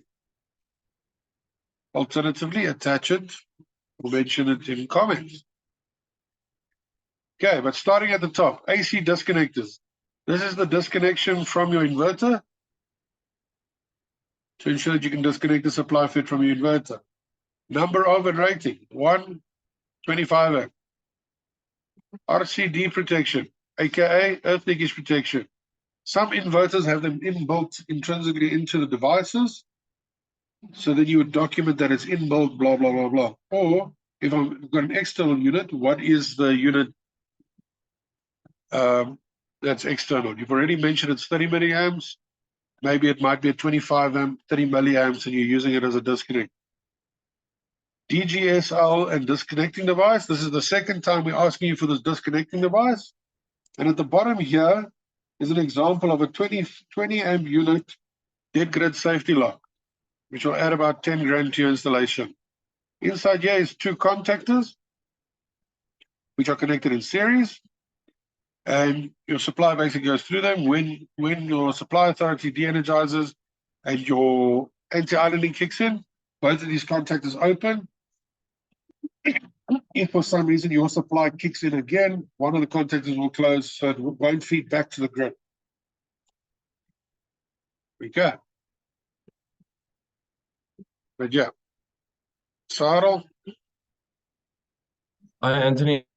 I have a question. Let's say you have an installation, a small installation, let's say a 50 kilowatt installation, but you're running from a supply that's maybe 1,000 amps. Now, to put 2 1,000 amp contactors in is going to cost a tremendous amount of money. So, is it possible to put like a small rotary switch at your point of control at ESCOM? You would have to can verify switch with your off supply 2 authority. smaller- Some supply Okay. authorities would accept it, some would not. I know ESCOM pushes on this automatic disconnection. Some supply authorities do accept a manual disconnector. Yeah, but like a smaller one instead of putting, because I know some people put one right next to the main point of control, another your own point of control. But I mean, to put another 1,000 amp one or something is ridiculous. If you just install a smaller type of system, you can just put one next to your inverter. That's much more cost effective and smaller, which you can control with a control wire from your point of control with, let's say, a small rotary switch that just cuts out your two contactors. 100%. There are cost-effective means, but you'd have to propose that to the supply authority. It's their special requirement. This. Okay. It's a special requirement from your supply authority. That's why I say DGSL isn't compulsory, but it is a requirement from certain municipalities, and I know ESCOM drives it because it's their own device made by their own people, but it's not compulsory everyone. Okay. Then DC overcurrent, that's your DC fuses on your panels, number of and rating, so 10, 20 amps or whatever. DC disconnectors, where's your isolator for your PV panels? Is it a breaker or is this a combination of circuit breakers? Either or. Now, if I have a battery here, I would say DC battery fuse disconnector, and then just number of and rating. Remember, this is designed for the minimum, which is a grid-tied system with panels only. So add more. Okay. Then it's got a little section where it asks you around documents. Now, this is extremely important from my side. Put the reference number of your documents in. I mean, if you've got a certificate from a builder, put it in. Structural certificates. If you've done a structure, where's the engineer certificate for that? Emergency switching documents. So in a lot of cases where the user might have to de-energize, put in a switching procedure. Data sheets for your equipment, put it in. Installer information. Put your installer information as part of your CoC, so that if in case of emergencies, they've got everything accessible to them. Yeah, they've got information on the front of the CoC of who tested it, but let's say there's other guys in your company who do the maintenance as opposed to just the registered person. Put those details in there so they have a path forward. Okay. Reference the documents. Now, section 4 is exactly the same as stands on 142. The only special one is point number 2, which is your supplier's bylaws and requirements adhered to. So have you checked with your suppliers regarding your supplying bylaws and everything? And have you made sure you have adhered to them?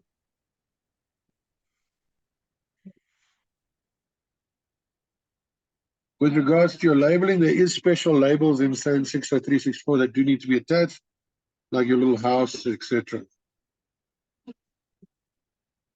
Section 4, testing. Now, very important. If I look at the testing here, and if I look at the testing in the normal test report, the same testing methods are used. I'm just testing specific stuff. I'm still testing bonding. I'm still testing earthing. I'm still testing voltage. I'm still testing a loop. I'm still testing an elevated voltage. I'm still testing insulation resistance. I'm still testing a voltage. I'm still testing a voltage. So it's the same test, just specialized. They're specific to PV. So here I'm verifying that the continuity of the bonding of my panels and conductor frames is compliant. Yes. Resistance of earth continuity conductor at all points of consumption is it compliant? Yes. Same thing we've gone through. So here I would make sure all the bonding and earthing of my panels is done correctly.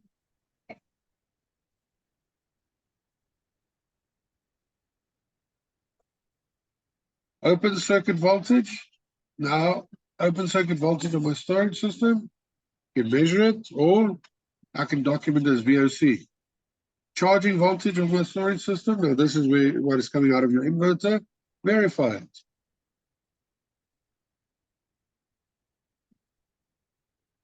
Neutral loop impedance at your main switch. Is it on here? No, it's done.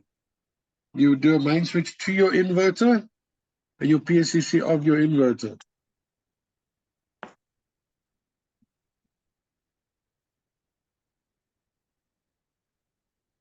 Elevated voltage. Now this is testing underneath your inverter to test whether or not there's an elevated voltage produced by it. Insulation resistance of your AC and your DC conductors.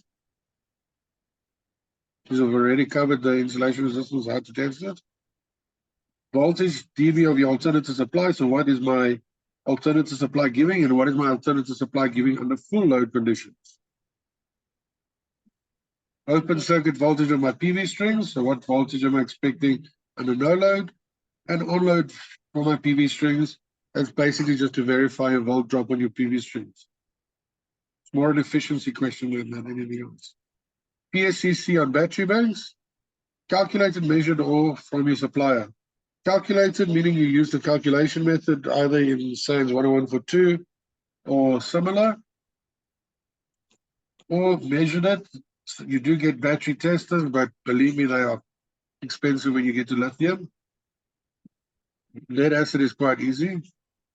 You can get like a $900 tester that will test it short circuit for you.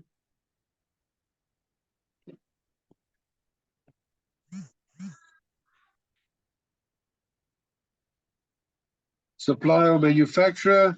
This is where you go to your supply authorities, your supplier of your equipment, and you ask them for their PSCC and they'll stipulate it to you. Some manufacturers do have it. The reality is that we become more available the more people ask for it. But I do realize it is limited by the BMS, all of that type of stuff. But it is important because your switchgear must be rated to a standard in case of a fault condition. Polarity of your DC cables is positive, positive, negative, negative. Are they marked correctly? All switching devices make and break circuits. And here's the fourth rendition. Grid connect disconnect requirements are complied with, so you've tested it.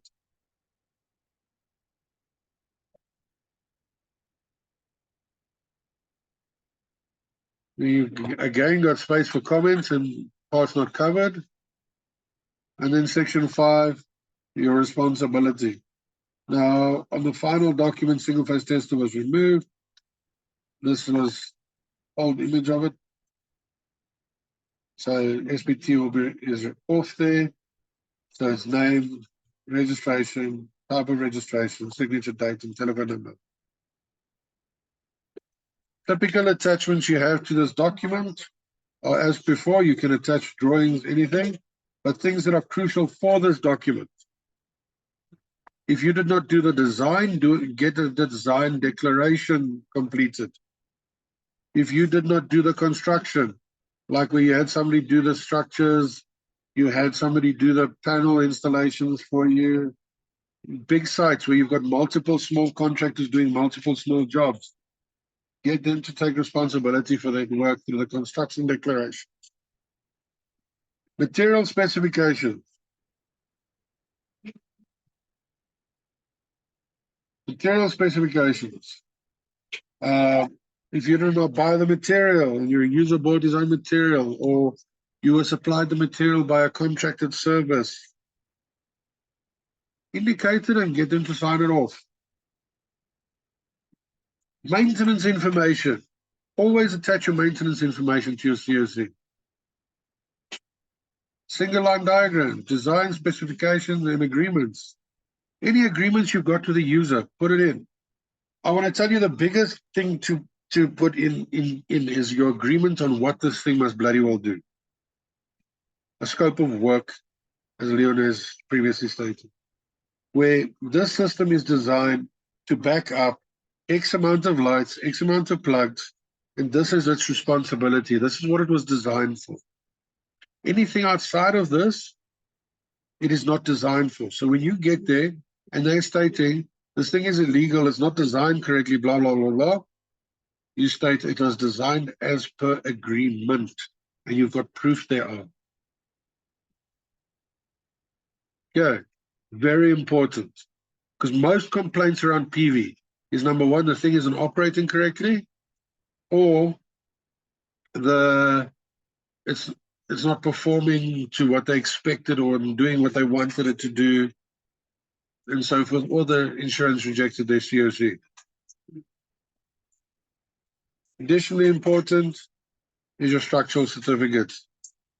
Something you must realize is, if you don't get somebody to calculate whether or not the roof can handle the panels, you have to either put in a declaration that you tell the user to get the weight authorized, or you must attach the certificate. So you either have a declaration or a waiver for the user, because that's what the building regulations require. Remember, this goes back to what we say that the electrical contractor signs in terms of the Occupational Health and Safety Act. So the contractor is still liable for it. Yeah. Whether he likes it or not, he signs that he is responsible for it. Yep.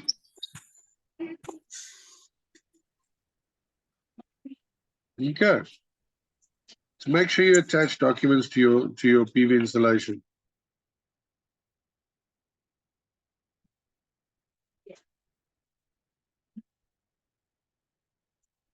Any questions?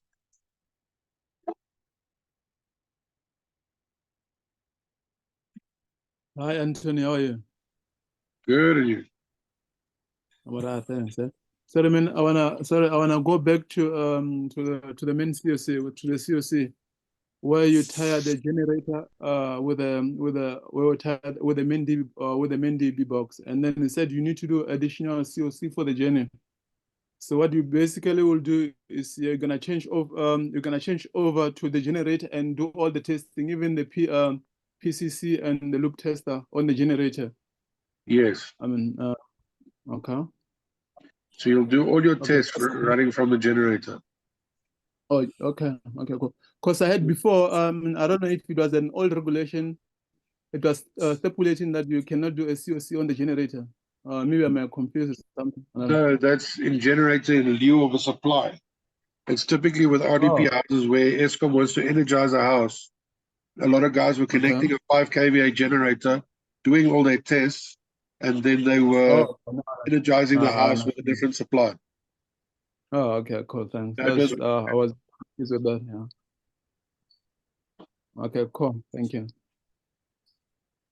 Yeah, you must always just remember you have to test all the boards feeding off the generator again. Test report for all the boards, not just on the journey.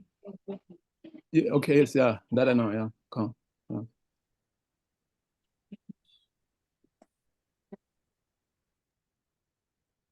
So do we use the same test report of the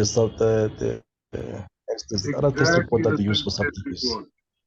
So do you use .set test report as sub-DP to test the generator? Yes, Okay. because remember, you've only got an AC portion on your generator.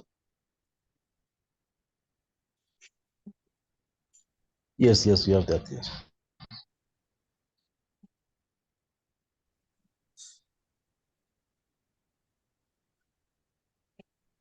I did raise my hand, but obviously didn't see. My question goes back quite a while. So my question is like this.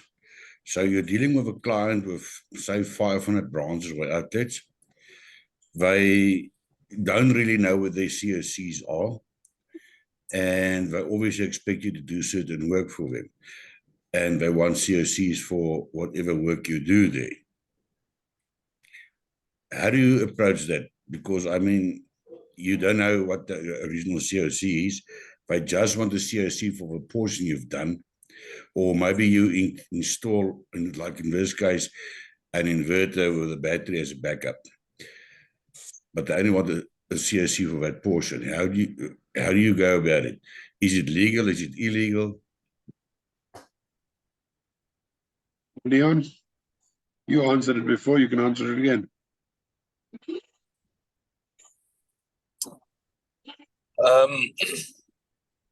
Okay, so in the EIR 993, if I remember correctly. It says that you shall not issue a certificate of compliance if there is any fault on any part of the installation. Now, to me, if there's no certificate, that's already a fault. So you can't issue a certificate just on the portion that they're asking you to give that certificate on. So yeah, so this goes back to the beginning where we said if they want you to install a PV installation and you need to issue a certificate, you can't issue an initial certificate because the initial certificate is for the existing part of the installation. So you need to do a initial certificate first before you can do a supplementary certificate. The supplementary certificate is for any additions and alterations. If there's no initial, you can't do a supplementary. If you do work on that site, even though it's one of your biggest clients with, like I said, 500 outlets out there, and you add an inverter or you place a lot of lights there and they don't have an initial certificate, do you report them? Because obviously you're going to lose the contract, or I don't know. Am I correct if I say that? Give them an Annexure H with the test reports that you issue, but on the Annexure H say you can't issue a certificate because there isn't a certificate that you can reference. You can give them a test the work. certificate. Someone else is going to do it. They're going to give you, you can give them a test certificate for what you've done, but you cannot provide them with a certificate of compliance. Will that work? Also a little bit of a catch-22. To consult a law case.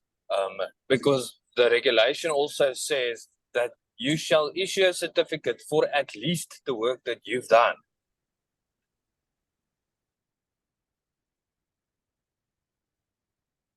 The problem is that that's what I'm referring to a test certificate, but so it makes it a little bit difficult. Because these guys are a little bit stubborn, and I don't know really what to answer on any level. But I also want to cover myself and stay within the law. So that's why I'm saying, if they ask me to install an inverter with a battery, but that's it, nothing else, let somebody else do the rest of the work, what do you do? A big site or just a small site? Some is big, some is small. Big sites there's a simple solution. And that's you use 10.4 of the agreement and you make a safety plan through it, where you come to an agreement with the user or lessor. You make a safety plan of increasing the safety of the electrical installation going forward, and then you agree to them on, okay, it's a continuous project for the next 2 years. We're gonna get you to a point of issuing a complete initial CoC at the end, because then your project isn't completed. Then your work's not done. Then what you would do is you break your installation into that big installation into small initials, like they do with factories, where each small little piece makes together the whole. So you sign off the supply to the installation. Then you do this, then you do that, then you do that. But you have it under a contracted agreement so that your work's technically not done, which is another way that you can, it's kind of twisting just the law in your favor, because your work's not technically done, but you're issuing for the portions that you've done. With a plan of a safety plan of action. That's actually what you do. You utilize 10.4. You tell them, you are responsible for the safety, transfer the safety. Here's a specified time period, which is what 10.4 speaks about in any way. And then you give them a plan of action going forward. That's one way to do it. And that's one of the ways that schools and stuff like that are slowly but surely growing their safety of the installations throughout, because a lot of old schools don't have COCs. Mm. And a lot of schools don't have the budget to do a COC in 1 year. So they do it over 2 years and they do it gradually in portions. And then at the end, they'll get a COC for the entire installation. That way you've got a project. That's one way to Thank do you, it. Anthony. But yeah, you can chat about that till you're blue in the face. There's a case for everyone. You just have to make sure that you cover your bases. And that's basically what Leon is saying, is cover your bases. Make sure you are safe. Make sure your side is covered. Because not only is it in your interest, but it's also in the user's interest. No, for sure. Because sure, you but want money from this oak, man. yeah, it's not it's big companies with big on my side I've got guys telling me what to do, and on the other side I've got big companies that also doesn't want to do whatever. But I think I do have the answer, because I've given you a I'm at the solution. point where I don't want to do the work anymore. I've given you a solution. Thank And you, I hope sir. that I've scared you enough that you don't ever issue a COC in your life, but scared you enough that you issue a COC safely. Thank you very much. Okay. Yeah, what happened last now? Phone Alex. Yeah, but everything you need to write on the group. So Geraldine, he wants to see all the communication. Talk to me, son, but yeah, son, so phone Alex. No, yeah, but write on the group also, say what they need.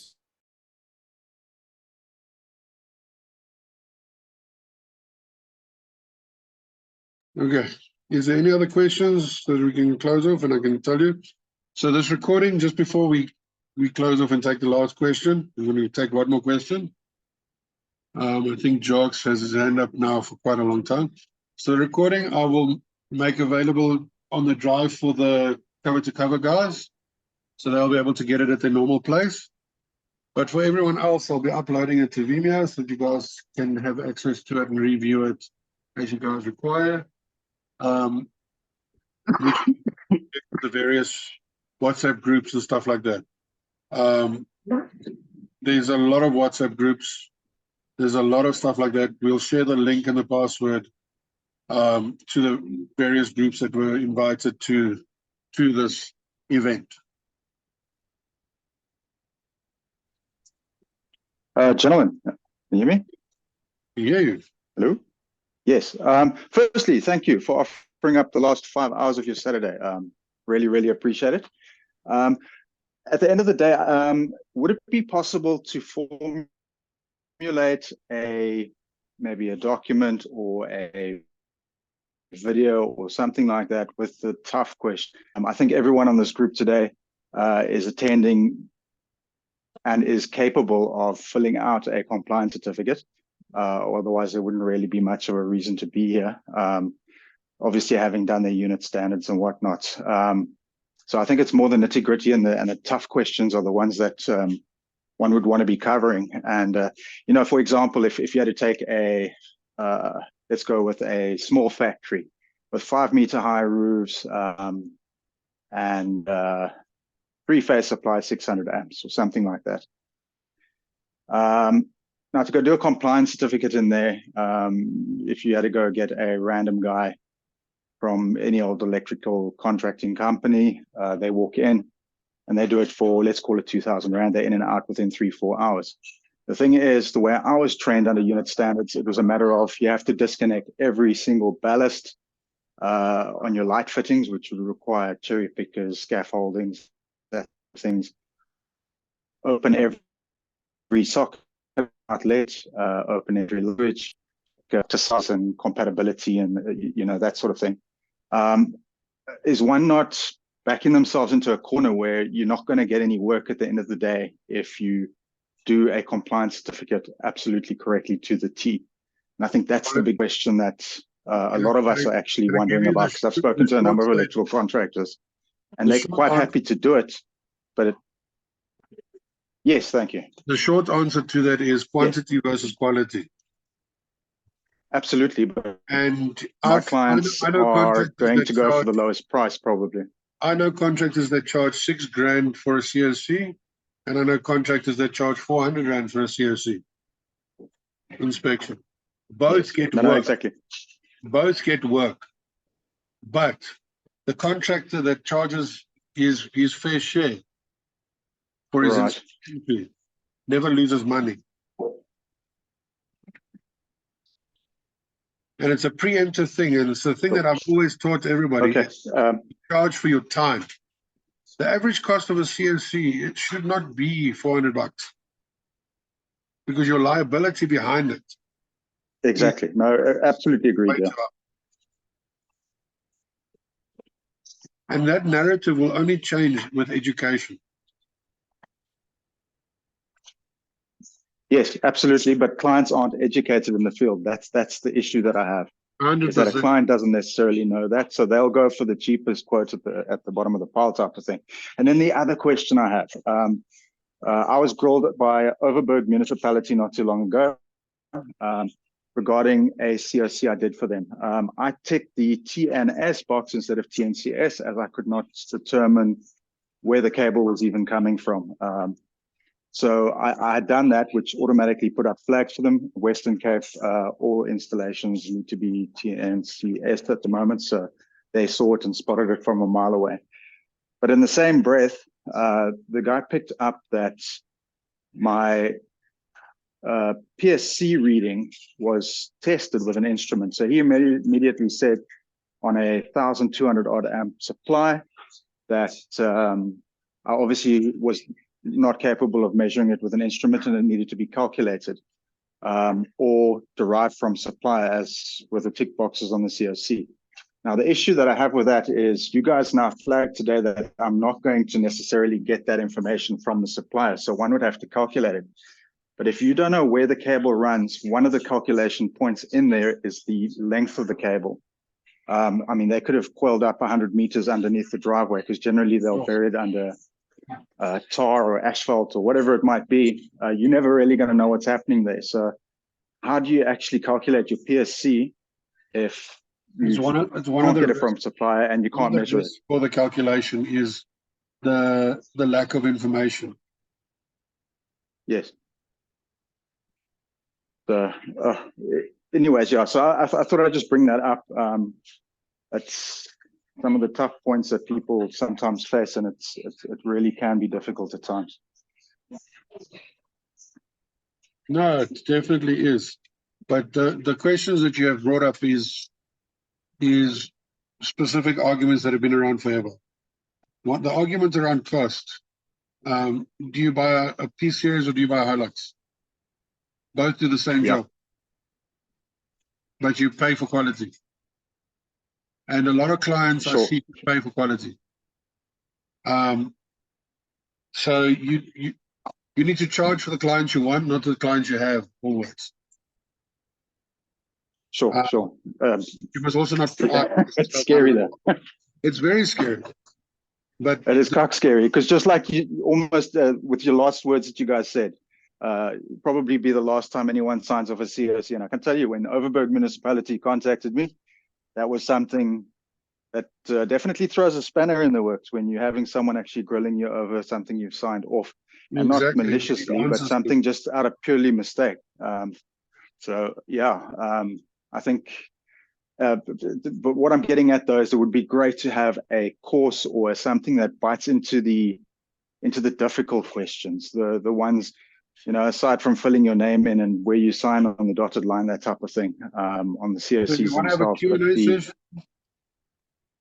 So the first problem is the thing is, I don't know what all the questions are, where I think you guys have been subjected to so many of the nice meaty ones that are the ones that we tend to face in scenarios where we weren't expecting them. I think that's the best way to put it. You know, those will need to be raised. So yeah, for a Q&A session like that, answering contractors' questions and stuff like that, that is easy to arrange.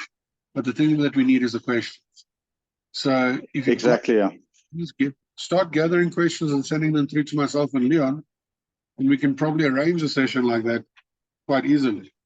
Or we can do a write-up about it, or something that we're going to be doing frequently from the ECA side with, because we've now got 5 additional technical advisors, is we're going to start taking all the commonly asked questions from the industry and start writing more frequent commonly asked questions, answers, and all of that type of stuff.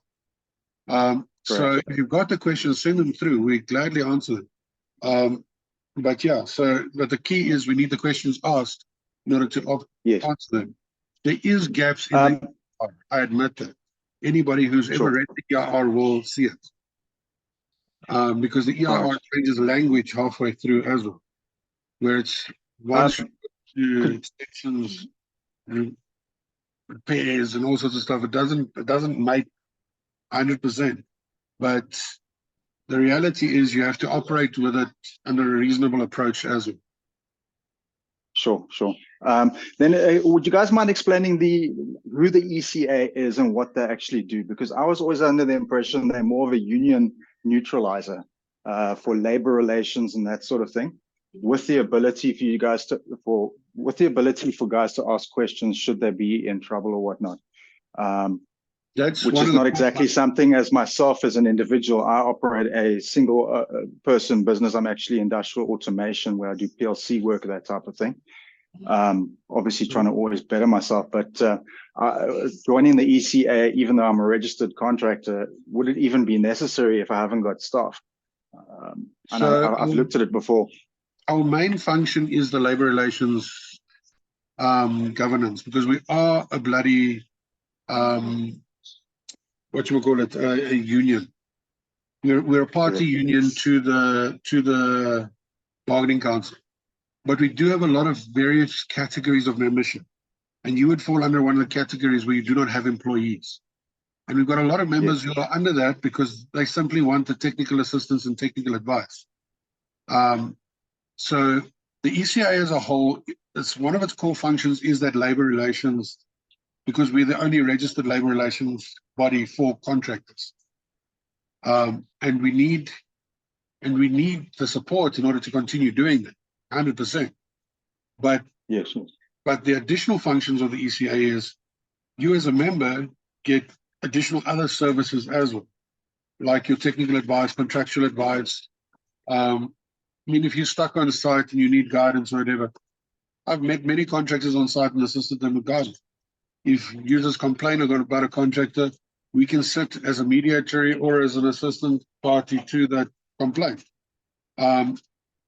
Labor side, if you've got employees, we've got labor lawyers who can assist you all the way through to labor court as a party to yourself. So there's a lot of various things that do happen. You get reduction in training costs and everything. You get we do a lot of training projects, so you might even get apprentices if you need them from the training projects at no cost to you, and all sorts of stuff like that. So there's various things that we do. But the main thing is representativity. We represent on SABS, we represent at DOL, we represent at DHET on behalf of the contractors concerned. So that's why you raise the concerns to the ECA, and the ECA takes it to its committees, and it works, and it takes it to these various committees that they have. Awesome. Anthony, just another thing. I went to an electrical in Durban many years ago, and I stood up there and I asked the people, why do we pay for unit standard or for our standards? To me, it's a bit like putting a plastic bag or garbage bag over a stop sign and a traffic cop giving you a fine for not stopping at it because you didn't know it was there. Surely laws regarding safety and things of that nature should be available free of charge to persons 100%. Conducting those things. So and I stood up in front of it, and it was all the big cananes, it was the big ones, all the chief inspectors and things in the city of Cape Town and whatnot, and they all sat with a mouthful of teeth, and then they said something about it's controlled by SABS or something like that. But at the end of the day, it's still a digital document. It costs them nothing to email it or just to put it out on the web and make it available. So we are currently having this fight in SABS at the moment. where Oh, we that's are, fantastic. You guys where are we are- awesome. where we are trying to get them to do what the American NECs do, where they make them available freely online. Oh, So you that's can great. go Because I look mean, at- there's so many of them that we aren't, I'm not even sure exactly which ones we should be abiding by at the end of the day. I mean, there's probably at least 3 or 4 that I at least stick to, but I'm sure there's a heck of a lot more out there that we're not There's aware of. plenty. There's That- plenty. Exactly. But And the how do you reality- know which ones you? But the reality is So- that it should be free if it's a legislated document, like what SANS 10142. There you go. We are all fighting for it. And unfortunately, it is controlled by SABS, who is an entity of the department, but it's not funded by the department. It still gets privately funded as well, through the verification of equipment and all that type of stuff. So Sure. standard sales for them is a massive thing. And unfortunately, we might not have SABS much longer, just to let you know, because they Okay. are in financial troubles. So if they No, I do don't- liquidate and move over to IEC, in which case we can do similarly what NEC does. We just need, this is why we need representativity. Any association or any body that sits on that standards guidance committee can guide along that, because we are part of the vote. Right. You Awesome. see? But once again, thank you guys. I really appreciate your time. Yes, perfect. Thank you. Perfect. I'm going to close the session. Let the recording start working so I can upload it and send it out. Thank you. I hope you guys learned something. Enjoy the rest of your day. It's a Saturday. Baie dankie julle, Anthony and everybody. Thank you so much. Thanks, guys. Much appreciated. Thank you. Enjoy. Appreciate all that.